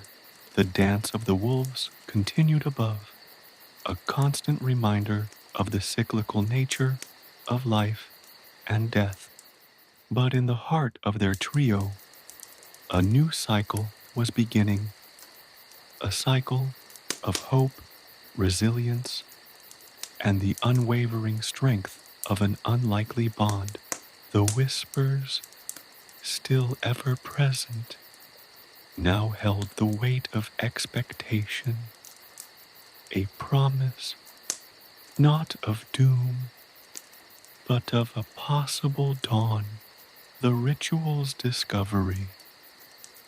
The air within the hidden chamber hung heavy with the scent of damp earth and forgotten time. Dust motes, disturbed by their intrusion, danced in the weak shafts of light filtering through cracks in the crumbling stone ceiling. The passage, revealed by their combined efforts, had led them to a circular chamber, its walls adorned with faded frescoes, depicting scenes of a ritual, both awe-inspiring and unsettling. These weren't mere decorative elements. They were a visual record, a silent instruction manual for a forgotten ceremony. The frescoes depicted figures cloaked in animal hides, their faces obscured by elaborate masks. They moved in a precise, almost hypnotic sequence, their gestures fluid and deliberate. The central figure, taller and more imposing than the rest, held aloft a glowing orb, its light pulsating with an ethereal energy. Surrounding the central figure were smaller figures, each seemingly performing a specific task, their actions meticulously detailed in the ancient art. The imagery was mesmerizing, yet chilling. It spoke of power, of sacrifice, of a profound connection to the forces that governed the cosmos. Bjorn, his keen eyes tracing the intricate details of the frescoes, murmured, This is it, the lost ritual of the aurora's embrace."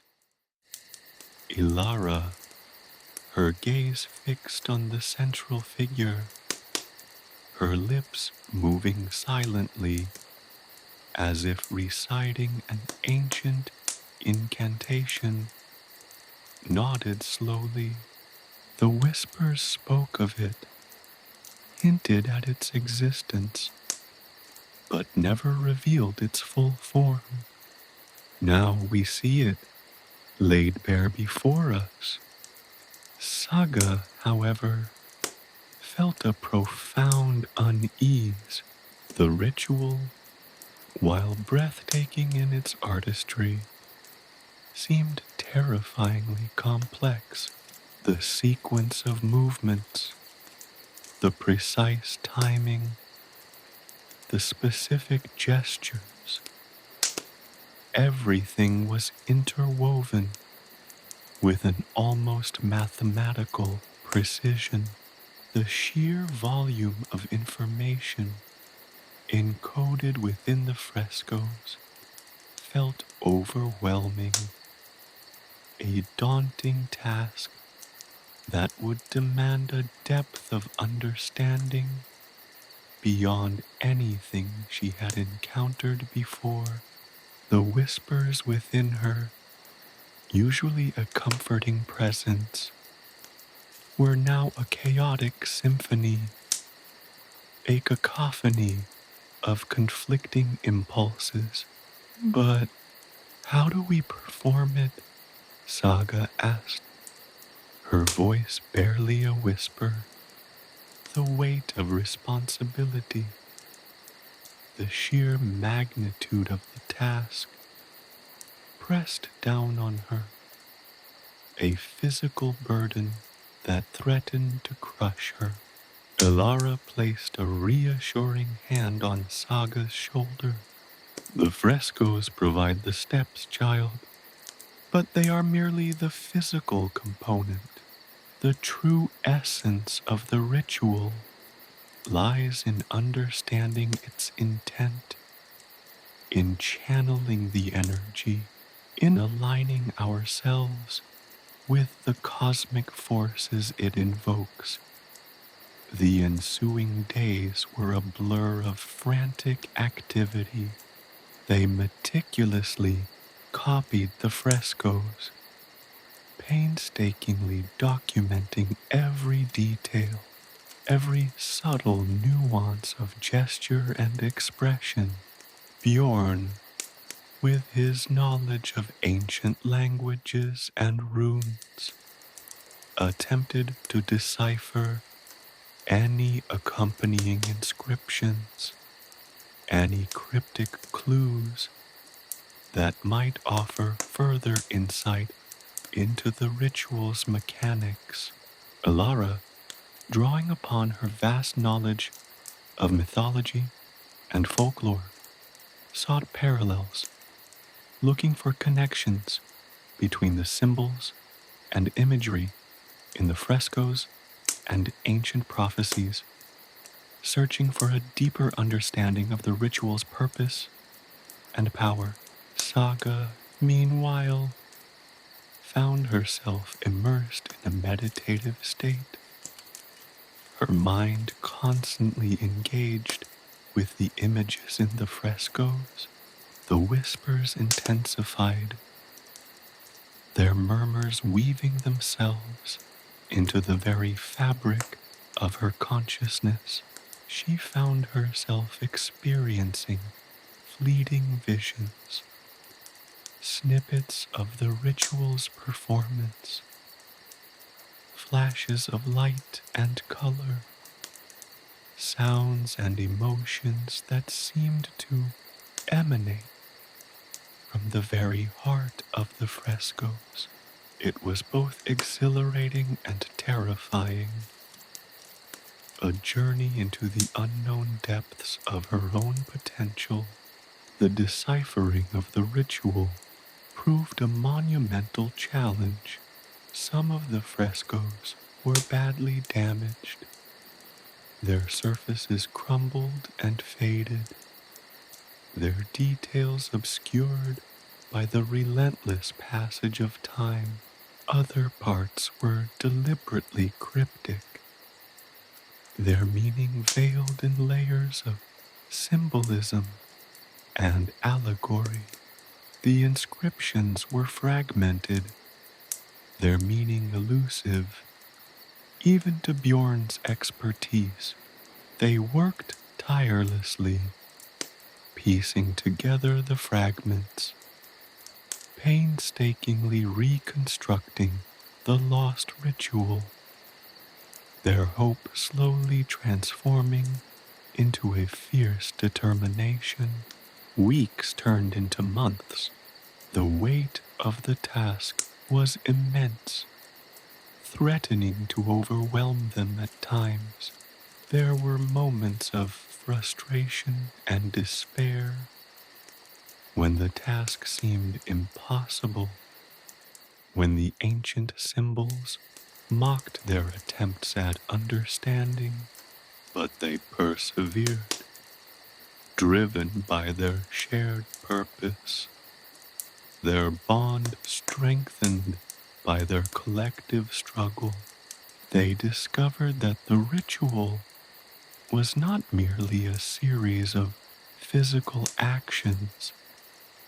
It was a delicate dance between the physical and the spiritual, a precise calibration of energy and intention.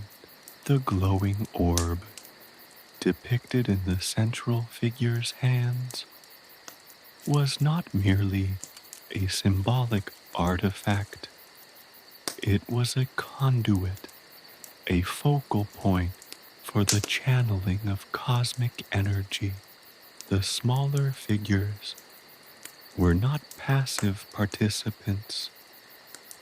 They played specific roles in manipulating and directing that energy, creating a precise resonance with the celestial movements of Sköll and Hati. The realization that the ritual involved manipulating cosmic energies presented a new and formidable challenge. The power required to perform it was immense, far greater than any of them had initially anticipated. The risks were significant. A failure to perform the ritual correctly could have catastrophic consequences, but the stakes were even higher. Success held the potential to alter the course of destiny, to change the very fabric of existence. They prepared themselves for the ritual. Saga, having drawn upon the power she had absorbed from the ancient tree and enhanced it through months of meditation and focus, was chosen to be the central figure, the conduit for the cosmic energies. Elara would guide the energy, maintaining the delicate balance, while Bjorn would provide protection. The final stage of the ritual, however, presented a terrifying twist. The very performance required a sacrifice not of blood, but of something far more profound, a sacrifice of a part of themselves, a severing of a personal connection to harness the required power. The nature of this sacrifice remained shrouded in mystery, a final test of their commitment and courage. The path forward was clear, yet terrifyingly uncertain, their fate hanging in the balance as they stood on the precipice of a momentous act. The celestial dance above continued, a timeless reminder of their urgent mission and the potentially catastrophic consequences of failure. The choice before them was clear. Only by facing this ultimate test could they hope to fulfill their destiny. The whispers within Saga pulsed with urgency, a mixture of dread and exhilaration. The ritual awaited, its fulfillment and outcome hanging delicately balanced. The dance of balance.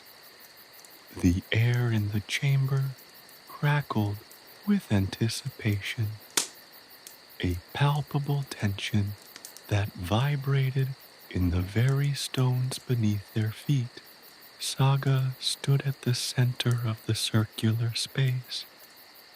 The replicated frescoes, painstakingly recreated from their damaged counterparts, forming a silent, watchful audience. The glowing orb, crafted from a shimmering, moonstone-like material, pulsed gently in her hands, its cool surface a stark contrast to the heat radiating from her own skin. Months of preparation, of deciphering cryptic runes, and meditating on ancient prophecies had culminated in this single perilous moment. Ilara, positioned to Saga's right, held a slender silver rod, its tip shimmering with a faint, ethereal light. Her eyes, usually bright and lively, were now solemn, focused, as if she were peering into the very heart of the cosmos. She murmured incantations, ancient words whispered on the wind for centuries, now revitalized by her powerful voice. Each syllable resonated with the chamber, vibrating the very air around them. These weren't merely words, they were keys, unlocking pathways to realms unseen. Bjorn, stationed to Saga's left, held a shield crafted from a single piece of obsidian, its surface polished to a mirror-like sheen. He was a silent sentinel, a guardian against any unforeseen disturbances. His presence, a steadfast bulwark against the potential chaos. His weathered face, usually etched with a wry smile, was now grim, his eyes watchful, reflecting the gravity of the moment. He was prepared, not just physically, but spiritually, ready to absorb the shockwaves of the impending cosmic dance. The ritual began with Saga's deep breath. She focused her mind, centering herself, drawing upon the power she had cultivated within, a power both ancient and deeply personal. The whispers, once a chaotic symphony, now flowed in harmony, a soothing melody guiding her actions. She felt a profound connection to the cosmos, a sense of belonging, of being woven into the very fabric of existence. The moonstone orb in her hands throbbed with increasing intensity, mirroring the rising power within her.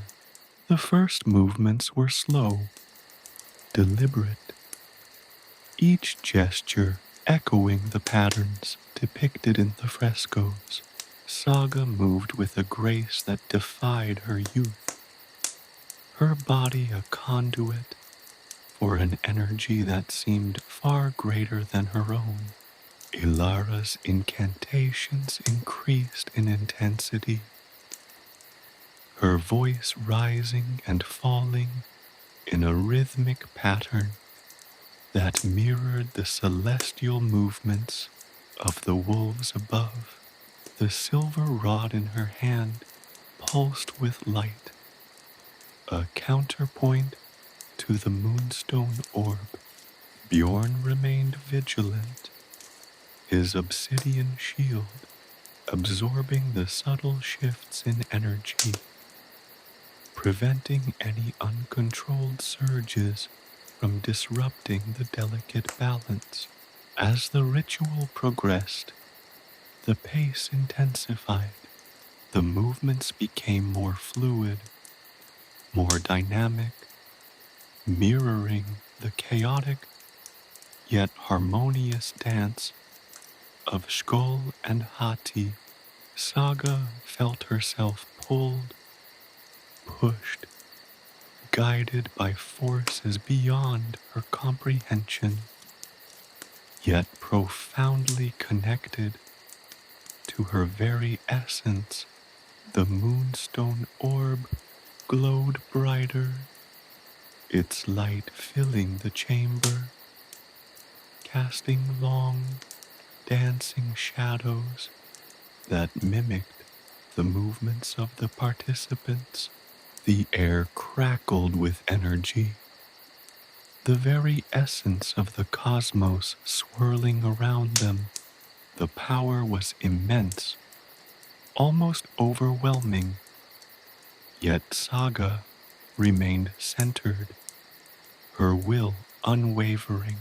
She felt a profound connection to the wolves, to their relentless pursuit, their unending chase.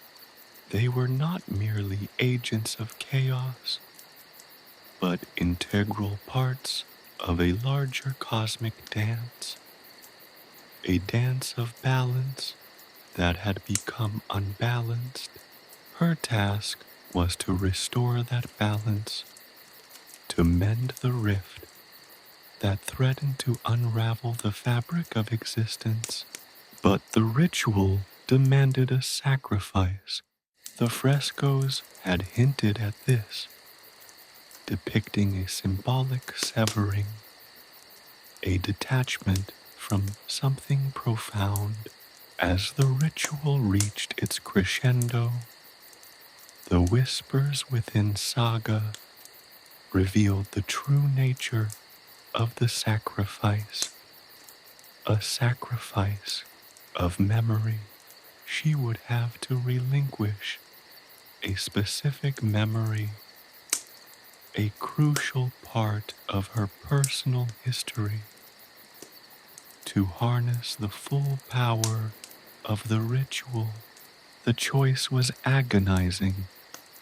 It was a piece of herself, a fragment of her identity, but she understood the need for this sacrifice, the crucial step to achieve the perfect balance. With tears in her eyes and the heart-wrenching pain of loss rising within her, she chose the memory of her father, the memory of his comforting embrace, of his unwavering love.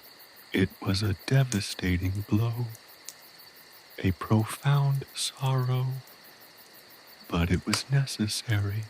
As the memory vanished, a sharp pang of anguish filled her, but it was replaced by a surge of cosmic energy, pure and untainted. The power surged through her, the moonstone orb exploding with incandescent brilliance. The chamber was bathed in an otherworldly light. As the ritual reached its peak, the wolves above seemed to pause, their relentless chase momentarily suspended. A silence descended, a profound stillness that was both terrifying and beautiful. Then, slowly, the celestial dance resumed, but this time it was different. The chase was still there, but it had lost its destructive edge, its frantic energy, replaced by a measured, harmonious rhythm. The balance was restored. The wolves' chase, once a symbol of relentless chaos, became a part of the cosmic dance, a testament to the cyclical nature of life and death. The exhaustion that followed was profound. Saga collapsed, drained but fulfilled, her body trembling with the aftershocks of the ritual. Alara and Bjorn rushed to her side, their relief palpable. The chamber, once charged with raw cosmic energy, slowly settled back into a quiet stillness, the faint scent of earth and time remaining as the only reminder of the momentous event. They had faced the unknown, challenged the impossible, and emerged victorious. The wolves continued their dance above, a constant reminder of the eternal dance of balance, forever woven into the fabric of the cosmos. The world, once threatened by destructive imbalance, was now safe, restored to its equilibrium, thanks to Saga's courage and sacrifice, her understanding of the cosmic dance, and her ability to embrace the balance between loss and hope. The whispers within her were calm now, peaceful and reassured, mirroring the restored harmony of the universe. Their journey had been perilous, but the victory was sweet, a testament to their dedication and the enduring power of hope amidst the cosmic dance. The aurora shimmered in the night sky, a celestial blessing upon their success, a silent promise of a future untroubled by the looming threat of celestial imbalance. The wolves' response, the silence following the ritual, was profound. A vacuum where the thrumming cosmic energy had once resided. Saga lay still, her breath shallow, the world a muted whisper around her. Then a change, not a sudden, dramatic shift, but a subtle alteration in the rhythm of the night. The aurora, previously a chaotic swirl of emerald and sapphire, began to settle, its shimmering tendrils weaving a calmer, more deliberate pattern across the heavens.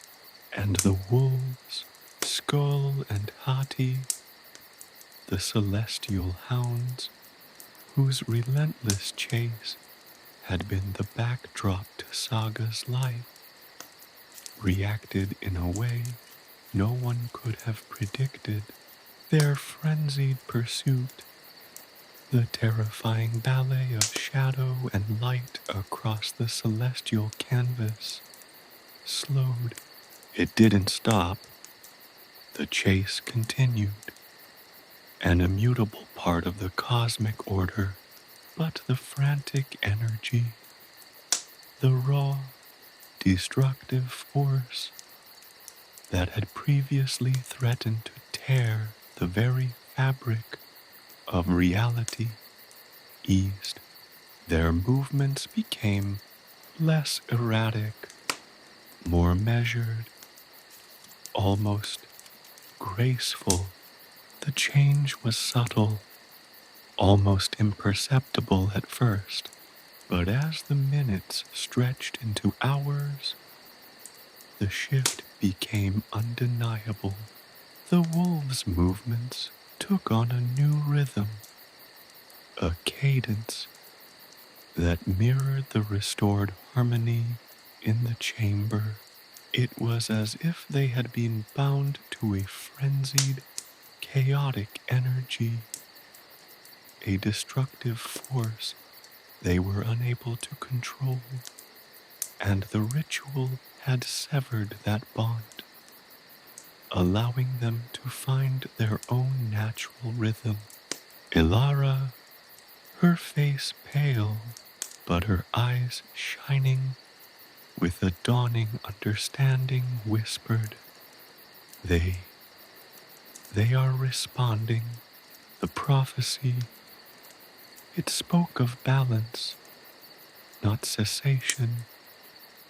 Bjorn, ever the pragmatist, voiced his skepticism, though a flicker of awe danced in his usually stoic eyes. Balance, but the prophecy foretold their unending chase, the eternal pursuit of sun and moon. Ilara shook her head slowly. The prophecy spoke of the imbalance in their chase, the destructive force, the chaotic energy that fueled their pursuit. Saga's sacrifice.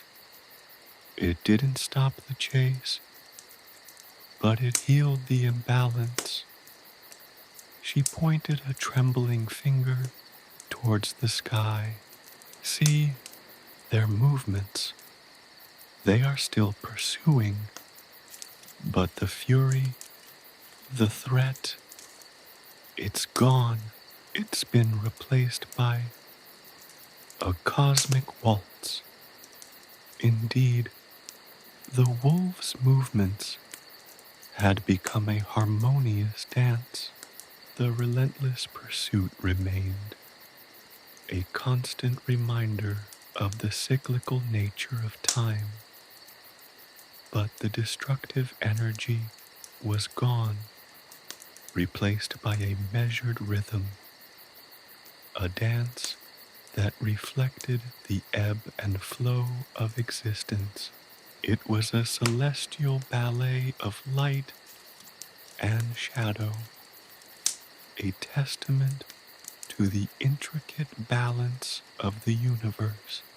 The significance of the wolves' response resonated far beyond the immediate visual shift in the heavens. It spoke to a deeper truth, a hidden layer of meaning within the ancient prophecies. The wolves were not simply agents of chaos, as many believed.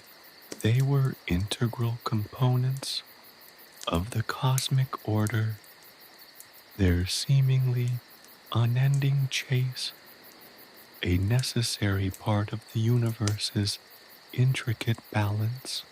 Their relentless pursuit wasn't a threat. It was a process, a cosmic dance that mirrored the cyclical nature of life, death, and rebirth. The imbalance, the destructive force that had threatened to unravel the fabric of reality, stemmed not from the wolves themselves, but from a disruption within the cosmic harmony. The ritual, through Saga's sacrifice, hadn't stopped the wolves' chase, but it had restored the balance, allowing the wolves to fulfill their role within the larger cosmic dance. Their frenzied pursuit had been a symptom, not the disease. Saga's actions addressed the root cause, restoring the equilibrium that had been shattered. As the first rays of dawn painted the eastern sky, casting a soft, golden light across the landscape, a deeper understanding dawned upon them. The prophecy wasn't a prediction of doom, but a call to action, a guide to restoring the natural order. It was a map to understanding the delicate balance between the opposing forces that govern the universe, a balance that was essential for existence itself. The wolves, the celestial hounds that had once embodied destruction, were now symbols of the restored cosmic order. Their unending chase, once a harbinger of chaos, had become a beautiful, measured dance. The wolves' pursuit was a representation of the constant interplay of light and darkness, creation and destruction, life and death, the fundamental forces that shape existence. Saga's sacrifice had not ended the dance. It had harmonized it. The revelation extended beyond the immediate visual spectacle. It touched upon the deeper understanding of the human condition, reflecting the cyclical nature of life and the acceptance of loss as an essential component of existence. Saga's sacrifice, the relinquishment of a cherished memory, was not a mere act of ritualistic necessity. It was a symbolic representation of the acceptance of loss, the understanding that letting go can lead to profound growth and restoration. The memory of her father, though painful to relinquish, had become a catalyst for a cosmic change, paving the path towards harmony. The wolves' changed demeanor resonated with Saga on a deep, visceral level. She had felt their chaotic energy during the ritual, a powerful force that threatened to overwhelm her. Now, sensing their transformed energy, a new sense of peace settled over her. The pain of her sacrifice was still present, a persistent ache in her heart, but it was now interwoven with a sense of accomplishment, a sense of being part of something larger than herself. The wolves' dance in the sky above mirrored her own inner state, a delicate balance between loss and hope, pain and healing. The narrative took an unexpected turn. The seemingly insurmountable threat, the unstoppable celestial chase, transformed into a symbol of cosmic harmony, a testament to the power of balance. The story, once filled with the tension of an impending doom, now resonated with a new dimension, the profound understanding of cosmic order and the cyclical nature of existence. Saga's journey, far from being over, had taken a profound shift. The initial fear and uncertainty were replaced by a newfound respect for the natural order and a deeper appreciation for the delicate balance between opposing forces. The prophecy, initially interpreted as a harbinger of destruction, revealed itself as a guide to restoring balance, a roadmap for achieving cosmic harmony. The wolves, once fearsome agents of chaos, had become symbolic representations of the cyclical dance of life and death, the constant interplay between opposing forces. Their continued chase, now graceful and measured, emphasized the ongoing process of balance in the cosmos. The morning light brought with it a sense of tranquility, a peace that settled upon the land like a gentle blanket. The villagers, oblivious to the cosmic drama that had unfolded above, continued their daily routines. But Saga, Ilara, and Bjorn knew that the world was forever changed. The celestial dance of Sköll and Hati was no longer a threat. It was a reminder of the enduring power of balance, a testament to the cyclical nature of life and the resilience of hope in the face of adversity. The wolves' response was not just a physical change in the sky, but a profound shift in the very fabric of reality, a silent promise of a future where chaos and harmony coexisted in a perfect balance, forever linked in an intricate celestial dance.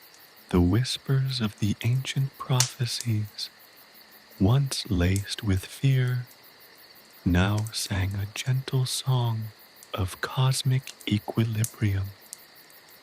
The unveiling of secrets. The dawn broke, painting the sky in hues of rose and gold, a stark contrast to the ethereal greens and blues of the aurora borealis that had dominated the night. The air, once thick with the residual energy of the ritual, felt cleansed, lighter somehow. The wolves, Sköll and Hati, continued their celestial chase, but the frantic energy had vanished, replaced by a measured grace. Their movements, once a terrifying spectacle of relentless pursuit, now resembled a cosmic ballet, a harmonious dance across the heavens. Ilara, her face etched with exhaustion, but her eyes alight with newfound understanding, turned to Saga. The prophecy, she began, her voice barely a whisper. It wasn't about stopping the chase, was it? It was about understanding it. Saga, still reeling from the emotional and spiritual toll of the ritual, nodded slowly, the relinquishing of her father's memory, a sacrifice that had felt impossibly agonizing, had somehow unlocked a deeper truth. The pain lingered, a dull ache in her chest, but it was now intertwined with a sense of profound accomplishment, a feeling of having participated in something far larger than herself. Bjorn, ever practical, broke the silence. The wolves, they're different, but what does it all mean? This balance Ilara speaks of. He gestured toward the sky, his gaze fixed on the graceful dance of the celestial hounds. What does it have to do with our village? With the prophecies etched into your mother's pendant?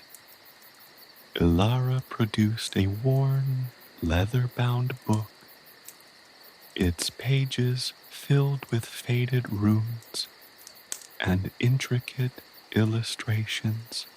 This, she said, carefully opening it to a specific page, is the village chronicle.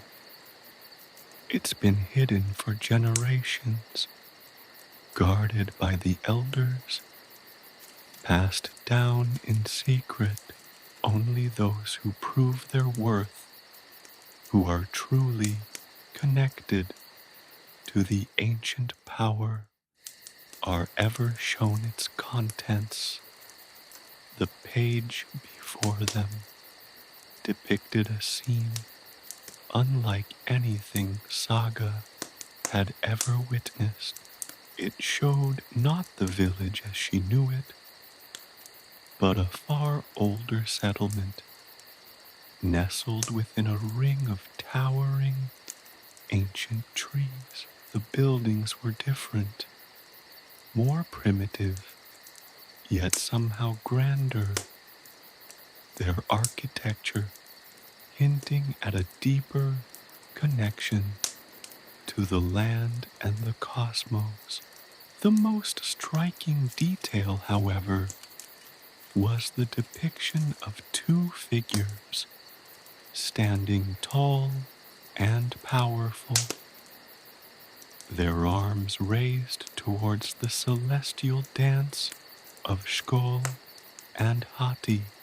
These figures, unlike any in the present-day village, bore a striking resemblance to the wolves themselves, with features both human and lupine.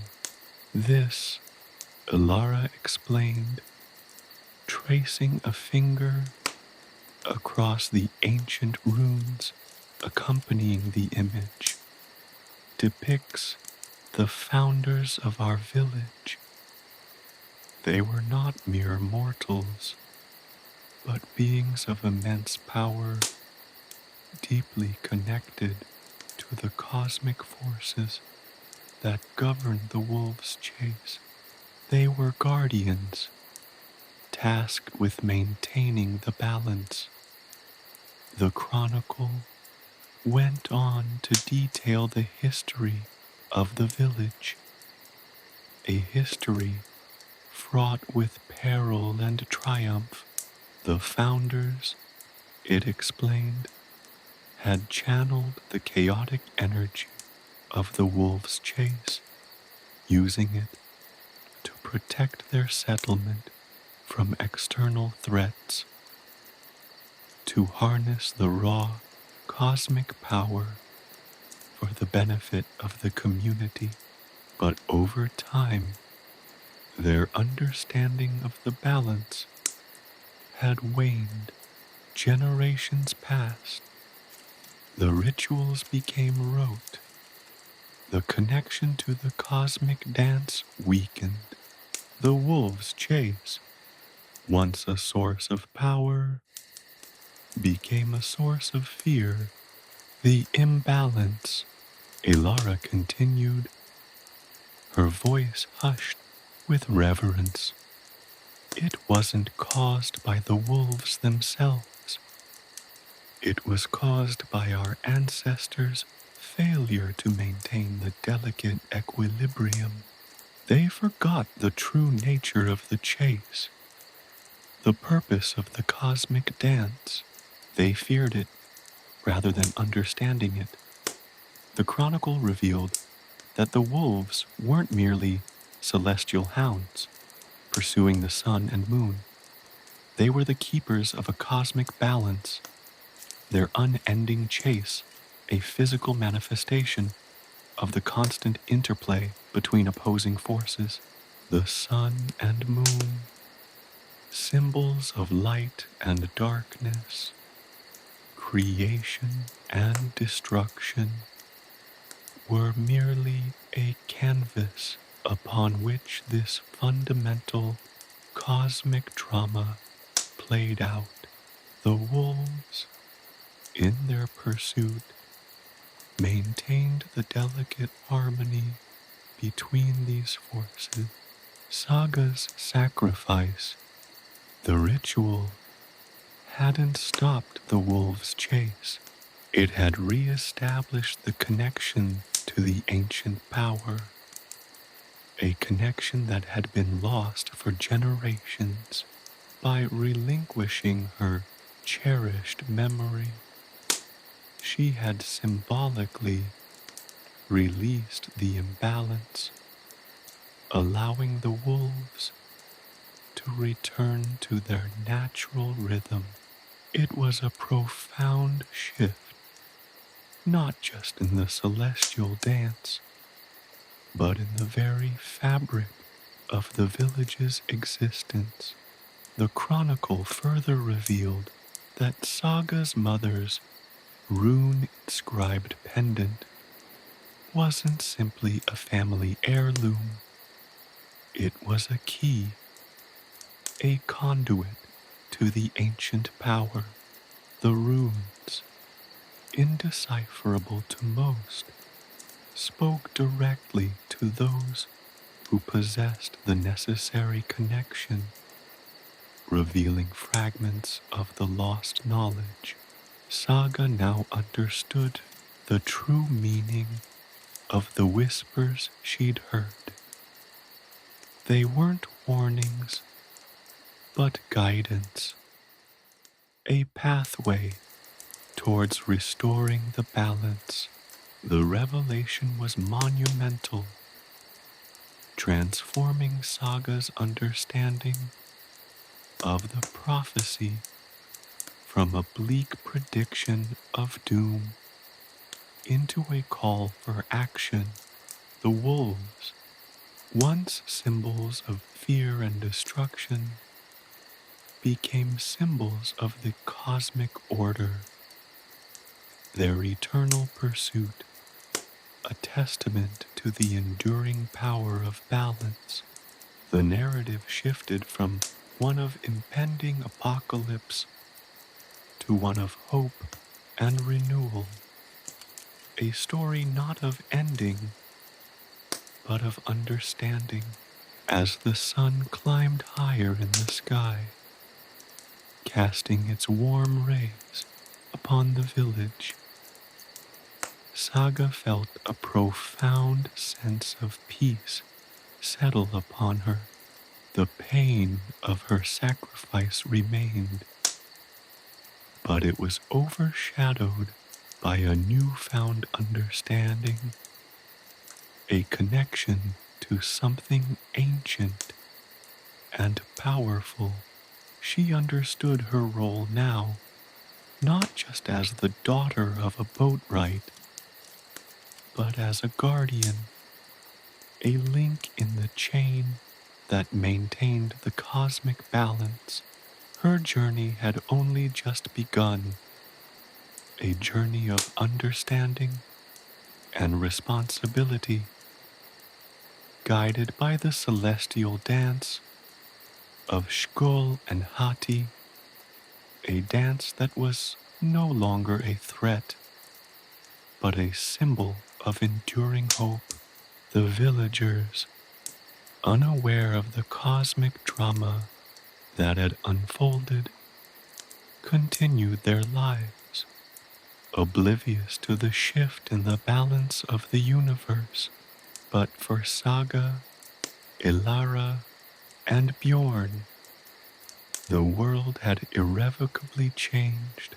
They carried the weight of the ancient knowledge, the responsibility of maintaining the delicate equilibrium that governed the cosmic dance.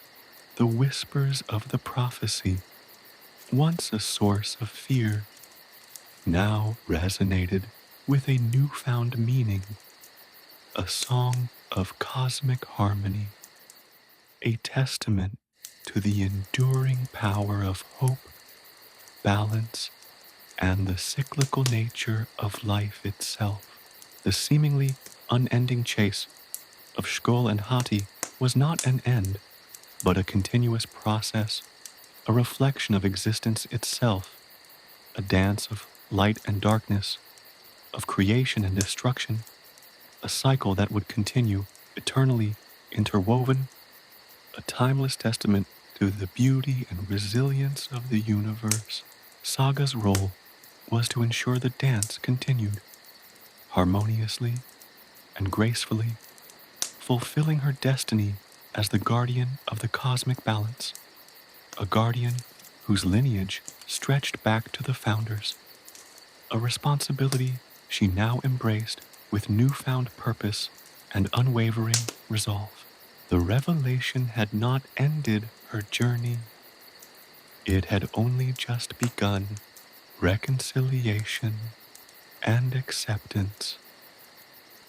The weight of the ancient knowledge settled upon Saga, a comforting burden rather than a crushing one.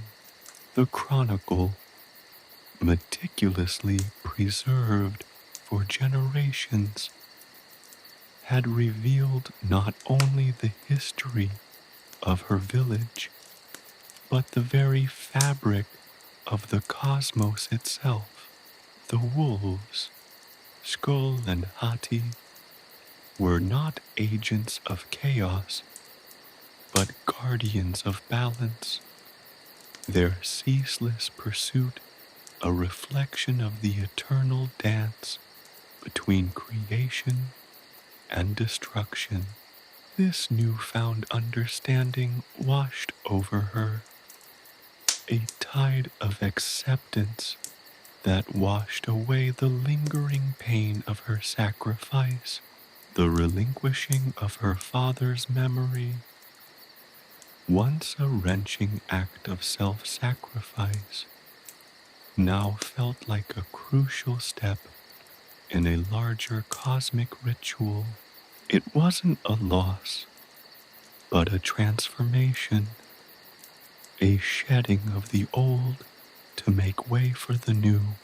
The memory remained, woven into the fabric of her being, but its sharp edges had softened, its intensity muted by the vastness of the cosmic perspective she now possessed.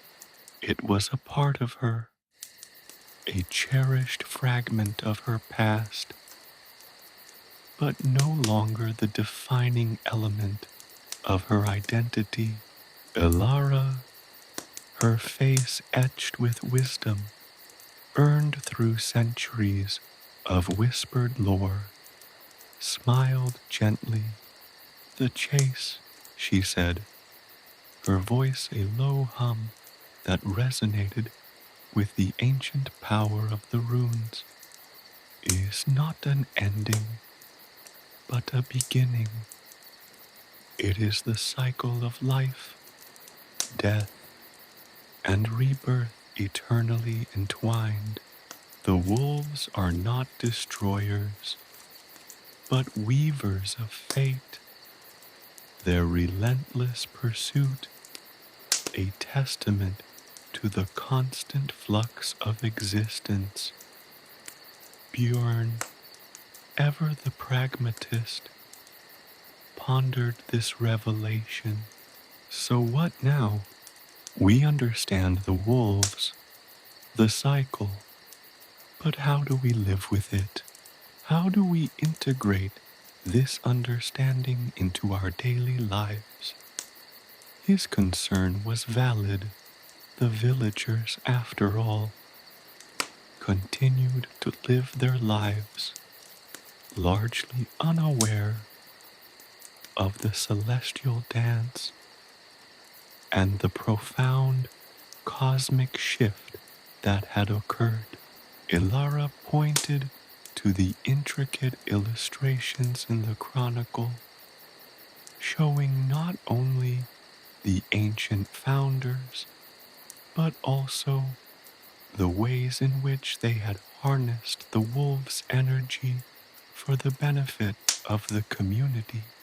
Our ancestors, she explained, learned to work with the cycle, not against it. They channeled the raw power of the chase, using it to protect their settlement, to ensure prosperity, to maintain harmony. The chronicle depicted intricate rituals, ingenious methods of harnessing the celestial energy, and subtle ways in which the villagers lived in rhythm with the cosmic dance. They built their homes in specific locations, aligned with the celestial movements of the wolves, planted their crops according to the phases of the moon, and even structured their social lives in a way that reflected the natural rhythms of life and death. It was a sophisticated system, a harmonious blend of practical living and deep spiritual understanding. Saga realized that her journey wasn't over. It was just beginning. Her role was not merely to understand the cosmic dance, but to integrate that understanding into the life of the village. She was a bridge, a conduit between the ancient knowledge and the present-day community. Her task was to share this understanding, to guide her people towards a new era of harmony with the celestial rhythm. The acceptance of the cyclical nature of life wasn't a passive resignation, but an active engagement. It was about acknowledging the inevitability of change, the constant flux of existence, and finding peace within this dynamic process. It meant embracing both light and darkness, creation and destruction, as integral aspects of the cosmic tapestry. Saga spent the following days and weeks studying the chronicle, deciphering the cryptic runes, and carefully studying the ancient rituals. She discovered not only practical techniques for harnessing the celestial energy, but also profound philosophical insights into the nature of existence itself. The Chronicle wasn't just a history book, it was a guidebook for navigating the complexities of life, a roadmap for finding peace and purpose within the grand cosmic dance. She began sharing her newfound knowledge with the villagers, cautiously at first. Then, with increasing confidence, she explained the true nature of Sköll and Hati, not as monstrous wolves of myth, but as cosmic guardians, their chase a manifestation of the natural order. She demonstrated simple rituals, ways to connect with the celestial energy, to harness its power for healing, growth, and prosperity. Initially, there was skepticism, fear, even resistance. Generations of fear and misunderstanding were not easily erased, but Saga's genuine enthusiasm, her unwavering belief, and the tangible benefits of the rituals gradually won over the villagers. they started to see the wolves not as threats, but as powerful symbols of the eternal dance of life and death, a cycle they were now actively participating in.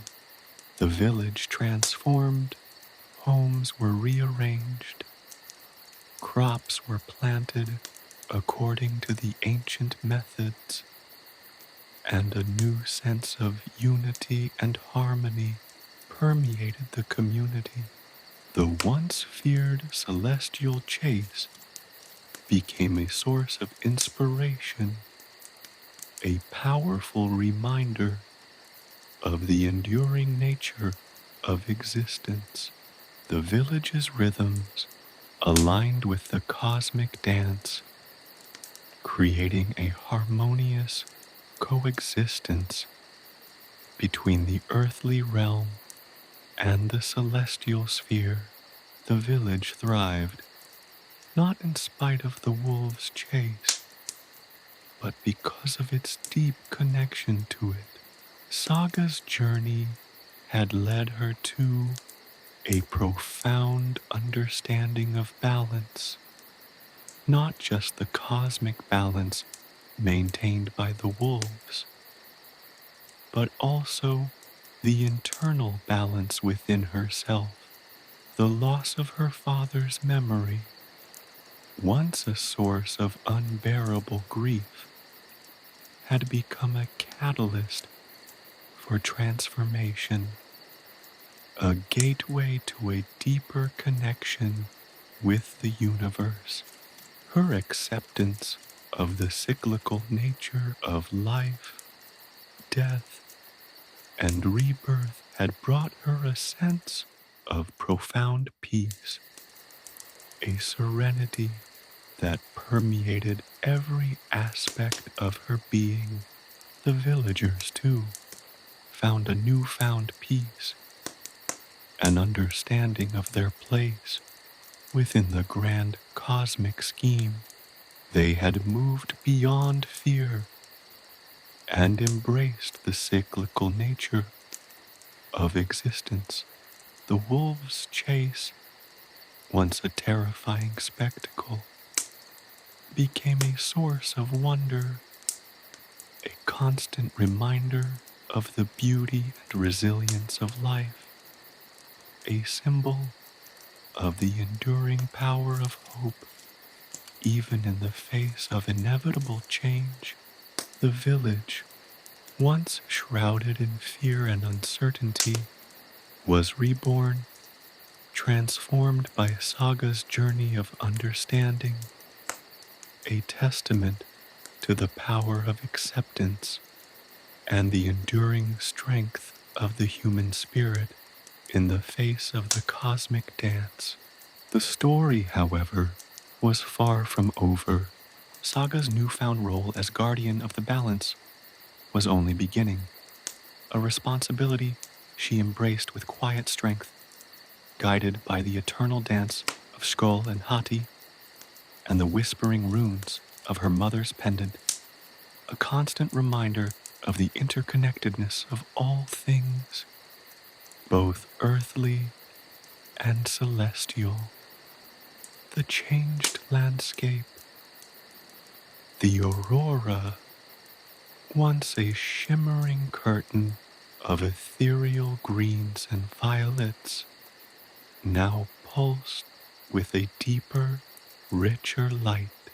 The colors, previously fleeting and ephemeral, held a newfound intensity, as if the celestial canvas itself had been imbued with the energy of the ritual. The very air hummed with a subtle energy, a vibration that resonated deep within Saga's bones, a tangible echo of the cosmic dance she had come to understand. The wolves, Sköll and Hati, still pursued the sun and moon across the heavens, but their chase now felt less menacing, more akin to a celestial ballet, a harmonious interplay of light and shadow. The landscape mirrored this subtle shift in energy. The snow, which had been a stark, unforgiving blanket, now possessed a softer, almost luminescent quality. The evergreens, previously shrouded in a perpetual winter slumber, seemed to awaken, their needles glistening with an otherworldly sheen. Even the ancient stones that formed the foundation of the village seemed to resonate with the newfound harmony, their surfaces polished and smooth, as if touched by a gentle, celestial hand.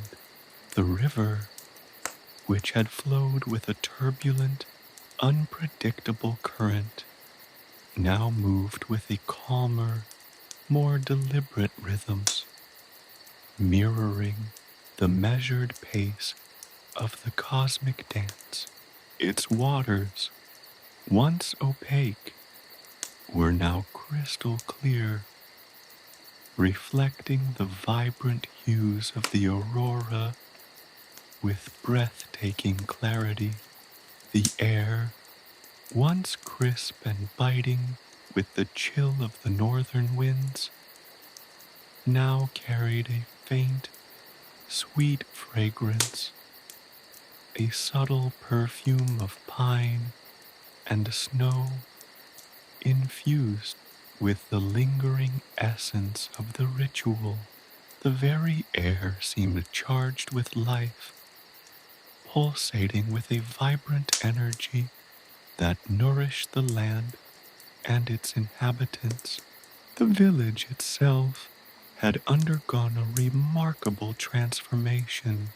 Homes, previously haphazardly constructed, now seemed to align with a hidden geometry, each dwelling positioned in harmony with the celestial movements of the wolves. The villagers, inspired by Saga's teachings, had meticulously rearranged their homes, carefully considering the positioning of each structure in relation to the natural rhythms of the cosmos. Gardens, once barren and desolate, flourished with an unexpected abundance.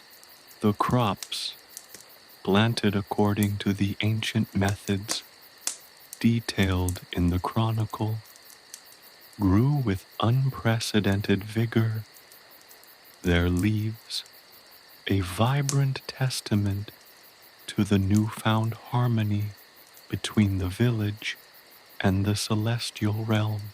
The changes extended beyond the physical realm, a palpable sense of unity and purpose permeated the community. The fear and suspicion that had once divided the villagers were replaced by a shared understanding, a collective sense of belonging within the grand cosmic dance.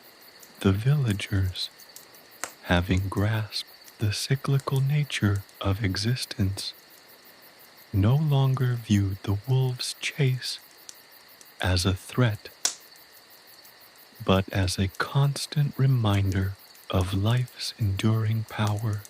The nightly gatherings, once marked by anxiety and apprehension, now became opportunities for shared reflection and communal celebration. The villagers gathered around crackling fires, sharing stories of their ancestors and recounting the wisdom gleaned from the ancient chronicle. They chanted ancient songs, their voices rising in harmonious resonance with the celestial movements, their melodies echoing the rhythm of the wolf's eternal pursuit. Saga, observing the transformation of her village, felt a profound sense of accomplishment, but also a growing sense of responsibility. Her role as a bridge between the ancient knowledge and the present-day community had become more than just a task. It was a sacred duty, a responsibility she embraced with unwavering dedication. She spent her days teaching the villagers new rituals, guiding them in harnessing the celestial energy for healing, growth, and prosperity. She instructed them in subtle ways to connect with the cosmic dance, to plant their crops according to the phases of the moon, to build their homes in alignment with the celestial movements, to structure their lives in harmony with the natural rhythms of creation and destruction. She taught them to listen to the whispers of the wind, to interpret the signs of the stars, to become attuned to the subtle rhythms of the cosmos, to integrate themselves fully into the grand tapestry of existence. The transformations weren't merely cosmetic. The people's understanding extended to their social fabric. Disputes, once common, became rarer, replaced by a spirit of cooperation and mutual respect. The elders, once isolated due to their knowledge of the ancient ways, became respected guides, their wisdom revered by the younger generation. The village's economy transformed as well. Their crafts, infused with the energy of the land and the celestial dance, became sought after, their unique designs reflecting the blend of ancient knowledge and modern skill. The village's isolation became its strength, its self-reliance, blossoming into a thriving community deeply connected to its heritage and the cosmos above. The changes weren't without their challenges. Not everyone embraced the new ways with open arms. Some clung to old traditions, resistant to the shift in perspective. Others struggled to fully comprehend the complex interweaving of the earthly and celestial realms. But Saga, with her unwavering patience and gentle guidance, helped bridge the gap, showing them the tangible benefits of the new approach. She reminded them that embracing change didn't mean abandoning their past, but rather enriching it, building upon the foundations laid by their ancestors, incorporating the ancient wisdom into a new, harmonious way of life. Saga's own transformation continued. She had learned to channel the energy of the wolf's chase, weaving it into her daily life, using it to heal the sick, to soothe troubled minds, and to inspire her community. Her connection to the runes deepened, the ancient symbols speaking to her in a language she understood with an uncanny precision. The pendant, her mother's legacy, pulsed with warmth against her skin, a constant reminder of her connection to the past and the responsibility she carried for the future. As the seasons changed, the village continued to thrive.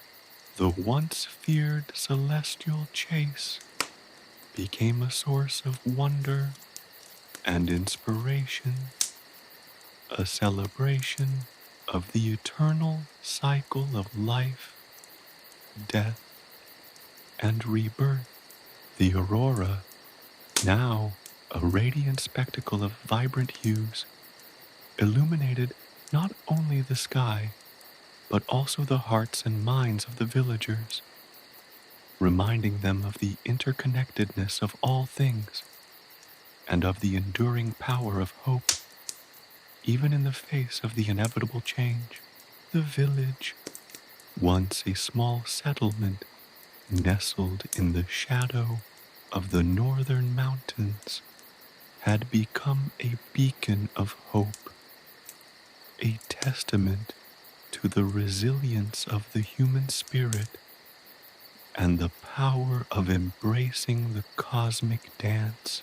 Saga's journey had transformed not only herself and her village, but also the very landscape around them, creating a harmonious coexistence between the earthly realm and the celestial sphere, a new dawn where the dance of Sköll and Hati served as a reminder not of impending doom, but of the ever-turning wheel of life. The story, however, was far from complete. The challenges that lay ahead were numerous, but Saga, guided by the wisdom of the runes and the eternal rhythm of the cosmos, stood ready to face them, her heart filled with a quiet strength and unwavering hope for the future. The changed landscape served as a constant reminder of the profound transformation she had wrought, a transformation that mirrored the evolving understanding of the villagers and their connection to the universe. The village's healing. The first signs of the village's healing were subtle, almost imperceptible. A child's laughter, unrestrained and joyful, echoed through the streets where only hushed whispers had once resided. Elder Ilara, whose face had been etched with the deep lines of worry and grief, now possessed a gentle serenity, her eyes sparkling with a renewed light. She sat by the river, her fingers tracing patterns in the smooth stones, a faint smile playing on her lips as she hummed a forgotten melody, the rhythm echoing the measured flow of the water. The gardens, once barren patches of frozen earth, now burst forth with vibrant life. Flowers, their colors as vivid as the aurora borealis, bloomed in profusion, their fragrance filling the air with a sweet, intoxicating perfume. The villagers, inspired by Saga's teachings, tended to their crops with a newfound reverence, understanding the delicate balance between their efforts and the celestial rhythms guiding their growth. They planted according to the moon's phases, their movements mirroring the dance of the sun and moon across the heavens. The rebuilding wasn't confined to the physical realm. The community's social fabric, once frayed and torn, began to mend. Old feuds, rooted in misunderstandings and suspicion, were resolved through open dialogue and a shared understanding of their interconnectedness within the grand cosmic dance. The villagers, having grasped the cyclical nature of life and death, no longer viewed differences as threats, but as enriching aspects of their shared experience. Even the children, initially apprehensive of the celestial chase, now viewed it as a mesmerizing spectacle, their imaginations ignited by Saga's stories of Sköll and Hati. They created games that mirrored the wolves' pursuit, their movements a playful imitation of the celestial ballet. Their parents, once burdened by anxieties, now joined in their play, laughing and sharing stories of their own childhoods, creating a new generation of memories that celebrated life's simple joys. The process of healing wasn't without its challenges. Some villagers, resistant to change, clung to old ways, suspicious of Saga's teachings. Their skepticism, however, gradually dissipated as they witnessed the tangible benefits of the new approach, the abundance of the harvests, the improved health of the community, and the strengthened sense of unity spoke for themselves, silencing their doubts. Saga, with her innate understanding of the ancient lore and her gentle empathy, patiently guided them, addressing their concerns and answering their questions. She emphasized that embracing the new ways didn't necessitate the abandonment of their past, but rather the integration of ancient wisdom into a more harmonious and sustainable way of living. She taught them that tradition and innovation were not mutually exclusive, but rather complementary forces that could coexist and strengthen each other. The transformation extended to the village's economy. The crafts, once simple and utilitarian, were now imbued with a profound artistry, reflecting the villagers' newfound understanding of the cosmic dance. Their designs, incorporating elements from the ancient chronicle and the vibrant imagery of the aurora, became highly sought after, attracting traders from distant lands. The village's unique crafts became a source of prosperity, not only enriching their lives, but also strengthening their bonds with the outside world. Their newfound prosperity, however, didn't lead to arrogance or complacency. The villagers retained their humility and respect for the natural world. understanding that their abundance was a gift from the cosmos, a testament to their harmonious relationship with the celestial realm. They continued to live in accordance with the natural rhythms, preserving the delicate balance between their needs and the planet's resources. The nightly gatherings, once marked by fear and uncertainty, now evolved into joyous celebrations of the village's rebirth. Around crackling fires, the villagers shared stories, sang ancient songs, and exchanged wisdom, their voices weaving a tapestry of shared experiences and collective hope.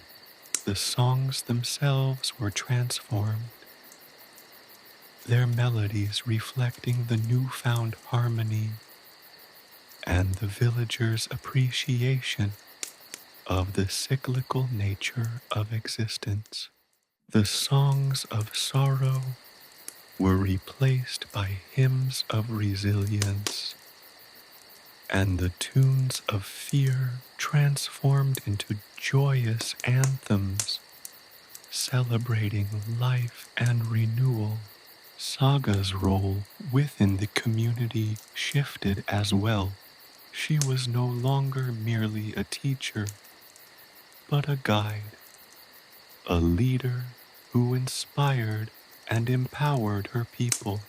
She became a symbol of hope, demonstrating the extraordinary power of understanding and respecting the forces of nature.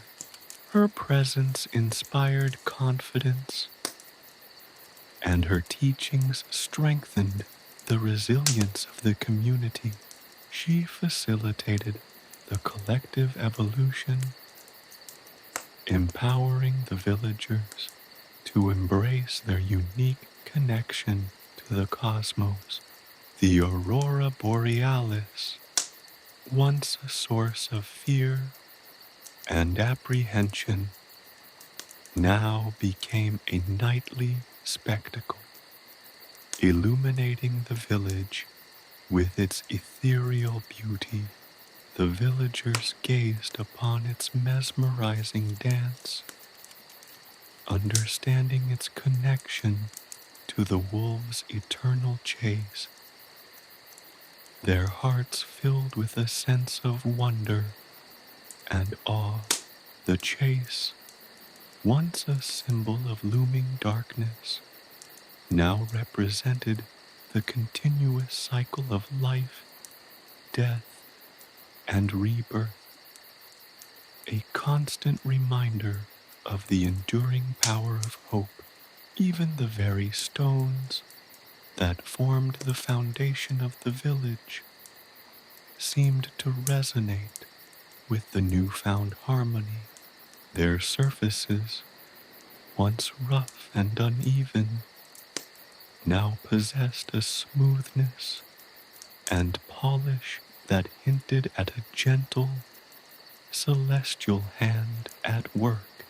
The river, its flow once turbulent and unpredictable, now moved with a measured, serene rhythm, mirroring the balanced lives of the villagers. Saga, observing the transformation of her community, felt a profound sense of fulfillment and gratitude. She had not only guided her village through a period of immense change, but also found her place within the tapestry of existence. She understood her purpose, her connection to the ancient lore, and her role in shaping the future of her community. The transformation wasn't merely a physical one, but a spiritual awakening. The villagers learned to listen to the whispers of the wind, to interpret the signs of the stars, to become attuned to the subtle rhythms of the cosmos. They integrated themselves fully into the grand tapestry of existence, finding peace and purpose in their connection to the universe. The village was no longer merely a settlement, but a vibrant community interwoven with the fabric of the celestial sphere, a testament to human resilience and the enduring power of hope. Their story, however, was far from over. The challenges that lay ahead were numerous, but Saga and her community, guided by the wisdom of the runes and the enduring rhythm of the cosmos, stood ready to face them, their hearts filled with quiet strength and unwavering hope. Saga's new role, the whispering winds that once carried tales of fear, now carried whispers of hope, carried on the backs of birdsong and the laughter of children playing in the newly revitalized village square. Saga, no longer just the village boatwright's daughter, but a figure woven into the very fabric of the community, found herself at the heart of this burgeoning renaissance. Her role had evolved, subtly yet profoundly. She wasn't merely teaching the ancient lore anymore. She was actively shaping the future, guiding her people towards a harmonious existence with the celestial rhythms that governed their lives. Her days were filled with a tapestry of responsibilities. She oversaw the construction of new homes, advising on their placement in accordance with the ancient texts, ensuring they were aligned with the flow of the land and the celestial movements. She helped the villagers understand the subtle nuances of the runes, showing them how to interpret the messages etched in the very stones beneath their feet, revealing hidden pathways to prosperity and peace. She taught them the art of sustainable living, demonstrating how to work with nature, not against it, ensuring that the abundance they now enjoyed would continue for generations to come. Her nights were just as busy, but in a different way.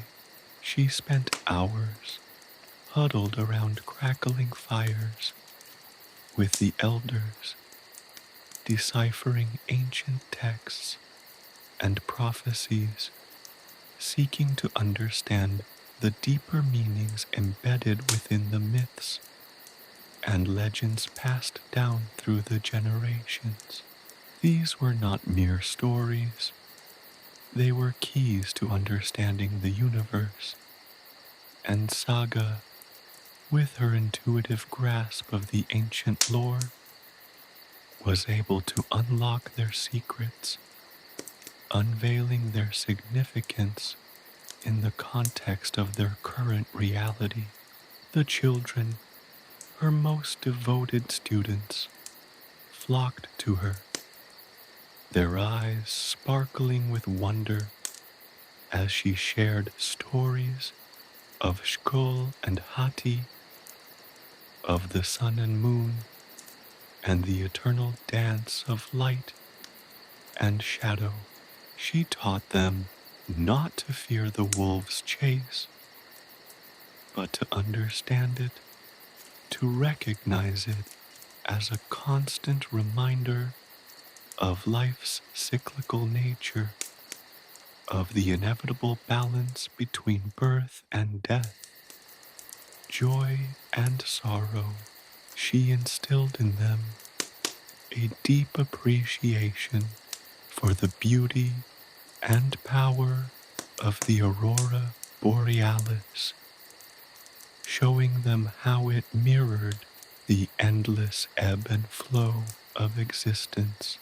Saga's leadership was not one of strict authority, but of gentle guidance. She fostered a sense of collective responsibility, encouraging the villagers to participate actively in the shaping of their future. She held regular meetings, not as a leader dictating commands, but as a facilitator, bringing diverse voices together to discuss challenges, brainstorm solutions, and forge a shared vision for their community. She listened patiently, offering counsel and support, always ensuring that every villager felt valued and heard. The transformation was not merely physical, it was spiritual. The villagers were no longer bound by fear and superstition. They had discovered a deeper connection to the natural world, to the cosmos itself. They understood the language of the stars, the whispers of the wind, the rhythm of the earth. They had learned to listen to the universe, and in doing so, they had found peace and purpose. Their art reflected this profound shift. The intricate carvings on their tools and household objects were no longer merely decorative. They were expressions of their newfound understanding, intricate depictions of the cosmic dance, of the eternal pursuit of Sköll and Hati, of the balance between light and darkness. Their songs, too, had evolved, their melodies reflecting the newfound harmony and resilience of their community. The somber tunes of grief and despair were replaced by joyous hymns of renewal, resilience, and hope. The village itself had become a reflection of this profound transformation. The homes, once simple and utilitarian, were now works of art, their architecture incorporating elements of both ancient tradition and modern innovation. The gardens flourished, bursting with vibrant colors, the fruits and vegetables reflecting the richness and abundance of the land. The village square, once a desolate space, had become the heart of the community, a vibrant hub of activity where villagers gathered to share stories, celebrate festivals, and exchange wisdom. One evening, as the aurora borealis painted the sky with its ethereal glow, Saga stood on a hill overlooking the village, gazing at the transformed landscape. She felt a profound sense of gratitude and fulfillment. She had not only helped her people rebuild their lives, but had also found her own purpose, her own place within the grand tapestry of existence. Her connection to the ancient lore had deepened, revealing the true meaning of her role, not merely as a guide, but as a guardian of their cultural heritage, a preserver of their unique connection to the cosmos. However, Saga knew that the journey was far from over. The challenges ahead were many, but she had faith in her community's strength and resilience. They had faced adversity and emerged stronger, their bonds reinforced by their shared experiences. They had learned to trust each other, to trust themselves, and most importantly, to trust the rhythms of the cosmos that guided their lives. The change was palpable, a tangible shift in the energy of the village. Even the animals seemed to respond to the newfound harmony, their movements more fluid, their behaviors more peaceful. The wolves, Sköll and Hati, continued their celestial chase, their silhouettes etched against the aurora. But now, instead of fear, their movements evoked a sense of awe and wonder. The chase was not a threat, but a reminder of the eternal cycle, a symbol of the universe's enduring power and the resilience of life itself. Saga's wisdom was not confined to the village. Word of her teachings and the remarkable transformation of her community spread far and wide, attracting visitors from distant lands.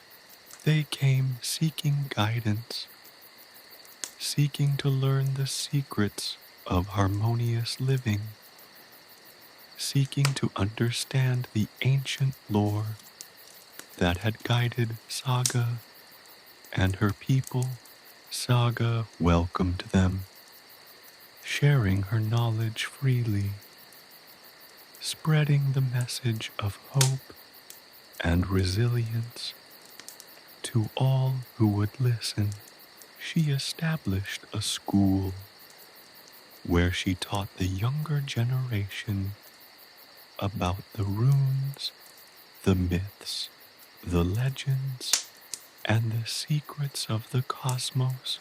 She encouraged them to embrace their unique connection to the celestial realm, to find their own voice and purpose within the grand tapestry of existence. The school became a beacon of hope, attracting students from far and wide, transforming the village into a center of learning and cultural exchange. Saga's story was a testament to the power of hope, resilience, and the unwavering belief in the goodness of humanity. It was a tale woven into the very fabric of the cosmos, a story that echoed the eternal dance of Sköll and Hati, a reminder that even in the darkest of nights, the dawn will always come, bringing with it the promise of a new beginning, a new hope, and a new dawn. And Saga, the young boatwright's daughter, now a beacon of wisdom and leadership, stood ready to guide her people into this new era, her heart filled with an unwavering faith in the enduring power of the human spirit and the magic of the celestial realm. The enduring chase, the years that followed, were a testament to the resilience of the human spirit. The celestial chase of Sköll and Hati continued, an unwavering rhythm etched across the night sky. But the fear that had once gripped the village had vanished, replaced by a profound sense of awe and understanding. The villagers had learned to live in harmony with the cosmic dance, recognizing the wolves' pursuit not as a threat, but as a constant reminder of the cyclical nature of existence, the ebb and flow of life and death, light and darkness. The aurora borealis, once a harbinger of dread, now served as a celestial tapestry, a breathtaking spectacle that painted the night sky with vibrant hues, a visual symphony reflecting the ongoing cosmic ballet above. Children would gather on the hilltops, their faces illuminated by the ethereal glow, pointing out the constellations and whispering stories of Sköll and Hati, their voices filled with wonder, not fear. The stories themselves had evolved, transforming from tales of impending doom into narratives of acceptance and understanding, stories that celebrated the beauty and power of the eternal cycle. Saga continued her role as a guiding light, her wisdom extending beyond the borders of her village. Scholars and travelers from distant lands came seeking her counsel, drawn by the stories of the transformed community, a place where fear had given way to understanding, where harmony had replaced chaos. They came to learn the secrets of living in accordance with the celestial rhythms, to understand the ancient runes and the wisdom encoded within the myths and legends. Saga welcomed them all, sharing her knowledge freely, fostering a network of interconnected communities, all bound by a shared understanding of the cosmos. The village itself flourished, becoming a hub of cultural exchange and learning. The school that Saga had established thrived, attracting students from far and wide, eager to learn the ancient lore and the secrets of sustainable living. The curriculum extended beyond the simple teachings of the runes. It encompassed astronomy, herbalism, sustainable agriculture, and the art of storytelling, all woven together to create a holistic approach to life, deeply rooted in the understanding of the natural world and the celestial rhythms that governed it. The annual festivals became grand celebrations of the cosmic dance, events that brought together villagers and visitors alike. They were not mere celebrations. They were rituals, carefully orchestrated ceremonies that honored the celestial bodies, the sun, the moon, and the stars. recognizing their vital role in the cycle of life. The dances mirrored the movements of the celestial bodies. The songs echoed the rhythms of the universe, and the feasts celebrated the abundance provided by the earth. Saga's influence extended beyond the realm of education and cultural preservation. She became a skilled mediator, resolving conflicts and fostering cooperation between neighboring villages. She taught them the importance of understanding each other's perspectives, of embracing diversity, and of recognizing the shared humanity that bound them together. Her wisdom helped establish a network of peaceful cooperation across the land, a testament to the unifying power of shared knowledge and understanding.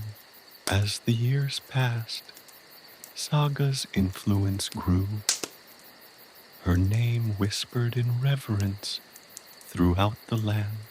She became a symbol of hope, a beacon of wisdom, and a testament to the enduring power of the human spirit. Her legacy was not merely confined to the transformation of her village. It extended to the wider world, inspiring countless others to embrace a more harmonious relationship with the natural world and the cosmos. The celestial chase continued, Sköll and Hati forever pursuing the sun and moon, their silhouettes etched against the backdrop of the aurora borealis.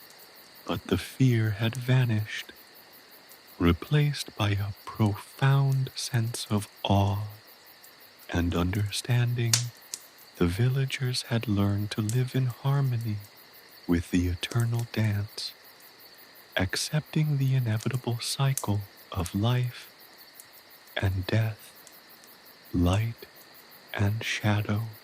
The chase was no longer a source of dread, but a constant reminder of the universe's continuous rhythm, a symbol of the enduring power of nature and the resilience of life itself. The villagers developed a unique art form. Inspired by the celestial chase, they created intricate tapestries depicting the dance of Sköll and Hati, their movements captured in vibrant colors. The aurora borealis forming the backdrop of their breathtaking creations. These tapestries were more than just artwork. They were stories, narratives that celebrated the cyclical nature of life, the balance between light and darkness, and the enduring power of hope. The village's architecture evolved, reflecting the newfound harmony with nature.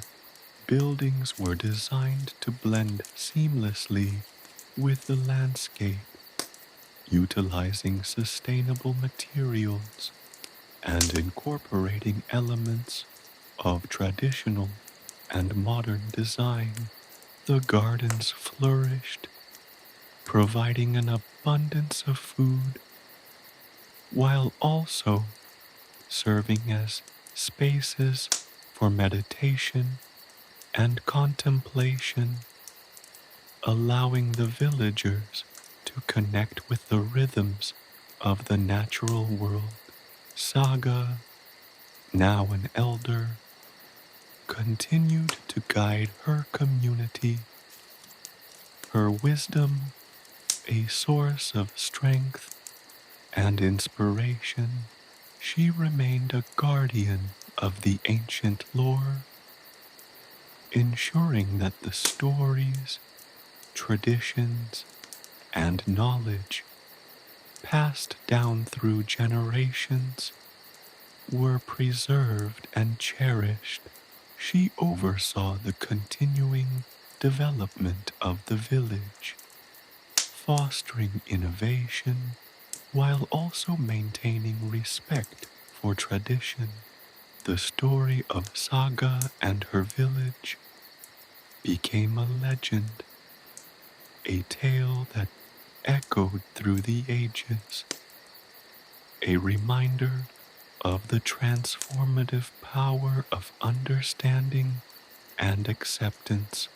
It was a story that celebrated the human capacity for resilience, the ability to overcome fear and embrace the cyclical nature of life, and the enduring power of hope in the face of adversity.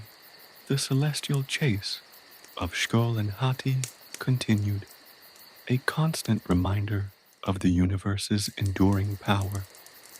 But the villagers had found peace, acceptance, and a profound connection to the cosmic dance, a testament to the enduring power of the human spirit.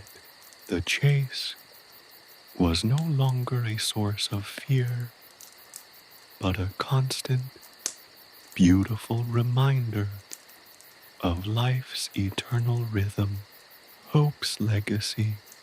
The generations that followed inherited not just a village, but a legacy.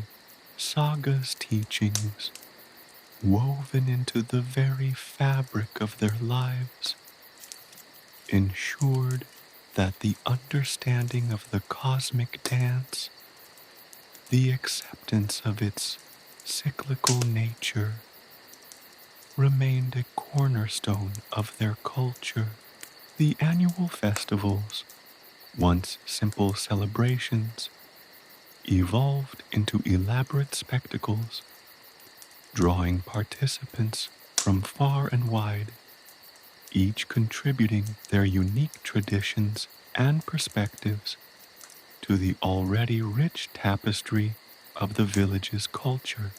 The tapestries themselves became more intricate, each thread a testament to the passing years, each color a reflection of the ever-changing moods of the aurora. They were not merely decorative, they were living histories, chronicling the village's journey from fear to understanding, from chaos to harmony. The school, initially a small building nestled amongst the village homes, grew into a renowned center of learning. Its curriculum, ever evolving, encompassed not only the ancient lore passed down through generations, but also incorporated new knowledge and innovations, always maintaining a delicate balance between tradition and progress. Students came not just to learn about the celestial chase, but to understand the interconnectedness of all things, the earth, the sky, and the human spirit. They studied astronomy, charting the movements of the stars and planets. Their studies deepened by the practical application of their knowledge in agriculture and sustainable living. Herbalism flourished, with students mastering the art of healing through the use of natural remedies. understanding the power of the earth to nourish and heal. The art of storytelling was also central to the curriculum. Students learned to weave narratives that not only preserved the ancient myths, but also reflected their own experiences and perspectives, ensuring that the cultural heritage of the village remained vibrant and alive. The village's architecture continued to evolve, reflecting the harmonious relationship between humanity and nature. Buildings were constructed using sustainable materials, seamlessly blending into the surrounding landscape. The designs incorporated elements of both traditional and modern aesthetics, creating a unique and harmonious architectural style that mirrored the village's unique cultural identity. The gardens continued to thrive, not only providing an abundant source of food, but also serving as spaces for meditation and contemplation, allowing the villagers to connect with the rhythms of nature and find solace in the beauty of their surroundings. Every aspect of village life, from the construction of their homes to the design of their tools, reflected their deep respect for the natural world and their understanding of its delicate balance. The legacy of Saga extended far beyond the borders of her village. The network of peaceful cooperation that she had established thrived, with neighboring villages collaborating on projects and sharing their knowledge and resources. The principles of understanding, acceptance, and cooperation spread, transforming the region into a vibrant hub of cultural exchange and mutual respect. Trade flourished, not merely as an economic exchange, but as a means of sharing knowledge and strengthening bonds between different communities.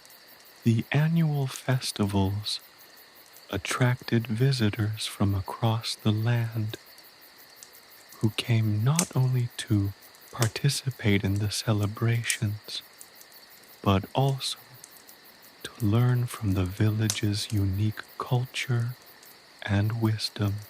Generations later, the story of Saga was told and retold, woven into the very fabric of their cultural heritage. It was not just a historical account. It was a living testament to the power of hope, perseverance, and understanding. The tale of the celestial chase of Sköll and Hati became a powerful metaphor for life's challenges and the enduring power of the human spirit. The story of Saga's village became a symbol of how fear can be replaced by understanding and how harmony can emerge from chaos. It served as a beacon of hope, inspiring future generations to confront adversity with courage, wisdom, and a steadfast belief in the power of human connection and the beauty of the natural world. The village, once a small settlement nestled in the shadow of the aurora, had transformed into a beacon of light, a shining example of how understanding and acceptance can create a more harmonious world. The celestial chase continued, a constant reminder of the cyclical nature of life. But the fear that had once gripped the village was long gone, replaced by a profound sense of awe and reverence for the eternal cosmic dance. The villagers continued to celebrate the chase with festivals and rituals, each event a testament to their deep connection to the rhythms of the universe and their unwavering faith in the power of hope. As the years passed, the village continued to evolve, adapting to the changing needs and challenges of the time. Yet, the core values instilled by Saga, understanding, acceptance, and harmony with nature, remained at the heart of their community. They continued to cherish the ancient traditions while also embracing innovation and progress. The balance between tradition and modernity was carefully maintained, ensuring that the village remained a vibrant and dynamic community, rich in culture and wisdom. The story of Saga and her village serves as a powerful reminder of the enduring power of the human spirit. It demonstrates that even in the face of seemingly insurmountable challenges, hope, faith, and understanding can prevail. It is a testament to the ability of human beings to overcome fear, embrace change, and create a more harmonious world for themselves and future generations. The legacy of Saga extends far beyond the borders of her village. It echoes through time, inspiring countless others to seek understanding, embrace diversity, and strive to create a world where peace and cooperation prevail. The celestial chase of Sköll and Hati continued. An eternal dance played out across the night sky. But for the inhabitants of this village, bathed in the ethereal glow of the aurora, the chase was no longer a harbinger of doom, but a constant, beautiful reminder of life's eternal rhythm, a testament to the enduring power of hope and the resilience of the human spirit. The wolves continued their tireless pursuit, yet the village, forever changed by Saga's legacy, flourished, its inhabitants living in harmony with the cosmic dance, their lives a vibrant tapestry woven with threads of understanding, acceptance, and hope. Their story, a testament to the human capacity for resilience and the transformative power of belief, was passed down through generations, ensuring that the enduring legacy of hope would forever illuminate their world. Their understanding of the cosmos deepened with each passing generation, not as a superstitious fear, but as a profound scientific appreciation. They meticulously tracked the celestial bodies, their knowledge surpassing even that of the most renowned scholars from distant lands. This understanding wasn't confined to the realm of academic pursuit. It permeated every aspect of their lives. Their agricultural practices were guided by the celestial cycles, their harvests bountiful as a result of this harmonious alignment. Their architectural marvels stood as testaments to their scientific understanding of structural integrity and the forces of nature, buildings that gracefully adapted to the environment, resisting the harshest of storms. The very fabric of their society was interwoven with their scientific and spiritual understanding of the universe, making their society a truly unique and harmonious blend of science and faith. The enduring legacy of hope, championed by Saga, wasn't a simple fairy tale, but a complex and nuanced testament to the resilience of the human spirit. It was a story that demonstrated the transformative power of knowledge, both scientific and spiritual.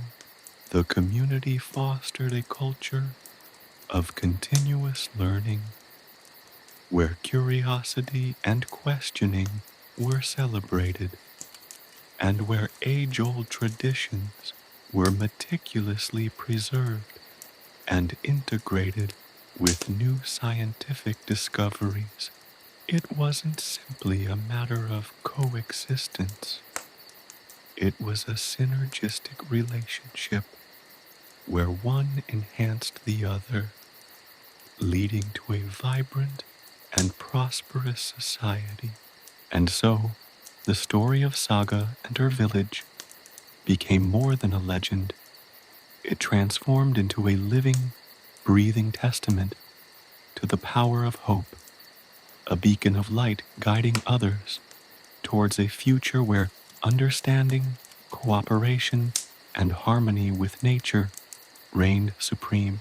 The celestial chase continued, an unchanging rhythm in the cosmos, but the villagers, guided by Saga's enduring legacy, found not fear, but a profound sense of peace and belonging in the heart of the universe's eternal dance. Their lives became a living poem, a testament to the enduring power of the human spirit, ever striving for understanding and hope in the face of the universe's enduring mystery. The story itself, a timeless echo of hope, resonated through time and across generations, ensuring that Saga's legacy would live on, forever illuminating the path towards a brighter future.